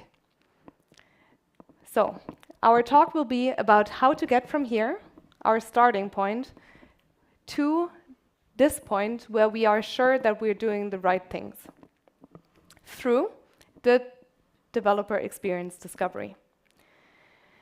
Now, when we take a look at an organization, there are multiple levels we can look at. We can take a look at the entire organization, and here we create a holistic view of the developer experience. We find what are the focus areas, what are the points that are creating most friction, and get this holistic overview. Later on, we'll have to then drill deeper into the specific issues, but it's a good starting point to have a good view of the entire organization. What we can also look at is specific domains and cohorts. So if we, for example, have an organization with 20% of developers working on Java, 30 on SAP, different programming languages, we can narrow down the scope and focus our research on a specific cohort. Another very interesting way of researching is we are good with coding, for example, but maybe monitoring and testing is an issue. So we can also scope our research to make to like specific life cycle phases. generally, the more focused our research is, the easier it's going to be, and the more concrete the insights will be. That's why I said when we start on the organizational level, it's likely we find these focus areas, but we'll have to drill in deeper later on. And the lowest level is we look at platforms and tools, and that goes a lot into product experience, where we take a look at how developers interact with a certain platform, a certain tool, what's blocking them, what components they consider valuable, and so on, so that we can develop the platform further. Okay, but before we now start into actually doing the research, let's consider a couple of elements that are very critical. So when we do discovery work, we are trying to generate insights to reduce the uncertainty that we have, right? And in order to create these insights, we'll talk with developers, we'll observe them on the job, we'll use up their time. So these two elements are critical. We need to be able to actually act on whatever insights we gather. So, and that has two elements. The first one is we have influence and control. Especially when we move towards like larger corporates, responsibility will get fragmented. So we have someone responsible for testing, someone for security, whole different departments, talk to each other maybe a little bit. So if we do research in security and we have no influence and control there, it's going to be very difficult. So at the start, we think about my area of responsibility, what can I actually achieve there, and we adjust our research scope accordingly. And then the second critical element here, with the little heart, is we make sure that we're actually able to act on the insights. So when we start a research initiative, we take time of developers in their day, so they expect us to create positive change. So we need to make sure at the start that we'll be able to act on it with resources, with capacity, and so on. Okay, so we have now talked about the big why, lots of reasons why investing in developer experience is relevant. And now we have like two scoping elements where we can then see what do we actually want to assess. Once we have done this, we move into the next phase of actually conducting the research. Yeah, that's my part. But again, before I continue, I wanted to ask you a third and last question on Menti, which is, who of you has participated in something like user research activities before? So has anybody participated in an interview or has done some surveys to identify what user needs are?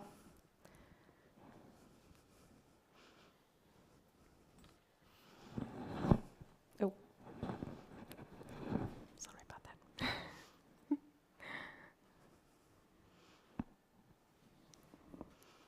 Okay, so we have a couple of people who participated and others haven't. This is nice. Good job on the we have a perfect 50-50 split.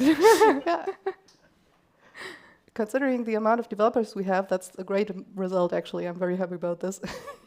Okay, so for those who haven't participated in research before, all of this can sound quite complicated, and you maybe are now very...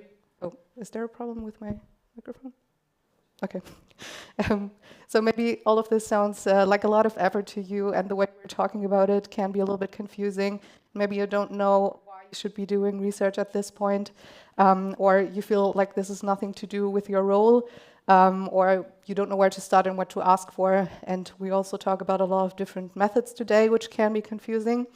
But the message I would like to give you, and if you only take this away from the talk now, I would already be a happy person, because just getting into this habit of talking to people, that's what we would like to encourage.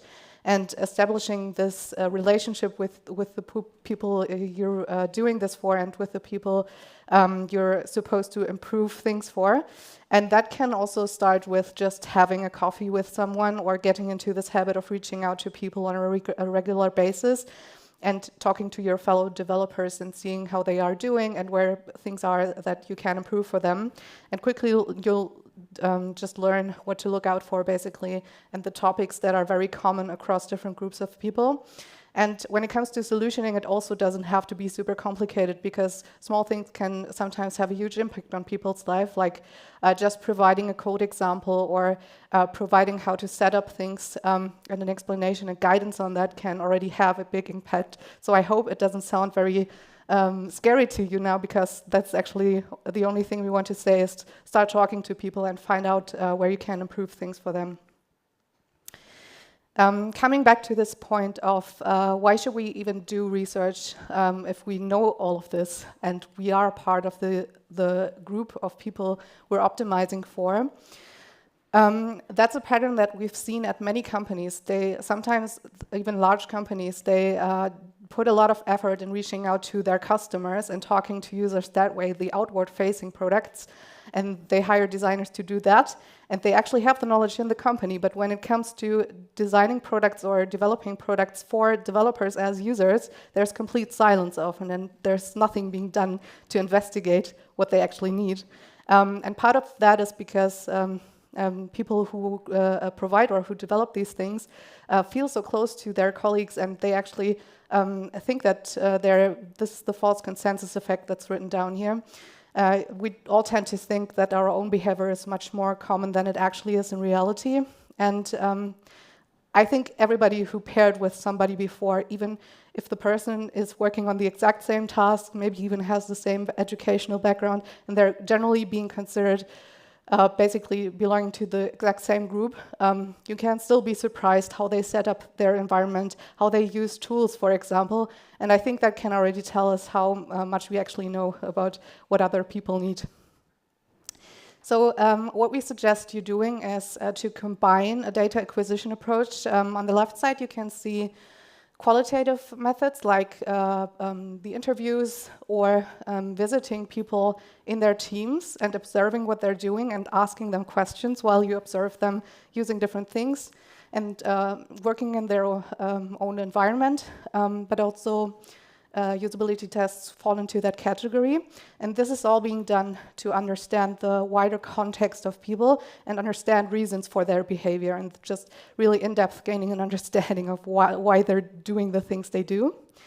And that can beautifully be combined with a more quantitative approach on the right side, where you try basically to put numbers behind it and to find out how common these patterns are across different teams or across different people, basically. And that can be done via web or platform analytics or A/B testing. But the most common one, I think, is surveys and rating tools, just to quantify and validate the things that you learn from the more qualitative methods. We put down a couple of learnings that I wanted to highlight from having conducted a lot of interviews. As I said, it doesn't have to be huge and complicated. After 5 or 8 interviews, you often are in a position where you have heard most topics or themes at least one time. And as I said, if you combine that with the quantitative methods that are often less time-consuming, that's a beautiful way to go about it. And if you don't have access to people like me or researchers or designers or UX people in general, try to enable the people who have never done this before. Because at the end of the day, it's not rocket science. There are a couple of things to consider, like not creating confirmation biases or social biases, or not asking closed questions in an interview. But the list of this is not endless, and it's quite easy to actually have that in mind when you start practicing. And the rest of it is basically just experience and exchanging feedback with each other and observing each other. And so that's one way to go about it. Is you don't have to hire people specifically, but you can also enable the people who are there, basically. Another good idea is to have a browsable space where you can store insights, because nothing is more annoying than randomly reminding a fact about your users after 3 years and then having to go back to a conversation with a manager and trying to find your report there. I often see people using Confluence. That's also not ideal. but just thinking about how can I make this available to a large group of people, what I learned, and write it down in a structured way that it allows me to go back to and to search for topics, for example. That's also a very valuable thing to do because it makes your insights just more accessible to yourself and to everybody. Coming back to the researching roles, there's a tendency that we create silos and we let the product people do all of this alone, and then they go back to their teams and report and tell you, okay, here's what our users needs. But the more reliable insights can actually be gained from combining something like a business perspective, a people perspective, and a tech perspective. So all of the developers under you should actually get involved and ask for being involved in these things, because that's where the most value lies and where you get actually the most reliable insights, because people in the interviews ask and also listen to different things and they pick up on different topics, and it's very valuable to have a developer or a tech person in those interviews present. And to make the decisions together as a team is the most valuable thing that you can do. Now, maybe it sounds scary again, because it can look like we're expecting you to do this on top of the other things that you're already doing. But if you don't have the time to participate in research activities as a developer, it should actually be your team effort to reprioritize things in a way that allow you to have the time. And it's actually a good idea to dedicate your activities always and make them connected, everything you do, to what provides most values to your users or the value chain. And basically, that's directly paying into that. And so, yeah, again, if you don't have the time currently, then maybe it's the job of your team to reprioritize things accordingly. Here's a list of known dimensions that influence developer experience. I'm sure that many of you will recognize some things. So we have the deep work aspect that Beatrice already mentioned. So do I have enough time to get into that beautiful flow state, or am I sitting in meetings all day or being interrupted by messages again and again? Are we testing efficiently? Is our work efficient? Do we have something like a clear direction? So can I see where the value is that I'm providing? So this is a great starting point if you don't know what to look out for and you're just starting. This comes from a paper where researchers talk to people from 21 different industries. So this is quite a holistic view of things that are just known to affect the developer experience. And this is a great place to start and to start looking and investigating in the different areas where you might suspect something going wrong. Yeah, this is an example of, let's say, you conducted the first couple of interviews and you learned the first couple of things. And typically, when we follow up with a survey, we include 3 different types of questions in that survey. The first one would be validating questions about the themes we heard in the interviews. So this is an example from a company where we heard that for some teams it's indeed hard to know what the value is they provide in the bigger picture and how they play into the company goals. And the question we phrased then was, it is clear to me how my team's work plays into the company goals, and we let them rate on a scale from strongly disagree to strongly agree. And then this can tell you basically across a larger number of people how common this pattern actually is, and across teams. We typically combine this with the different DX dimensions that I just showed. And we also provide a scale from horrible to great and let every person rate for each of the factors how well they think their own teams are doing in this specific aspect. And another thing that we typically do is to combine this with metrics that show the business impact over time, or more business-focused metrics that show over time how activities you do in order to tackle problems that you learned about, how well they improve over time, and how they affect the efficiency and productivity of teams. So for example, we would put in the DORA metrics, and that show you recovery times and so on, to just see how the things that you're doing I can, oh, so, yeah, okay. how they improve over time, basically, that's what that is for.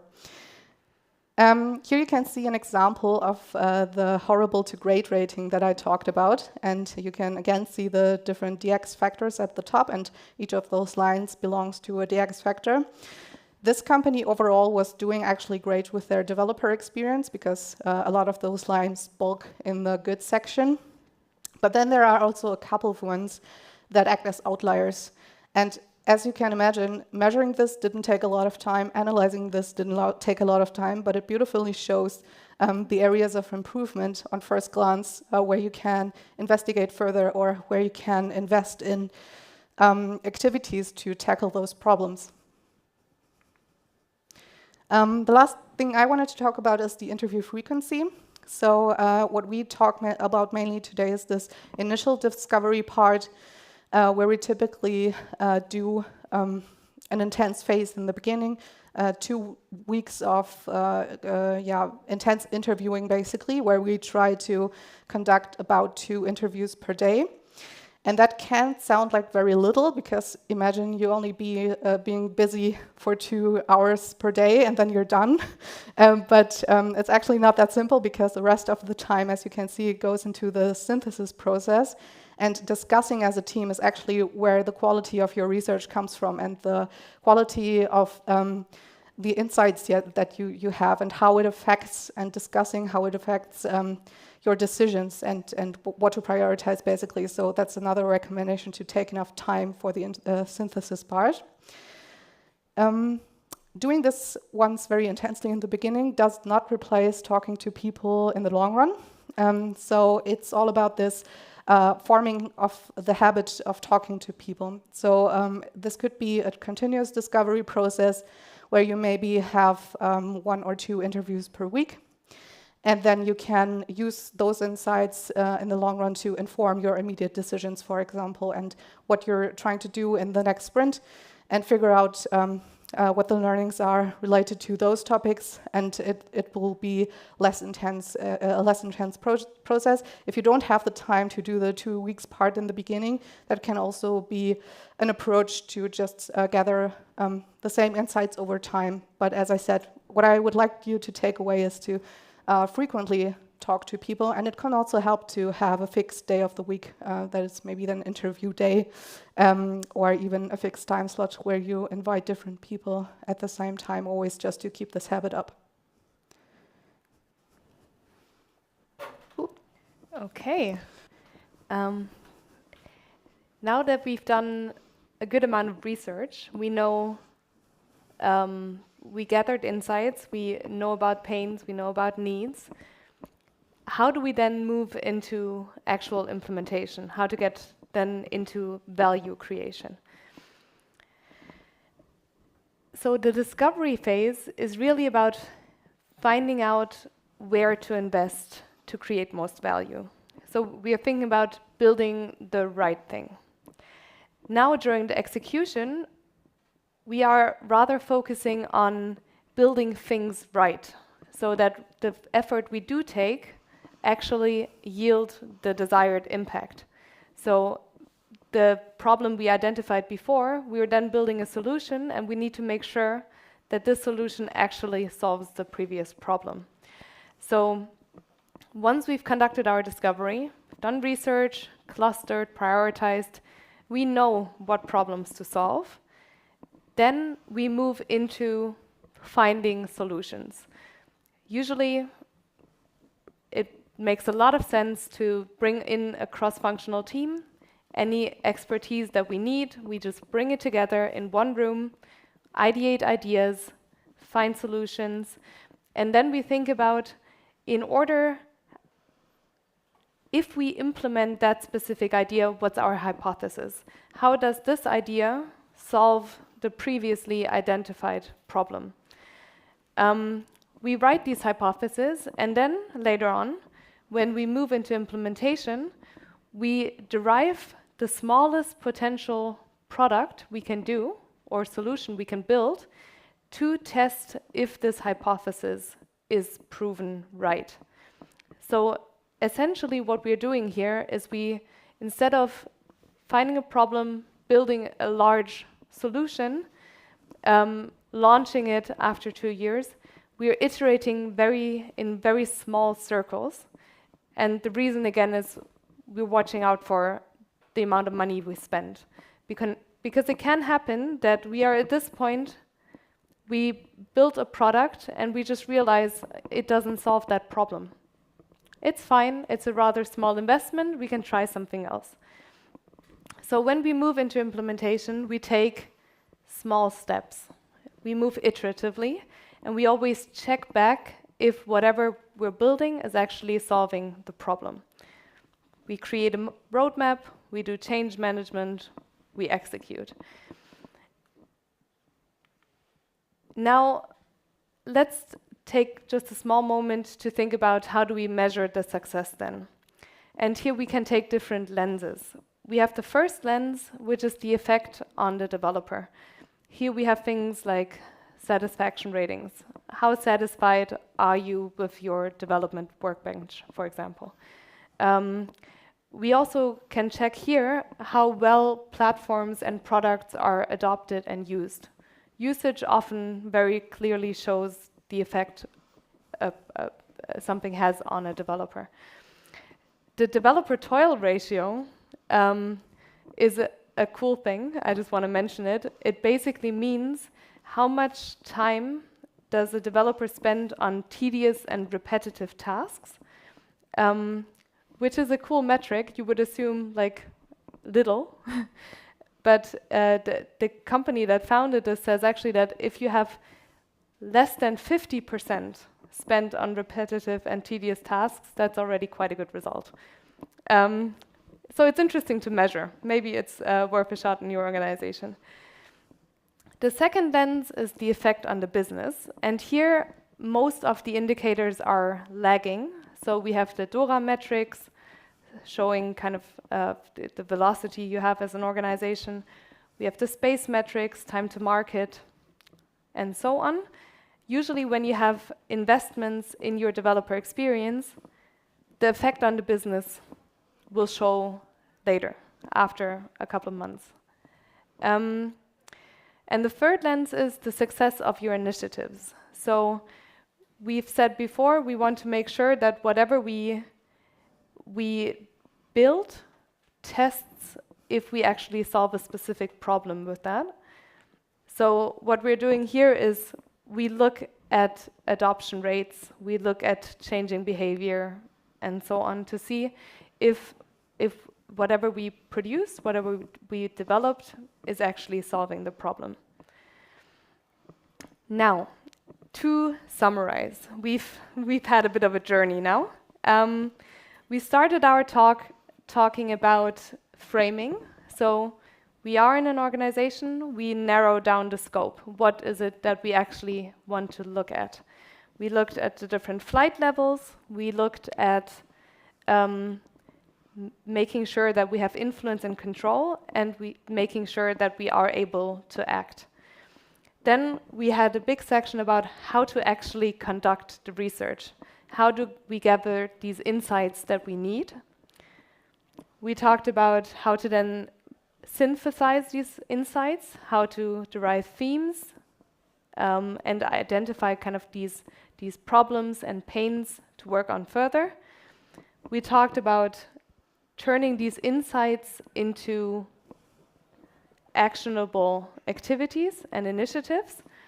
It can be strategy workshops, it can be visioning workshops, it can be product inception workshops. Depending on your flight level, this needs to be adjusted. And then as an outcome, you have things that you do, things that you try, you build, you develop, you measure, you see if it works. If it doesn't, you change it. If it works, you continue. We are back to our typical build, measure, learn circle.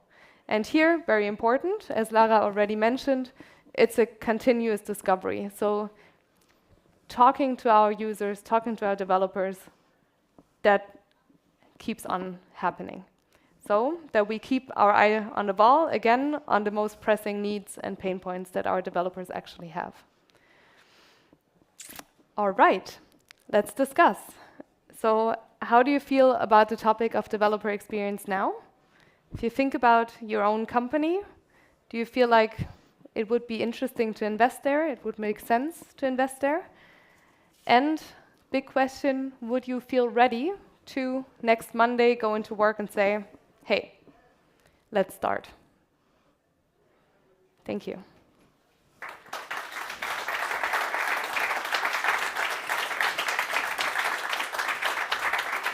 Thank you.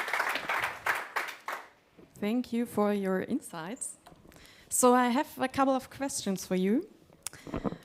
As you might have insights to dozens of different organizations, did you encounter differences in the satisfaction levels among programming language ecosystems like PHP versus Golang or others? Good question. So I think we would actually consider this more to be part of something like a tech assessment. And usually we focus a little bit more on the soft factors. So it's not really like we... I don't have an example of where we compare different environments from different programming languages with each other. No. Okay. So any surprising stories or results you have come across in your research? So what I'm typically surprised about is when it comes to the topic of autonomy of teams. So in companies where there's a high level of autonomy, sometimes what we find is that there's something like we have to find a balance between keeping people happy, because they usually, with this high level of autonomy, create an environment where they are very happy and they just get to experiment a lot. And that sometimes, from the business perspective, can mean that all the managers tell us that we have so much redundancy and everybody's doing something different. How can we solve that problem? And that's an interesting dynamic that I've seen several times now. And that's an interesting topic to balance, basically, and to find solutions for the different points of view. That sounds familiar, actually. I can see some of those points in our company. Yeah. From what size do you think such research makes sense? And I mean, for this, it's a very good question. And what we try to say with the talk is, regardless of the size of the company, it makes sense to start with just one interview to get out there and talk.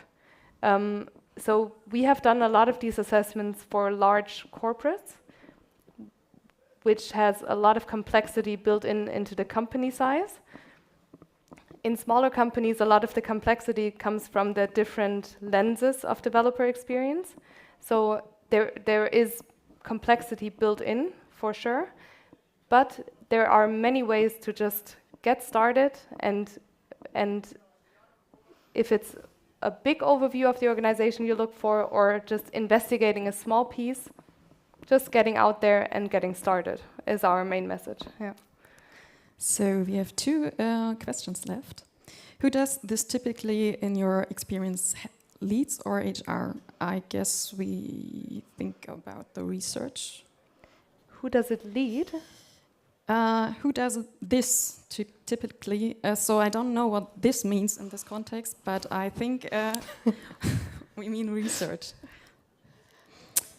So who does the research typically lead in your experience? Lead HR? I've never seen actually HR leading any research, to be honest, because typically it would be product teams who actually want to figure out what their users need. So that's the most typical example of research activities in general. Sometimes marketing department is involved in it. But as I've shown on the slides, actually I think it should be the teams who are providing solutions to anybody, basically, and to get their different roles involved in those types of activities. So have you performed this type of research in open source projects? Not yet. Not yet. But it's actually a good thought to take away. we should offer this actually to other people too. Yeah. Thank you. And we might have some presents, but I think, there you are, Tobias. You are prepared. So thank you for your talk. Thank you so much. Thank you so much. Thank you. Thank you. Thank you. And I'm not quite sure if we are making it to the drone shot because the downstairs stage is already forming there. So we can take the shortcut, I guess. Over there, the door just opened. So please go outside and take a spot.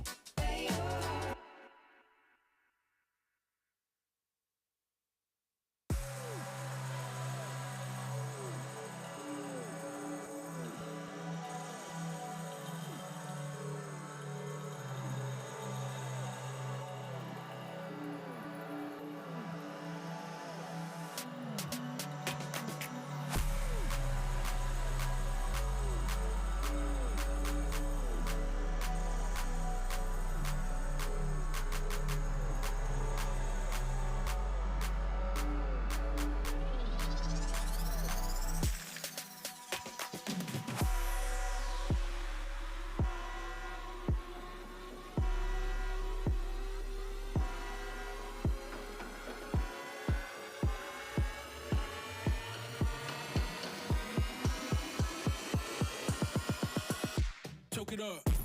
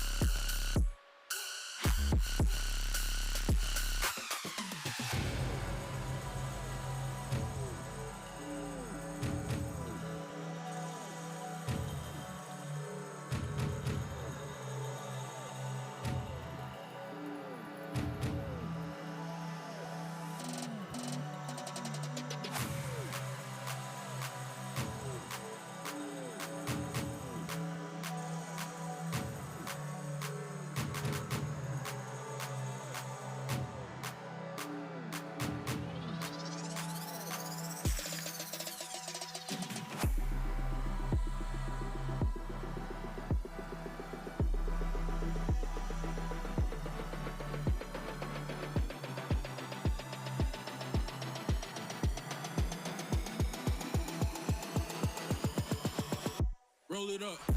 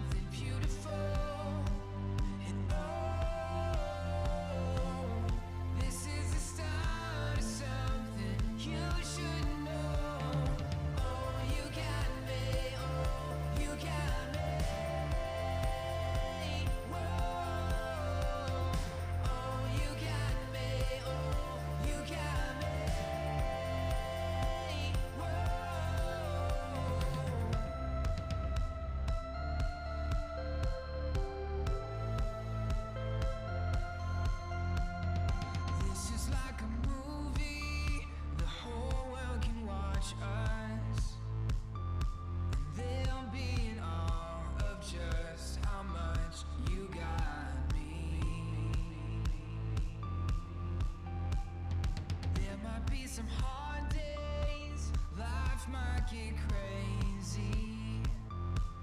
Oh, we can try, but it will never stop me.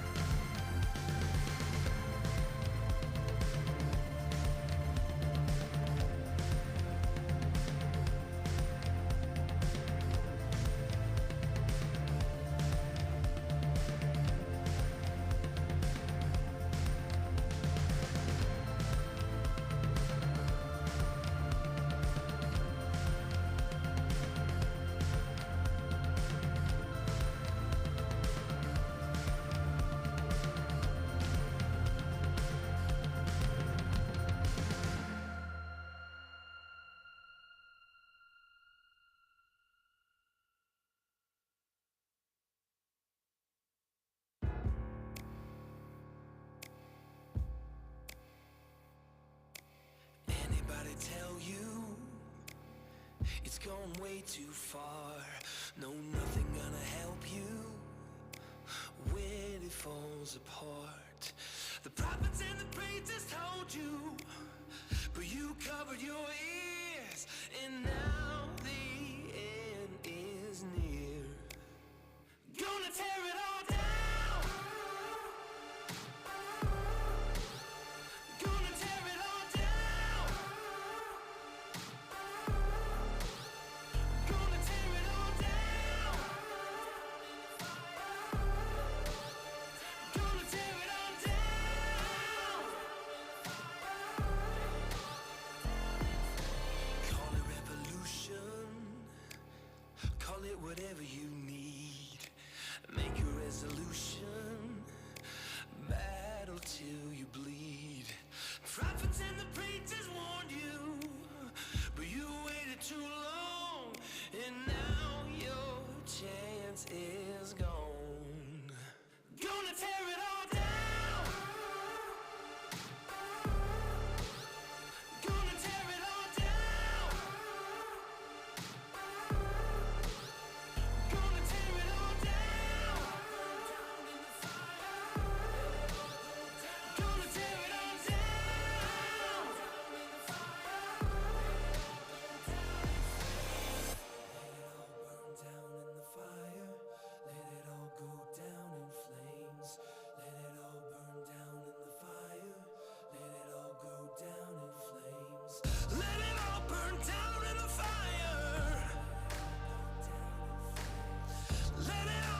down in the fire. Let it all burn down in the fire. Ooh, let it all burn. Ooh, let it burn. Let it all burn down.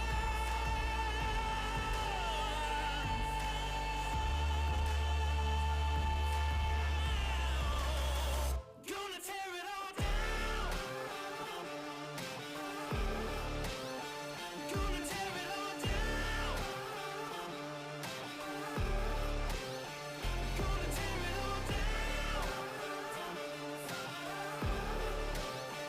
Gonna tear it all down.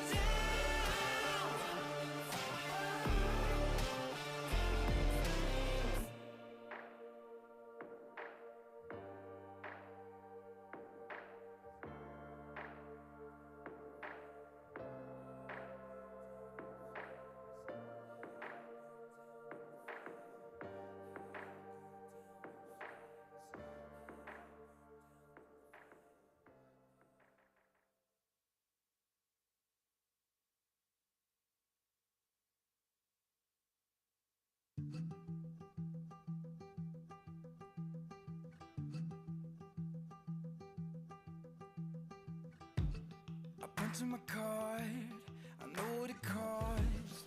Yeah, I put in the work that you don't. Day after day. All right, welcome back from our drone shot, and hopefully you've had the chance to have some cake and some coffee. I would like to welcome you to the next talk on the studio stage, and that is, as Maya already teasered during the keynote this morning, the NEOS brand is currently undergoing a revolution, an evolution. I'm looking forward to Maya's talk, where she will share all the insights with us. So please come on stage. Maya.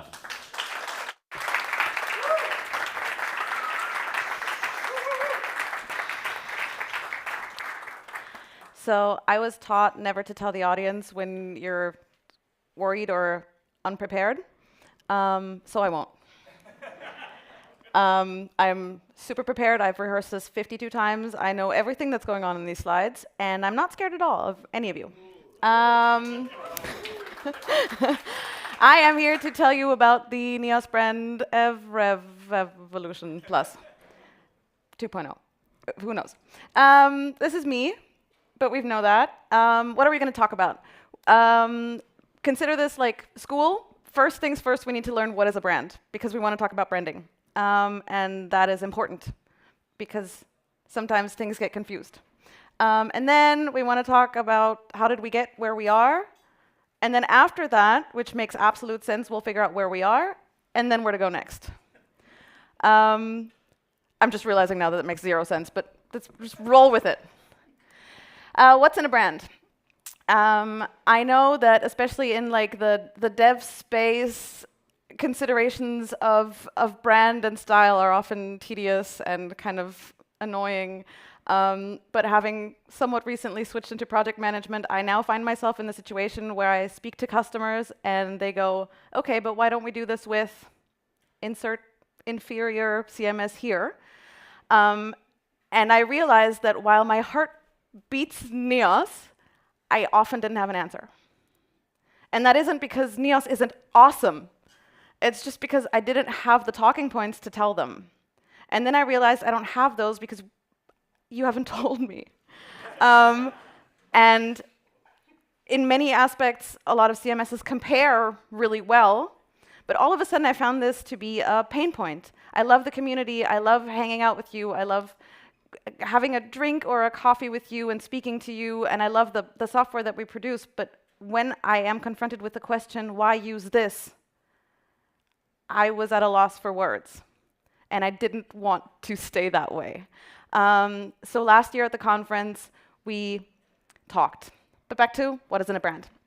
Brands are perceived as they present themselves, not as they feel to themselves.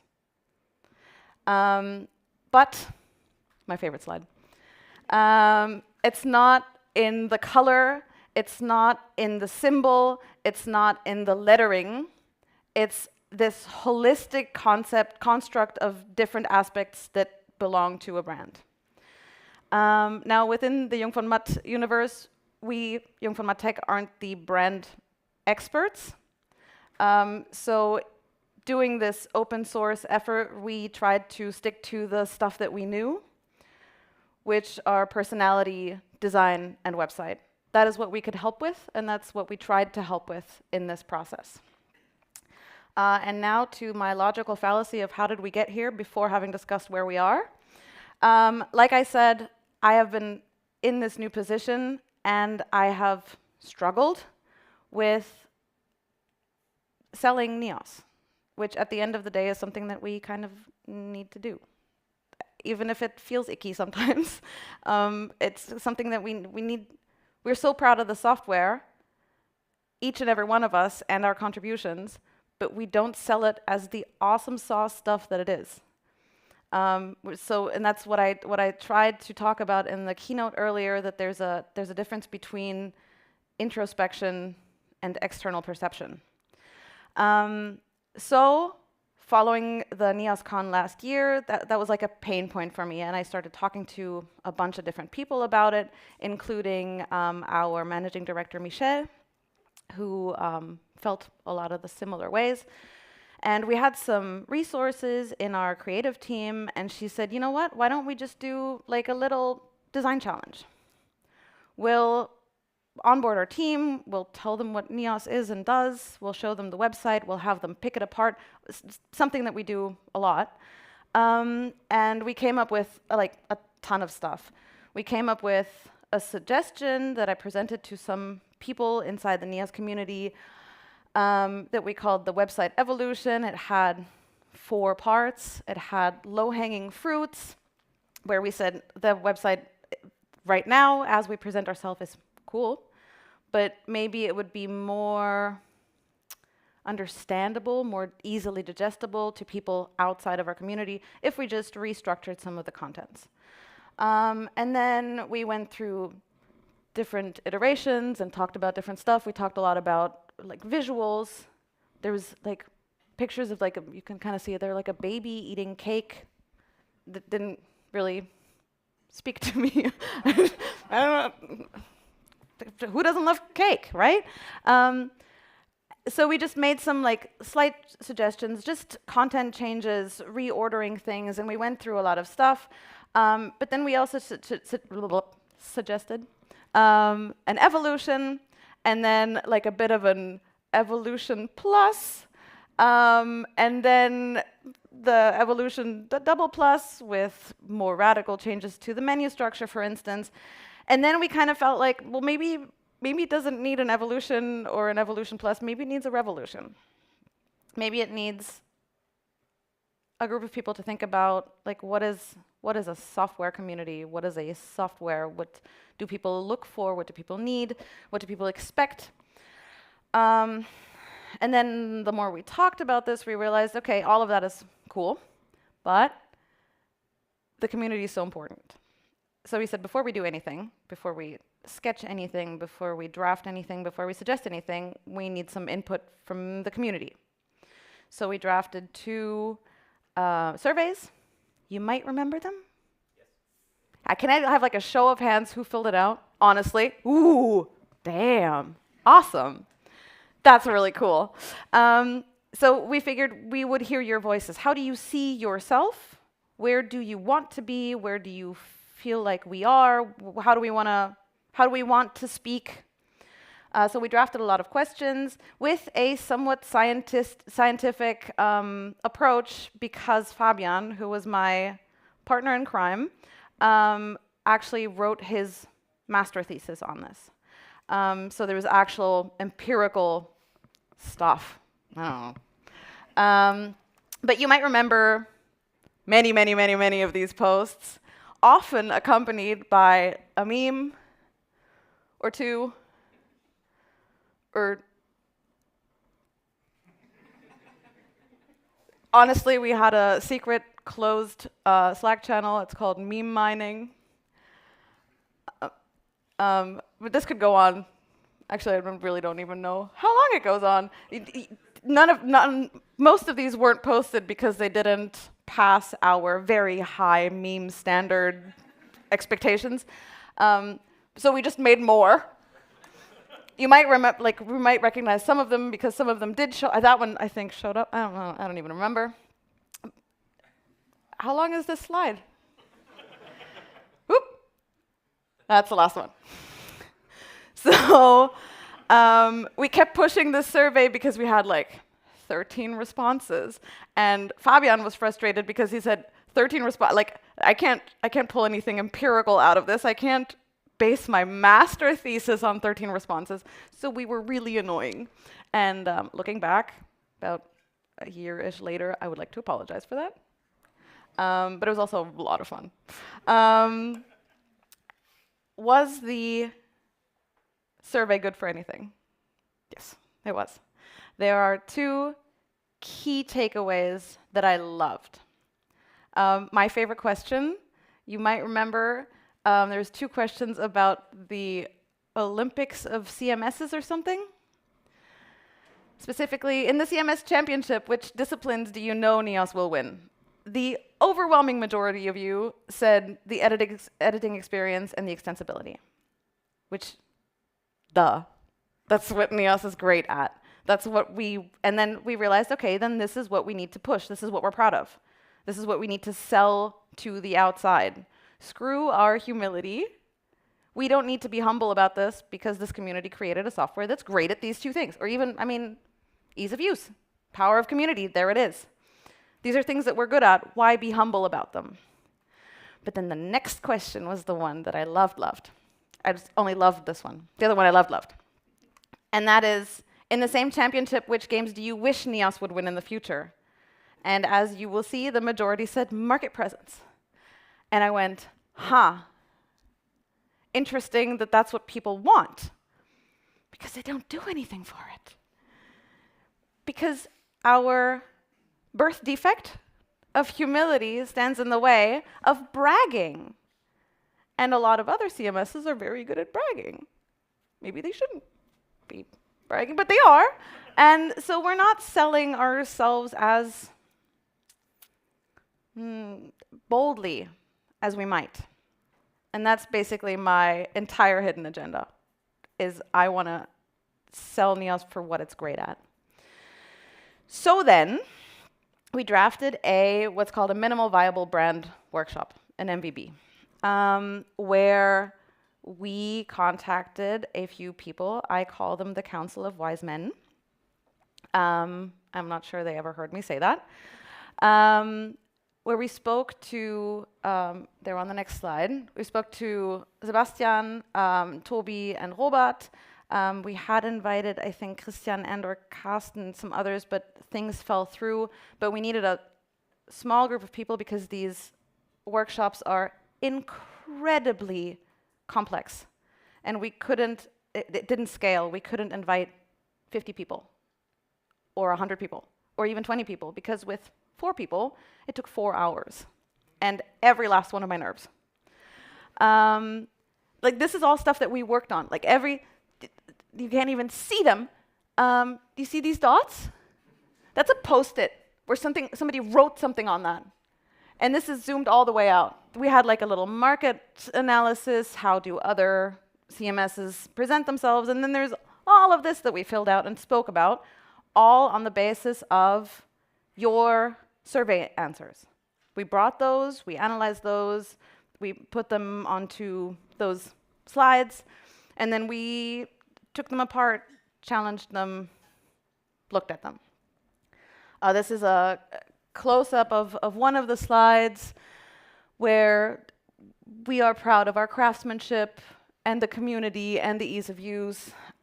This is a diagram regarding the voice of NEOS. How does NEOS speak to people?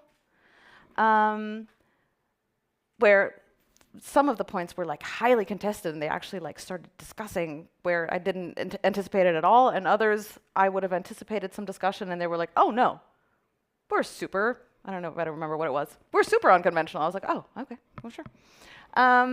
So we had all of this data, and then we did what you do with data, and started like a design exploration that then in one iteration we challenged with the same group of people. And this design exploration went bonkers. We're gonna do something similar to the meme thing just now. This is the very first anything.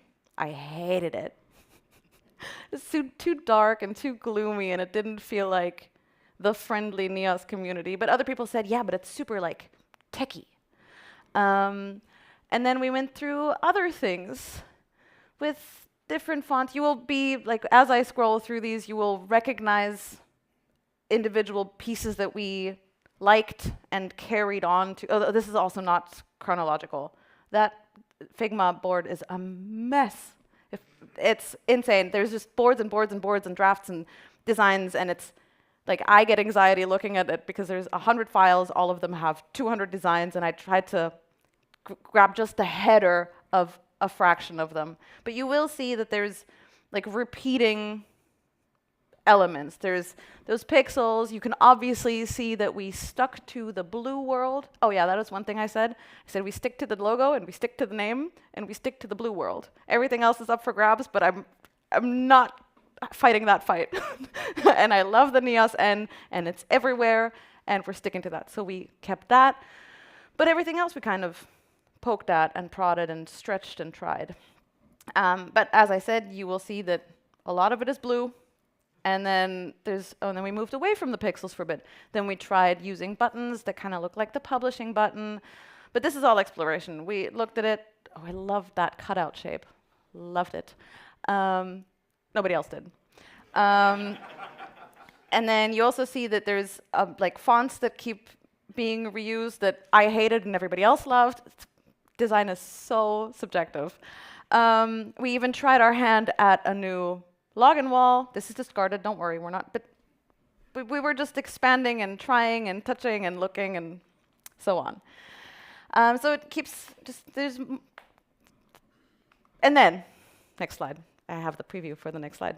And then we had more meetings and we showed first drafts to the community, and then we had more feedback, and then eventually all of the bits and the pieces and the pixels and the fonts and the everything resulted in this. And we never wanted a big ta-da moment. That's why I snuck it into the keynote this morning, and that's why I'm just showing this. This is never supposed to be like a big reveal moment, because this is a collaborative effort.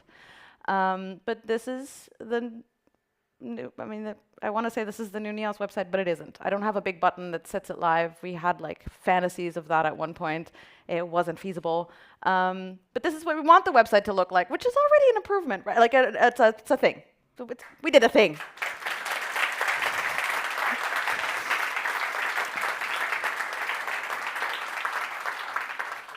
But then we only had a design in a Figma file, in 80 Figma files, one of 200. So we had a rebranding kickoff sprint in Zurich. I see some of you faces that were there. You, for instance.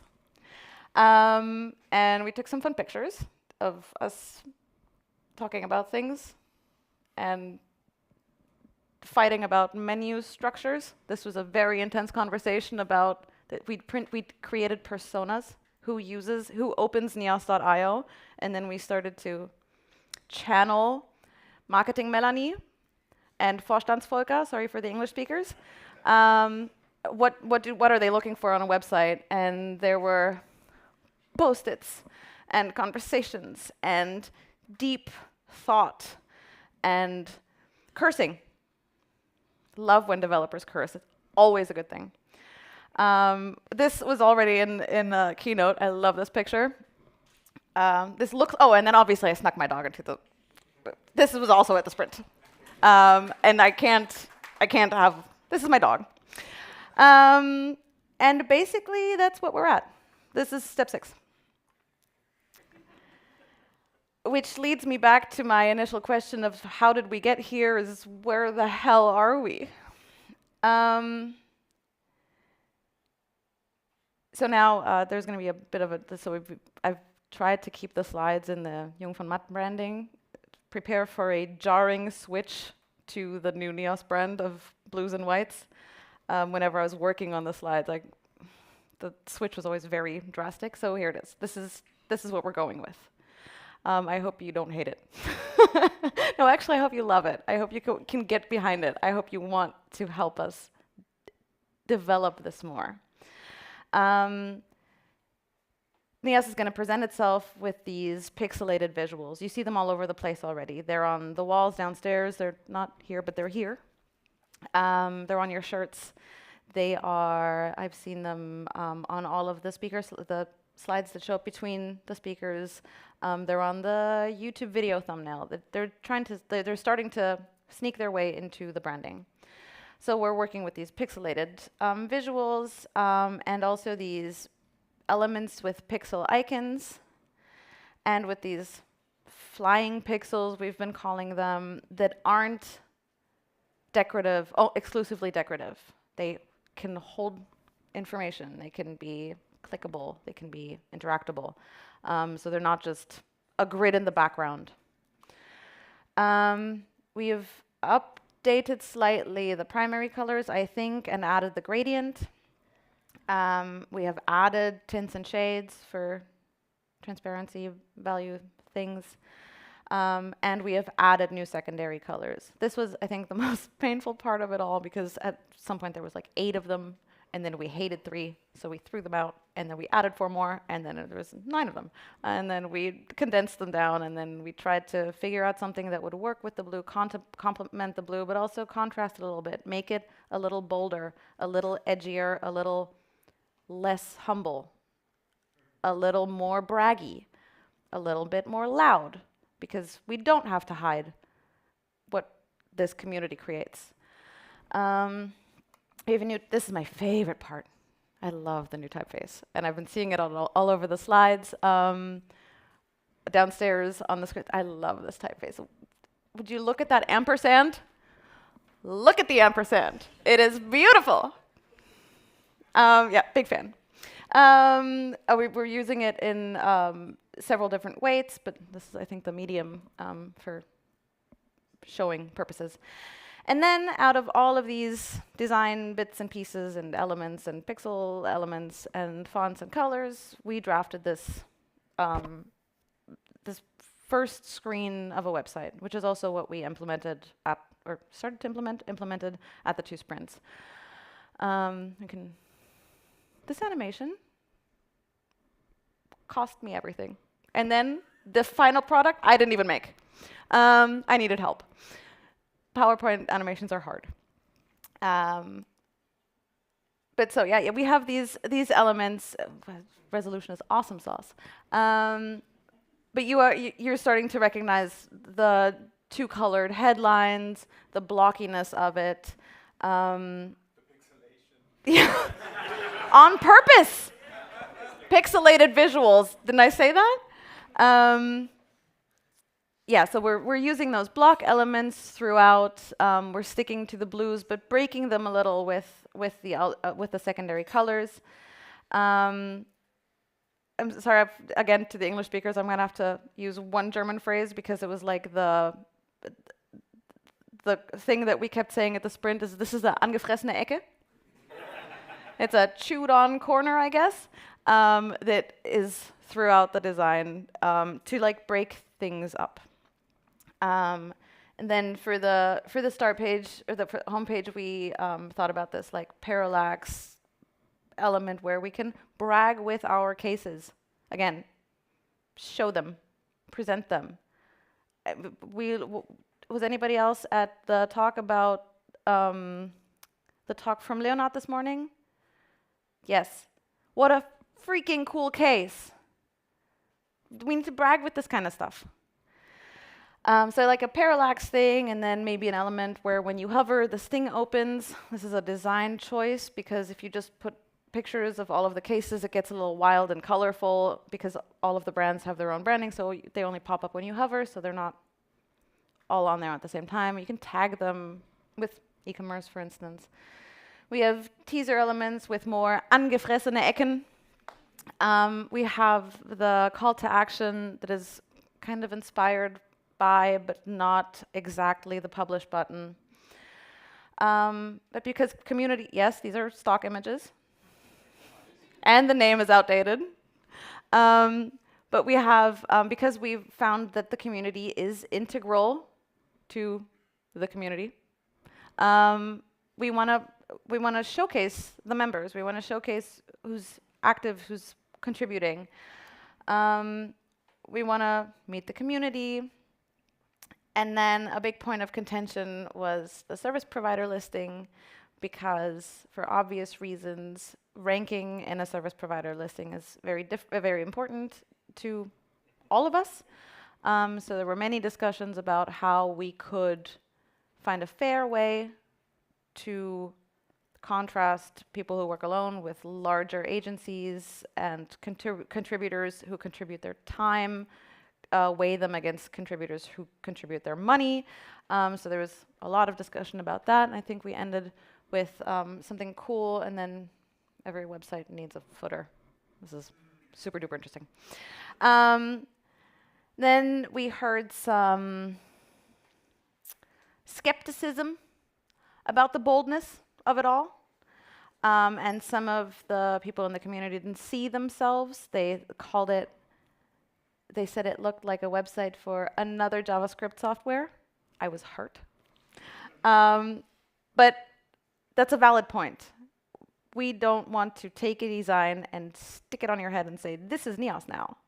So we listened, and we drafted like an alternative header with the suggestion of using this for everything that's community related to make it a little bit more bright. We also had talks about using a light and dark mode, but then I would forever see the blue because who uses light mode anyway?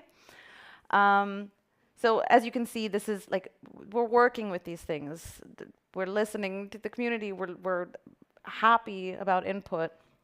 But yeah, and then we have a claim. We have a claim now. Positioning ourselves as enterprise, for one, but also visual because we see what we do, and open source because that's what we love. And then the values. You might remember, I'm not wearing my thing, humility, trust, respect, and someone, thank you. We don't want to throw those away. Those are core values of this group of people that gets together and does cool things. But listening to the survey and listening to the Council of Wise Men and weighing things, maybe speaking to the outside world, we are suggesting something like this, because we are proud of our craft, we are kind at the same time, and we show ambition. And I think all of that reflects with most talks that I've heard today, because I hear so much ambition in talks about staying on top of refactoring and improving our code. That's an ambitious task. Obviously, we don't need to talk about kindness. This is a kind community. There's the skip. But also, we're so proud of our craft, and we get to be proud of our craft, and we get to brag a little. So I'm trying to find a group of people who are willing and brave enough to brag more for the sake of everybody in the community who's too humble to brag. All right, and where do we go from here? That's a question. That was the answer. Oh, to the stream, he suggested the social event. Yeah, we're back to step 6, which is where we are, which is the step that I left you off earlier. We're going to need your help. We have a list of content elements that we're going to need designed and implemented and integrated, so that we can actually use that cool new start of a website the seed that we planted. And we need people. When I said earlier we need designy people, yes, we need designy people. You there. Well, I had my first sign up. Super thrilled. But that doesn't mean that we don't need everybody else. We need everybody else for developing content elements. We need everybody else for integrating them. We need everybody else's input. And we need everybody else's support. Because I can't stand here and say, look at this brand, this is our new brand, and then I don't decide that. I need support. And last point that's super important to me, that this isn't my accomplishment. I'm not a designer. I'm not a developer anymore. My role in this was to bring people together that know things better than I do, and to have them talk. I didn't make any decisions. I asked for opinions and threw them together. And yeah, I was a facilitator for a large group of people. For the next slide, I'm going to throw a controversial question here. Anybody in here know Star Wars? I'm going to need you to imagine the theme. There. I need to thank a bunch of people. I need to thank Fabian and Marika and Nino, who stuck their heads together with me, and I don't know, when everything seemed scary and wild and insane, who talked to me about stuff. I need to thank the Council of Wise Men, Robert, Toby, and Sebastian. I need to thank the Marketing Guild, Sepp, but also Stefan Regniet. I need to thank all of the participants at the sprint and at the Zurich sprint and the remote sprint. Hold on a second. Cyril, Piotr, and Piotr, both from Warsaw. Markus, John, Marc Henry, Jonas, Damian, Dimitri, Manu, Michel, Stefan, and then I need to also thank our design team, because designers are amazing. They suggest something and you say, no, thank you, and they go, okay, how about this? My confidence would break forever, but they just go, okay, I'll make a new thing. So I need to thank Joel and Leo and Josh and Saskia and Lucas and Michelle for kind of kicking my butt into this whole thing in the first place. And I want to thank Tina from Sandstorm for being the brave first person to take the brand thing that we created and turning them into this, which is cool. And to the NIAS community, obviously, for your input. Without your criticism and without the survey, I wouldn't have known what to do. And my team at Jungformat. And that's the thanking business done.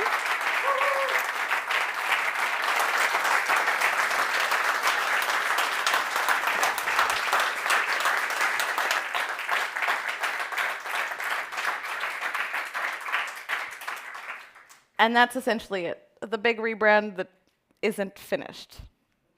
Because we need help, and we need opinions, and we need to fight things out. Because after all, this is a big group of people with a lot of opinions, and they're all welcome. And yeah, it was a really cool journey. It was really frustrating at times, but also very, very, very fun. And about the implementation, John Ullmann has volunteered to kind of lead and steer development efforts because I'm out of that business. And so he's also here in case you threw questions into the thing that are on the tickier side. He will help with those. And I think that's it. This is my final slide. I have no more slides.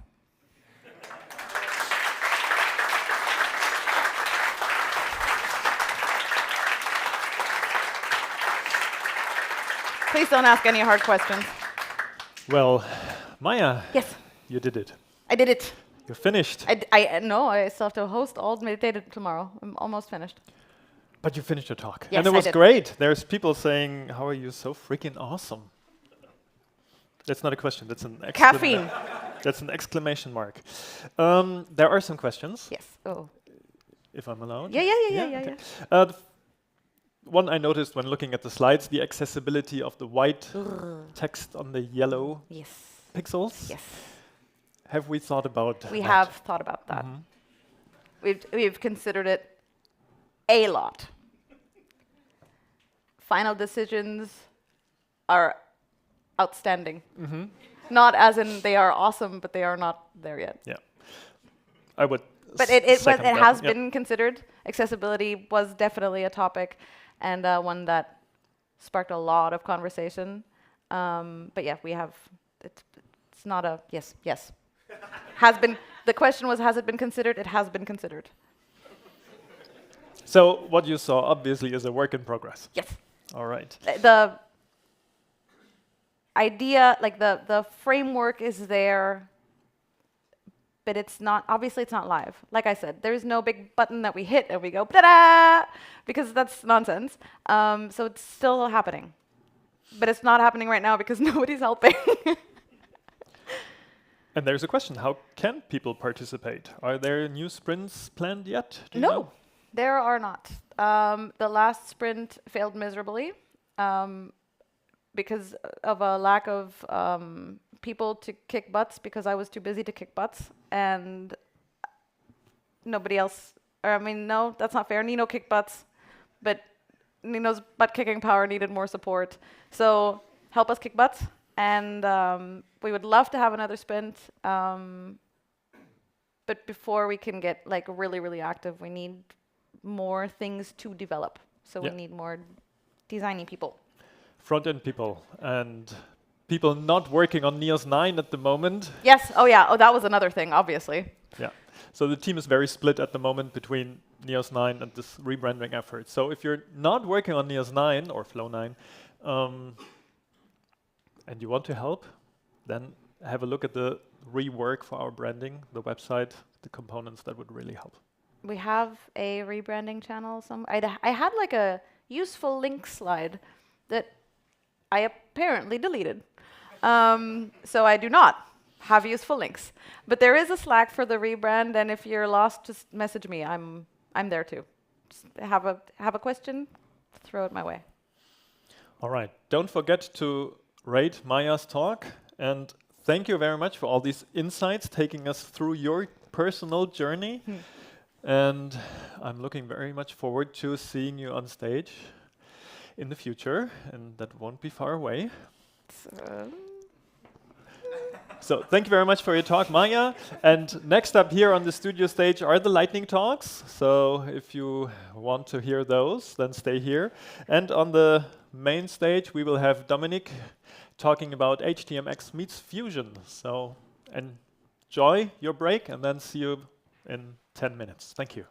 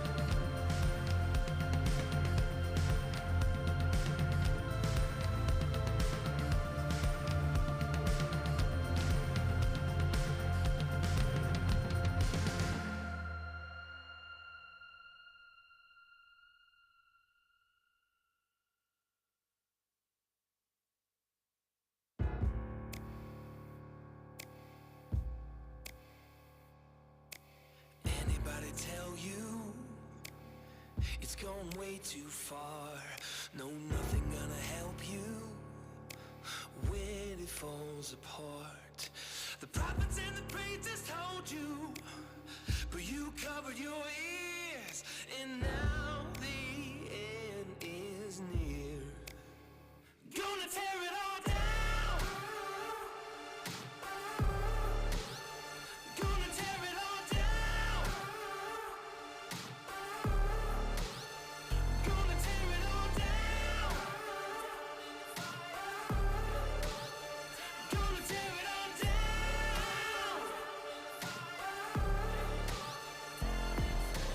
Call it revolution, call it whatever you need. Make a resolution, battle till you bleed.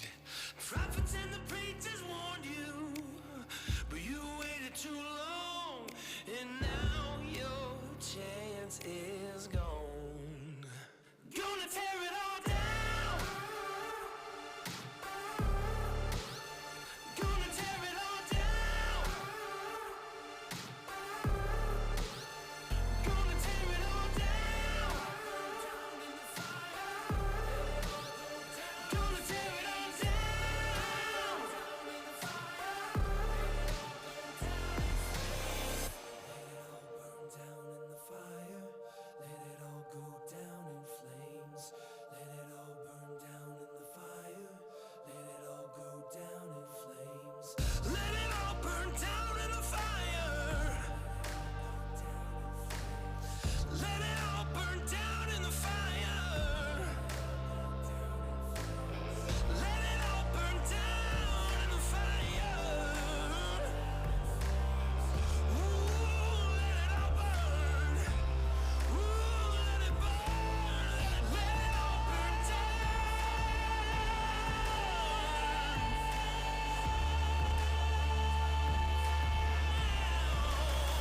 Gonna tear it all down.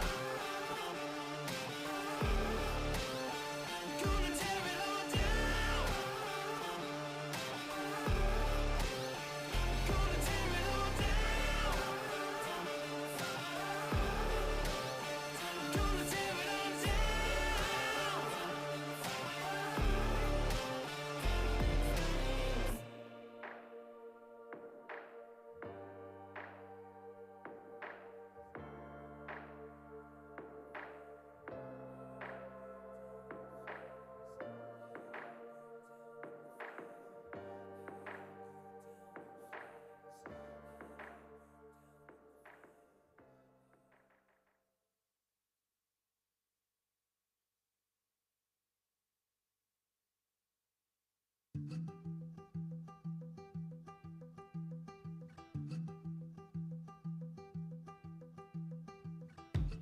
I punch my card, I know what it costs.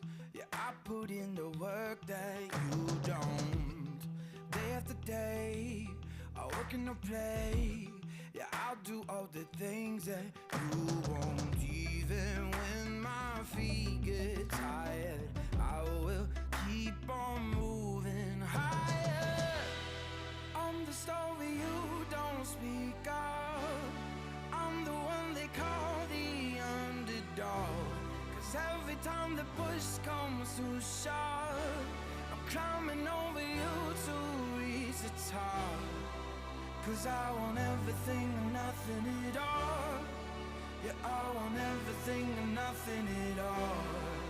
'Cause I want everything and nothing, nothing, nothing, nothing at all. Don't care what you think or what you believe, 'cause I'm gonna turn the world upside down. If you want a shot, just step in the ring.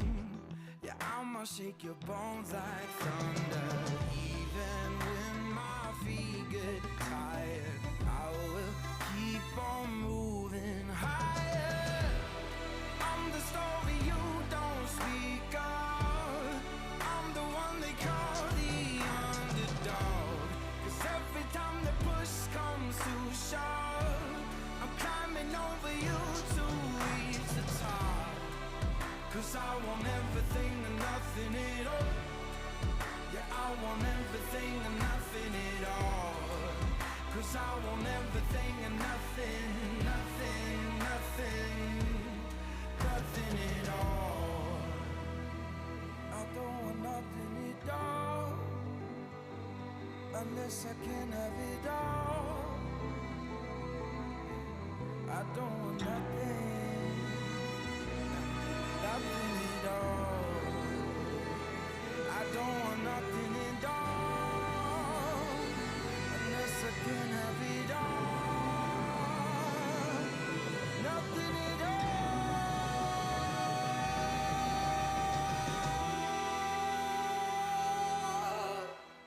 Yeah, I am not the favorite son, but I'm the one who's been here all along. 'Cause every time the push comes to shove, I'm climbing over you to reach the top. 'Cause I want everything and nothing at all. Yeah, I want everything and nothing at all. 'Cause I want everything and nothing, nothing, nothing, nothing at all.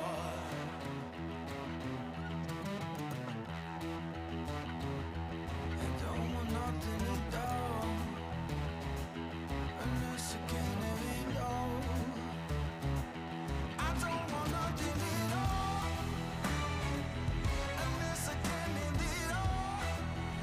No, I don't want nothing at all, unless I can have it all.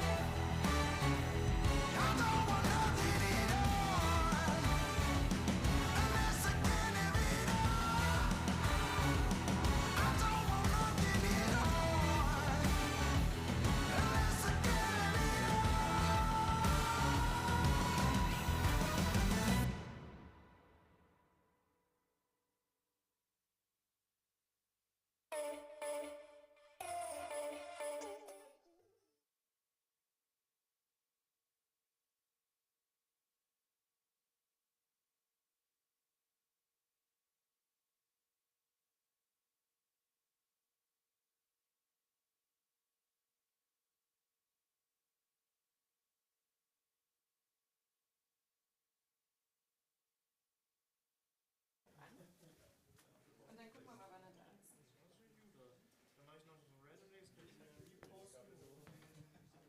So we are on again, and this time with our lightning talks. We have 4 talks. 4 people submitted a talk, and I'm very excited to hear their takes on some of the aspects of NEOS, and if they can keep the time, of course. So with no longer introduction, first up will be Behrendt from Münz Media with a partial content export. So how do we get it to production? Your stage. Thank you very much. So, today I'm going to quickly show you a package we developed at Münz Media, which is called partial content export, and hopefully is able to help you answer the question, so how do we get it to production? But first, hello, my name is Benjamin. I'm a senior web developer at Münz Media. Been working with NEOS for 3 years now, so it's not that long. It's the first NEOS package I've developed myself, so I'm open to criticism. But let's quickly jump in. What's the situation? So we launched a website for our customer. We have a staging instance, we have a production instance. So most of you can probably relate. It's a very common setup. The customer is happy, they are updating their site, everything is great. But then time passes and they want a new thing. Maybe they want a new blog on their page. They want a new complex content element. They want maybe a completely new site structure, something big. So we develop that. We put it on staging. They see it, they have suggestions, we improve it, do this a few times, and in the end, once again, the customer is happy. We have content on our staging instance. So how do we get that to production? This is a problem we often face, actually. So the first thing that comes in mind, it's easy, just do a site export. Export the site from staging, put it into production. But we didn't develop an entirely new site. We developed a part of a site, a content element, so we can't really do a site export. Maybe we could clone the staging instance, put that on production, but that also doesn't work because the customer has updated their production instance multiple times. They added new things themselves. So our staging instance is hopelessly out of date. So we can't just take that, copy it onto production. So what happens most of the times? We just copy anything manually. So someone has to sit there, staging instance on one screen, production instance on the other screen, and copy all the content that has been approved by the client, and it just takes forever. So this is a problem we've been facing multiple times in the past, and we wanted to improve on that. So what did we do? We developed a small package. It's called, there it is, mincemedia.partial content export. It's a small helper that helps you export any node types or content structures on a site, both pages and individual node types. Doesn't really matter. It works just like a site export, except it doesn't export the entire site, just a very specific thing. And then, of course, on the other end, on the staging instance, you can import that. This actually was easier than I originally thought it would be, because this functionality already exists within Neos. The site export service can not only export sites, but it actually can export content elements. But the command line interface used for that just doesn't expose this possibility. It just doesn't. So it basically restricts itself. So we made a small new command within our package. If you look at the syntax, it's very much inspired by the original site export command. And it can be used to export one single thing from your site, and then, of course, import it at a specific point in the other site. You can see it here. Just say content export. We put in the package key. We put a site name. You will see this example comes from the Neos demo package. Here we add a source, which is particularly the element we want to export.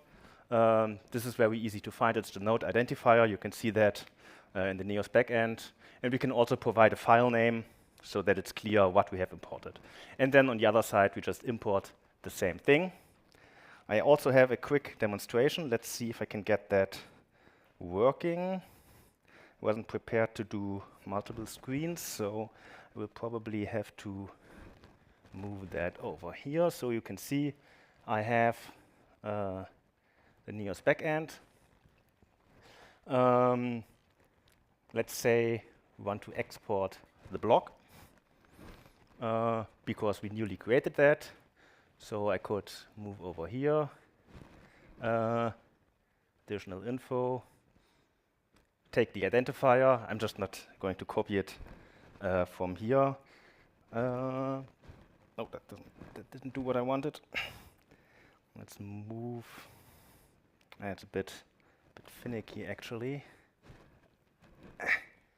I didn't prepare it with multiple screens. I prepared it with a single screen. Unfortunately, I can't do that because this screen only does 60 Hertz and this screen only does 50. So we have to improvise a bit. Give me a second. Oh. It's already working great. Maybe if I'm overdoing the time, we have to skip the demonstration. But it's more time for you to ask a question or think of questions to ask later. So let's see, I have to go back here on this screen so I can copy my command. If I find my mouse pointer, there it is. All right, so copy this. You probably can't see what I'm doing, but you have to trust me. I've copied the command from my slides, and I will try to get that to full screen. Go to my... Why does the mouse pointer stick at the side of the screen? What's going on? Okay, go to my PHP container, which is here. It's the wonders of PHP Storm. I love this so much. Go to the terminal over here. Put that in. Hopefully it will work. Yes. You can see it also gives you a small summary of the thing you want to export. So we are trying to export the block, which is Neos demo document block. It shows us where it is. So just to make sure you're actually exporting the right thing, let's do yes. And it did it. If we look in the files, you can see it has created an example.xml. If we open that up, it has, you probably see it somewhere, yeah. It has the block in it and nothing else. So it didn't export the entire site. It imported only the block. And now if we want to make this experience truly magical, let's just remove the block from this page so I can show you that the import also works. So we will delete the entire page structure and publish it, or depublish it, so to speak. Then I will, if I find my mouse pointer, copy the import command and put that once again in here. So now it tells me, okay, same summary. I will put this into home and it will make a new thing called block. I will say yes. It imported it. And now hopefully if I reload that page, then yes, the block is back.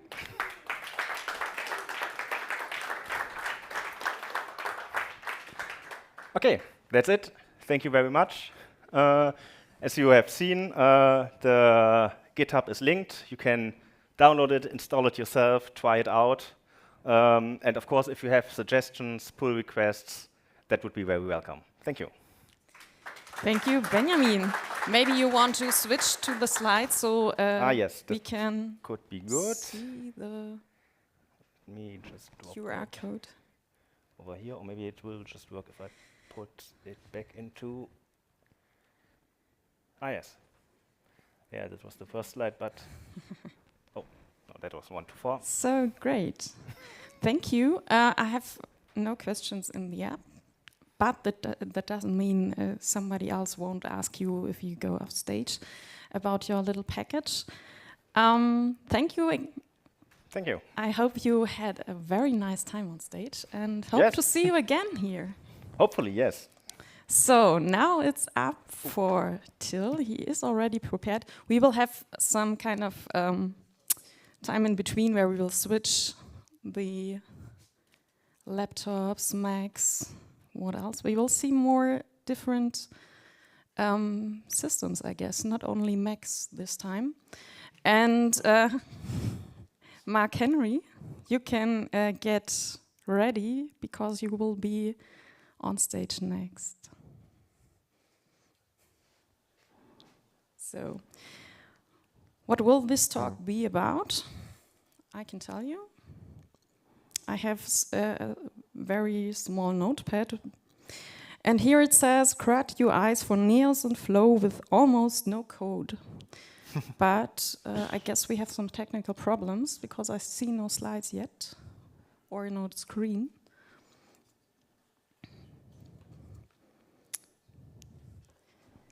So anybody from our technical team who can help?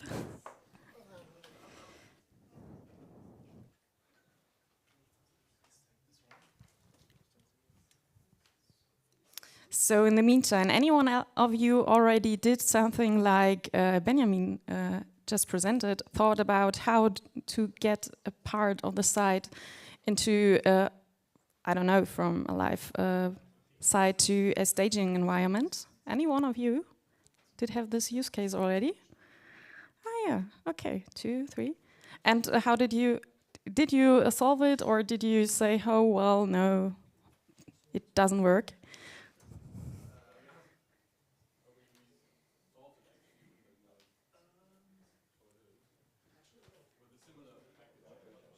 Okay. So you have a package yourself that does. Ah, okay. No, not publish tickets. So maybe you can join forces and make the package great. And maybe you can already have a look at the NEOS 9 export-import function, because I can tell you that this won't be that easy. So it will probably be very good to have two companies join forces and have a look at the import-export and provide us perhaps for a substitute for that, for NEOS 9. So.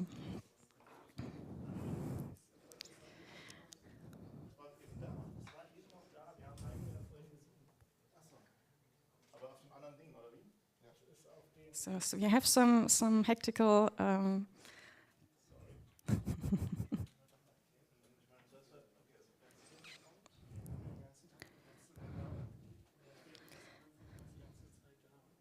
Okay.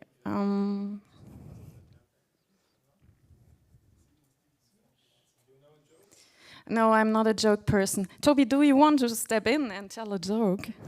Oh no, saved by the screen. So, everything's running? Okay, Toby, there is a small window for a joke for you. It was just a threat. Are you not a joking person either? Okay. Here we go. We are ready. Then it's your stage. Yeah, I'm also going to present you a package that I recently published. It's a package for Crud UIs that you can do with almost no coding. So first, we are all on the same page. What does Crud UI mean?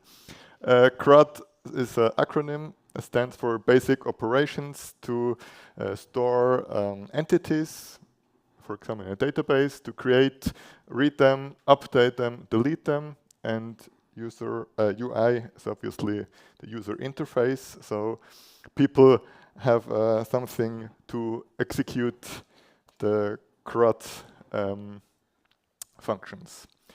So why did I build this package?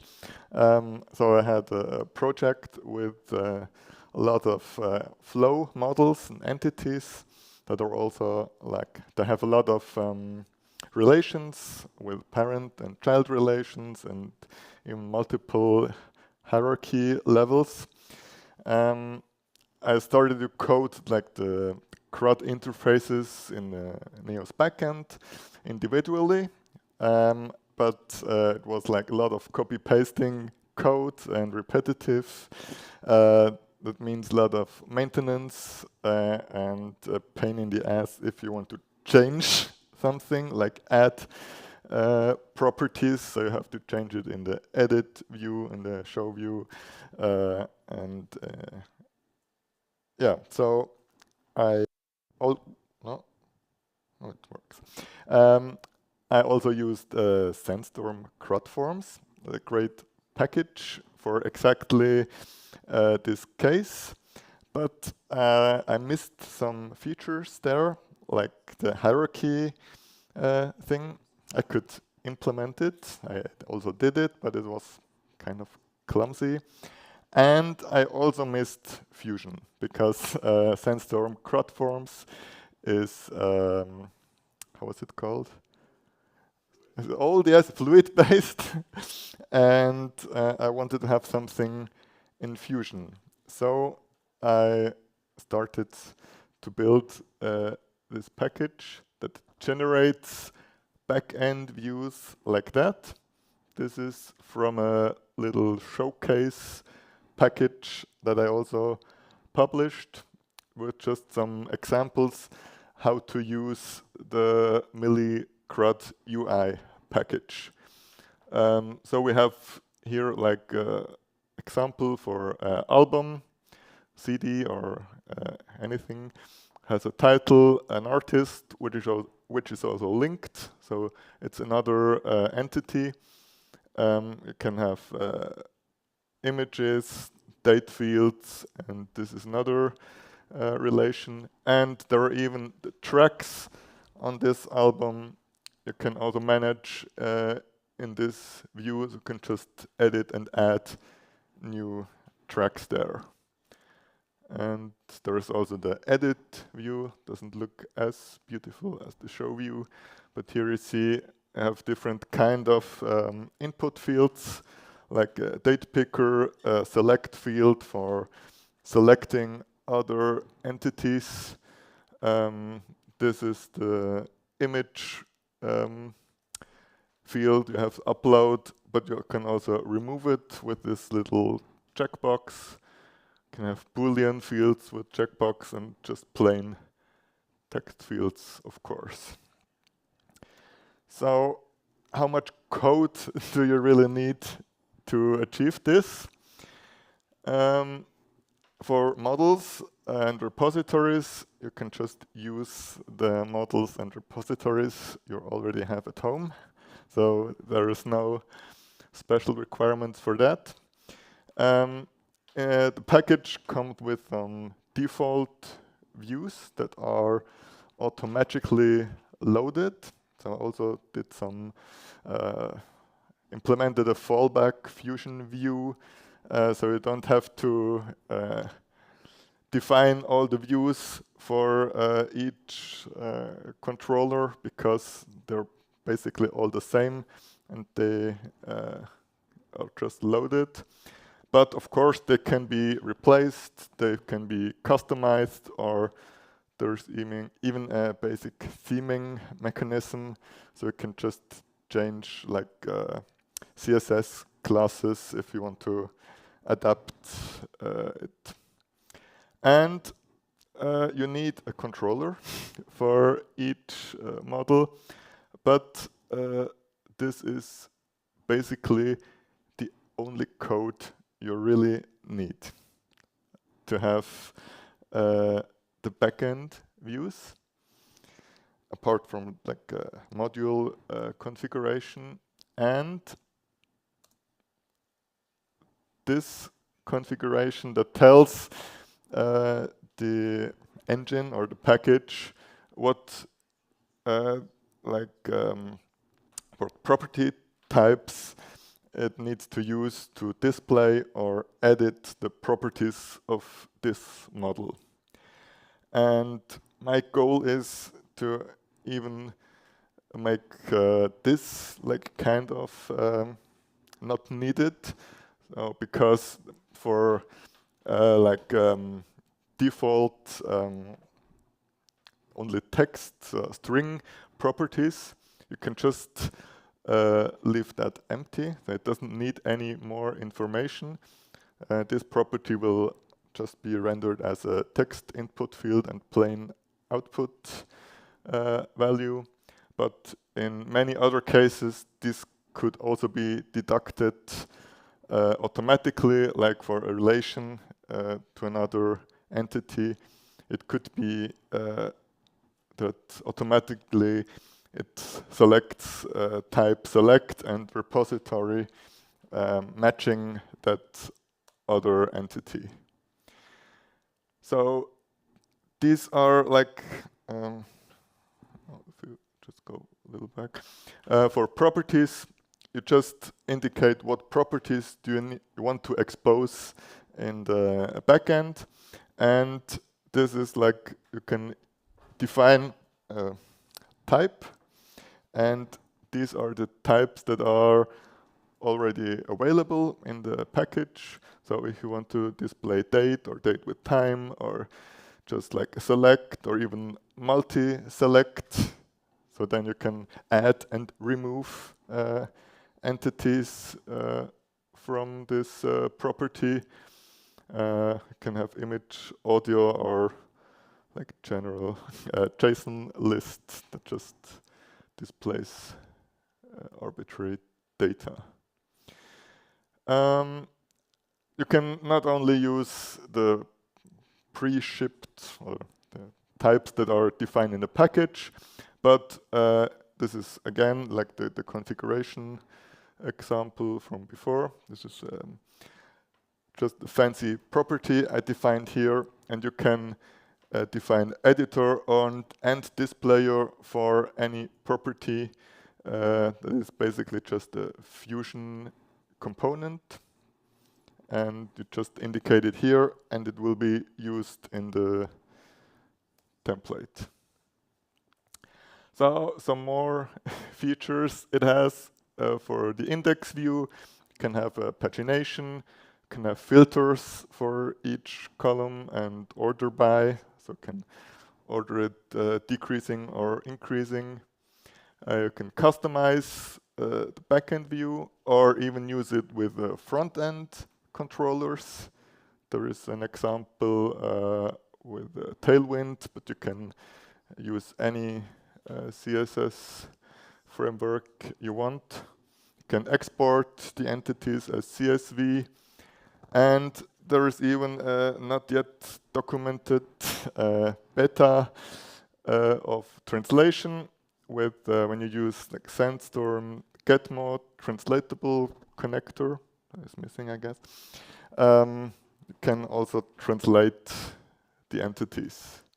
And no one was waiting for this, but the naming of the package comes from Millie Koss. She is a pioneer computer programmer, and she built like the first compiler and editing generator, which was sophisticated program to automatically format data for printing.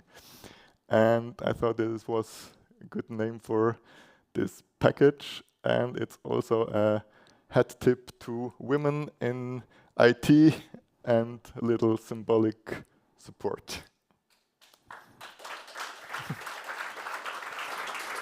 Thank you, Till.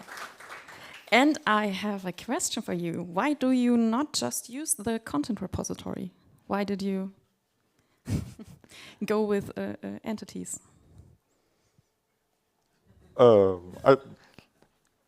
I mean, entities, this is the interface. Or you mean the new content repository? No, just the content repository. So why don't you just why I use like models node instead and of node types? I guess types. that's the question. Because I also wanted to build something I can use with Flow applications without Neos. So I also want to build just applications without the CMS, and I wanted to have something that I can use also with this. I mean, I could have included the content repository without Neos, but it's just more less dependency like that. So thank you there, and I think we must speed up a bit. And I don't know if Marc Henry is ready. So I remember you wanted to talk about Fusion. That's quite fitting, as we just heard that Sandstorm's package relies on Fluid, and we don't want you to use Fluid anymore. Don't like to use Fluid anymore. So until Marc Henry, you give me a sign when you are ready. Yes. Okay. Yes. You are ready. So the first time on stage for you. Yes. So have fun, and we will see you tomorrow on this stage again, right? Okay. Yes. Yeah. I guess so. So hi. Yes. Hello. I might be the person who thought of this talk just today at 2 o'clock after our social event just today, and let's see how it goes. I haven't actually spoken through yet, but I've written all my 8 points or more than that down today in the early morning. So it's about not being too afraid of the Fusion internals, and yes, I will come back to this in the next point, but having to look, of course, into an abstraction of like a domain-specific language with Fusion is, which should actually simplify things, can be seen as a bad idea, because obviously Fusion should encapsulate this.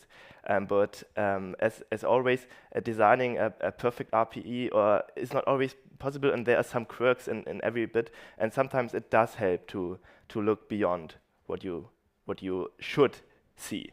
So, first of all, why should I talk about this? And yes, I'm one of the persons in the past who has rewritten the Fusion parser. I've been told it has been done a few times, but I have my I have my fair share in looking into the sources of everything Fusion related and beyond. So I know what I'm talking about. So back to the implementation, and if you should look beyond it. In my opinion, it will of course confuse people who are completely unaware of Fusion, because first of all they just want to get started, but in the end I hope if every once in a while one considers this, that you will be able to write more efficient code, that one will be able to do more with PHP values when transforming data, and that that is certainly true for the fact that I know of some people who used Fusion in the past who were a little unaware of the fact that the data that is flown through Fusion is not magic. It is PHP. It is a PHP value with PHP getters, and that is how you work on the node. That's how you access the node's name or properties if you don't use flow query. But it's like there's a reason why this works. It's not just the way because you copy it from somewhere, and there's also a reason for the request to have like certain ways to access the get parameters and so on, because it is just implemented somewhere, and we will get to this. I don't actually know how much time I have, but let's see. For real. Okay.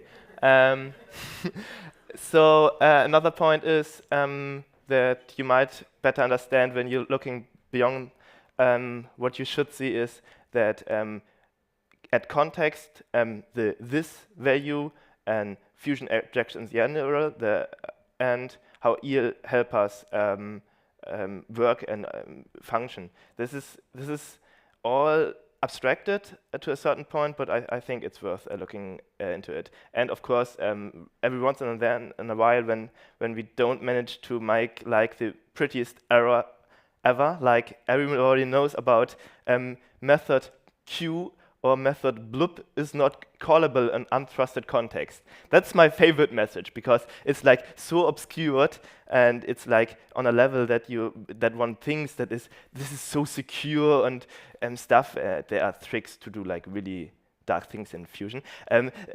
So we don't actually have to obscure this, and it's on my to-do list to unobscure this error, but it means that the flow query or could not match, or EL in general doesn't allow to call this method because you have a null value or something. It's just a pointer error. Yes, we'll see some code soon, hopefully, in less than 4 minutes. There's also a bit a fair share of that you might consider learning a little bit of functional programming to further understand Neos Fusion map, reduce, loop, not all the Fusion prototypes, because they are implemented in a way, or the corresponding EL help us array dot. You can see them in the array class or in the documentation we generated from it. There are some examples for it, but it's actually the same concept as in how they behave in JavaScript or in any language that has like a functional programming library. Same for array map in PHP. So if you want to transform data, you can do this with Fusion. You just have to be very, very precise and know how you should apply the functional programming. And sometimes even data transformation gets a little too complex, and you will see like a multi-line yield statement, and at that point it might be worth to consider using an yield helper, even though it's not so nice, but it's like it encapsulates this array in PHP where you have like proper linting, and you can be safe that you won't screw it up too much. So now I just want to show you a quick example of the fusion value. This is the fusion value. It has its class over here. If we control-click into it, we can see that it is an abstract fusion object. And we have like, it's the simplest possible implementation, because our abstraction is in this case so good that that we don't have to write any code at all. I can actually inline this right here, and value is just the simplest thing. It's only powerful because you can like use this, and referencing this actually means that this is this object. It is literally the instance of this class. So in theory, you could have like a custom public getter here, blub blub blub function get foo, and if you call this punct foo, in this value implementation, it will actually evaluate this getter. For the case of accessing the actual values that are defined here, my favorite value, you will see that the abstract fusion object implements array access, which will use offset get, which will go back to evaluating the fusion value. So no magic again here as well for this. And when we look at a more complex example, like the join implementation, we'll see that we have like some meta properties over here, but these are just prefixed normal properties. They can like they don't have any super magic meaning. We can like even rename them and change them in the join implementation, and they will still function. And when we look at this, we use like the glue, add glue, that is the syntax to access glue with an @ sign, and then we will like have our abstraction to evaluate the nested properties and implode on it with the glue. Exactly. One more thing, we can clearly see that using PHP is for Neos and also for Fusion and everything by choice, because it delivers a good balance between extensibility, and you can read the code. It is made for it, and if it's not that pretty, make an PR, improve a comment, do little things as well. People will come across it. And one last thing, the action request is the request you have in dollar braces request, and here you see all the getters. And the funny things that request.http request does. So you just have to trace back this chain and see, oh, server request has also cookie params, whatever. It's just not magic. So there is much more to it, and we have like a little bit documentation about Fusion, and there's an 8-year-old talk by Sebastian Kurfisch 7 years ago. I've watched it myself. Yes, we can probably redo this, but you might consider watching it. Thank you, Marc Henry. Yes. As you've heard, I had to rush him a bit. As you've heard, he has clearly much to say about Fusion. So I probably suggest during the social event, just grab him and ask him anything you want about Fusion. He will probably tell you everything he knows. So better bring a drink for you, for the both of you. So as I said earlier, you will be on stage tomorrow, together with Sebastian. So until then, thanks to you. Have a nice day, and we will have the last talk. How are we in time? Is it okay? Okay. How are the slides going? Oh, I have a thumbs up. So I make this quick. The last talk, we'll hear about expand your reach, AI translation as your digital Babelfish from Nicolas. Yeah, thank you for the kind introduction.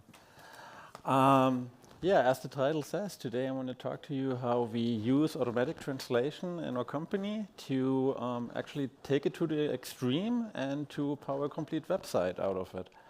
But before I take too much away, there's a famous quote from Ludwig Wittgenstein, who says, the limits of my language mean the limits of my world.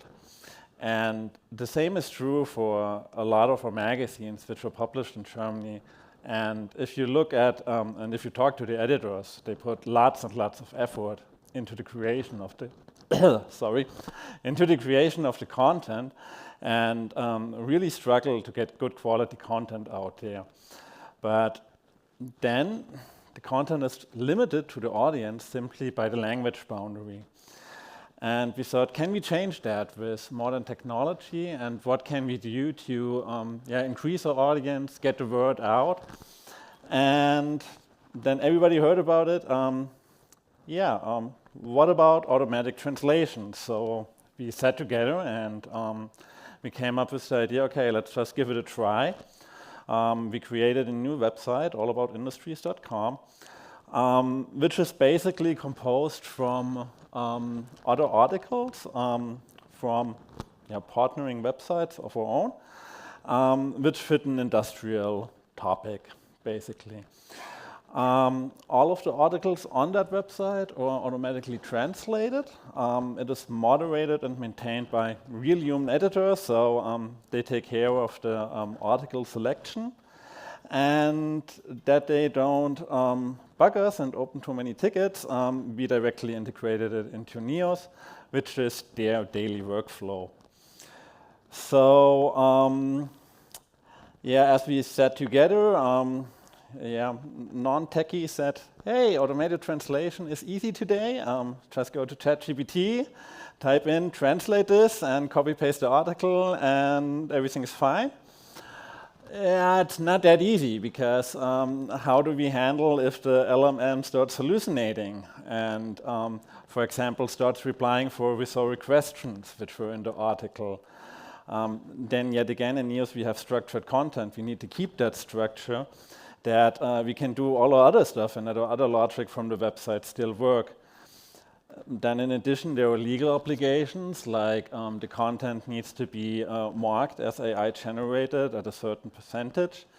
And of course, ChatGPT costs money too, and we wanted to have at least an eye on the subject, who spends how much, basically. So, and there are lots of more reasons which make it not that easy as one might say. So basically, our system architecture is we have Neos as core CMS, but we also have a couple of other CMSs. So if an editor wants to translate an article, he will insert the ID into Neos. Neos will check if the article is owned by itself or by other CMS. If so, it will fetch the article. And then the translations take time. So we were aware that we need to do this asynchronously. So for that we built a task management system. We call it Jobverwaltung. It's a flow project. And each of the stages, which are basically done on the way until the transformation process is complete, are deployed in their own package on their own Docker container, so that we were also able to scale these horizontally. So the first step is always the conversion step, where we use the input format, if it's from the other CMS or from Neos, to have like a common sense of working basis. Then we import files if needed. And then comes basically the OpenAI translation step, where we loop over each structured node type and basically ask, hey, can you translate this? And where the pitfalls are, I will have an extra slide for that. And then after that, we need to do an extra validation step, because it may be that due to the translation, some words sneak into it which were forbidden because they are copyrighted or whatsoever, so we run that against the blacklist. And then in the last step, we submit it back to Neos again. So, still sounds easy, but where were the pitfalls? So the first pitfalls we encountered were directly in the beginning. So we use a node creation handler to basically check where is the article, where do we need to fetch it from. And then we realized, yeah, okay, but the node creation handler immediately returns and basically shows an empty page or an error. So basically what we do is we use a polling mechanism against the task manager to check in which state it is. And yeah, render a waiting page in Fusion displaying the state. And yeah, we also have a little Easter egg in there, which you can see in the demo later. And then, if we import the article back, here, as the editor requests the translation in his personal workspace, we need to be able to write it back in his personal workspace. And that's kind of holy, and there's this nice line in the policies YAML from Neo saying no role should have this privilege. Yeah, we had to break that rule. And now some pitfalls with the OpenAI translation. Yeah, all the little challenges we ran into Neos were little compared to OpenAI translation. Basically, what I already said, we needed to solve the problem of structured nodes. At first, we tried to insert it directly into OpenAI, but it constantly destroyed the structure, so it was not useful after translation anymore. So what we do is we loop over each node, and then we had a problem that we lost the context. So for example, if a sub-headline or so picks up some words of the paragraph, we want that it is translated in exact the same manner, because it's basically just a sort of ordering and the style of the editor, and we wanted to keep that. And what we basically do is, with each request for translation, we also ship the prior node and also the following node with it, in addition to a summary of the entire article. And that provides very good results. And that's basically how we solved how do we handle structured node translations. And the next big thing was rhetoric questions and hallucinations. There was a lot of prompt engineering involved in that. And then somebody gave us a hint and said, because what we also saw is that the translation didn't stick to the text. It wandered off, it started adding information, it removed information, but we wanted like an exact translation of the text given.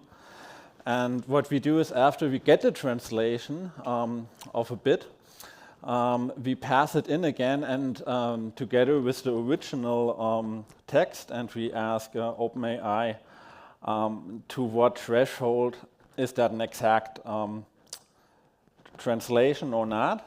And that actually works quite well. If it's below a certain threshold, we simply start the process again, and usually it works then for the second time.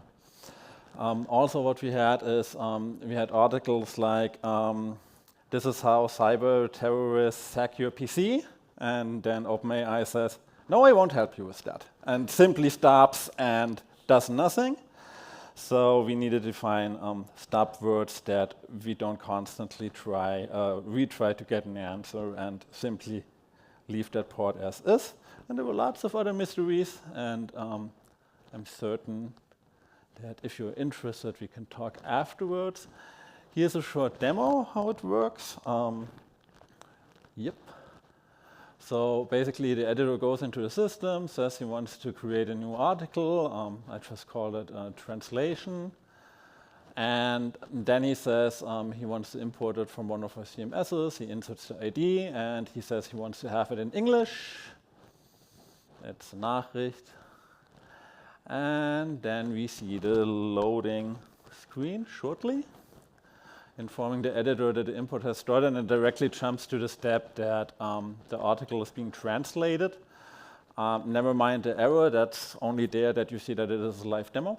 And yeah, that's basically Easter egg, because it takes like 3 to 5 minutes. Okay, that's not the Easter egg, that's basically the front end to our task manager, where we actually log each and every step during the process. And that makes debugging really, really easy. We see all the inputs and outputs. And now we see the Easter egg, because if you click on the little logo, we can play Flappy Bird. And what you will see now is that I'm a miserable player. And since time is running out, we will skip that. And after a couple of minutes, the article appears and it is translated. Thanks. So thank you, Niklas, for this demonstration. And sadly, we will have no time for questions. That's but fine. you are around, and Sure. you can ask Niklas about this implementation afterwards. A few things to note. We will go downstairs to the center stage immediately, because there will be no break before the awards. And so for our live stream viewers, it was a pleasure being here on the studio stage. Head over to the center stage live stream to watch the News Awards. And for our 4 speakers of the lightning talks today, please come forward again. We have a present for you, and thank you for being here on stage and submitting your talks on such a short notice.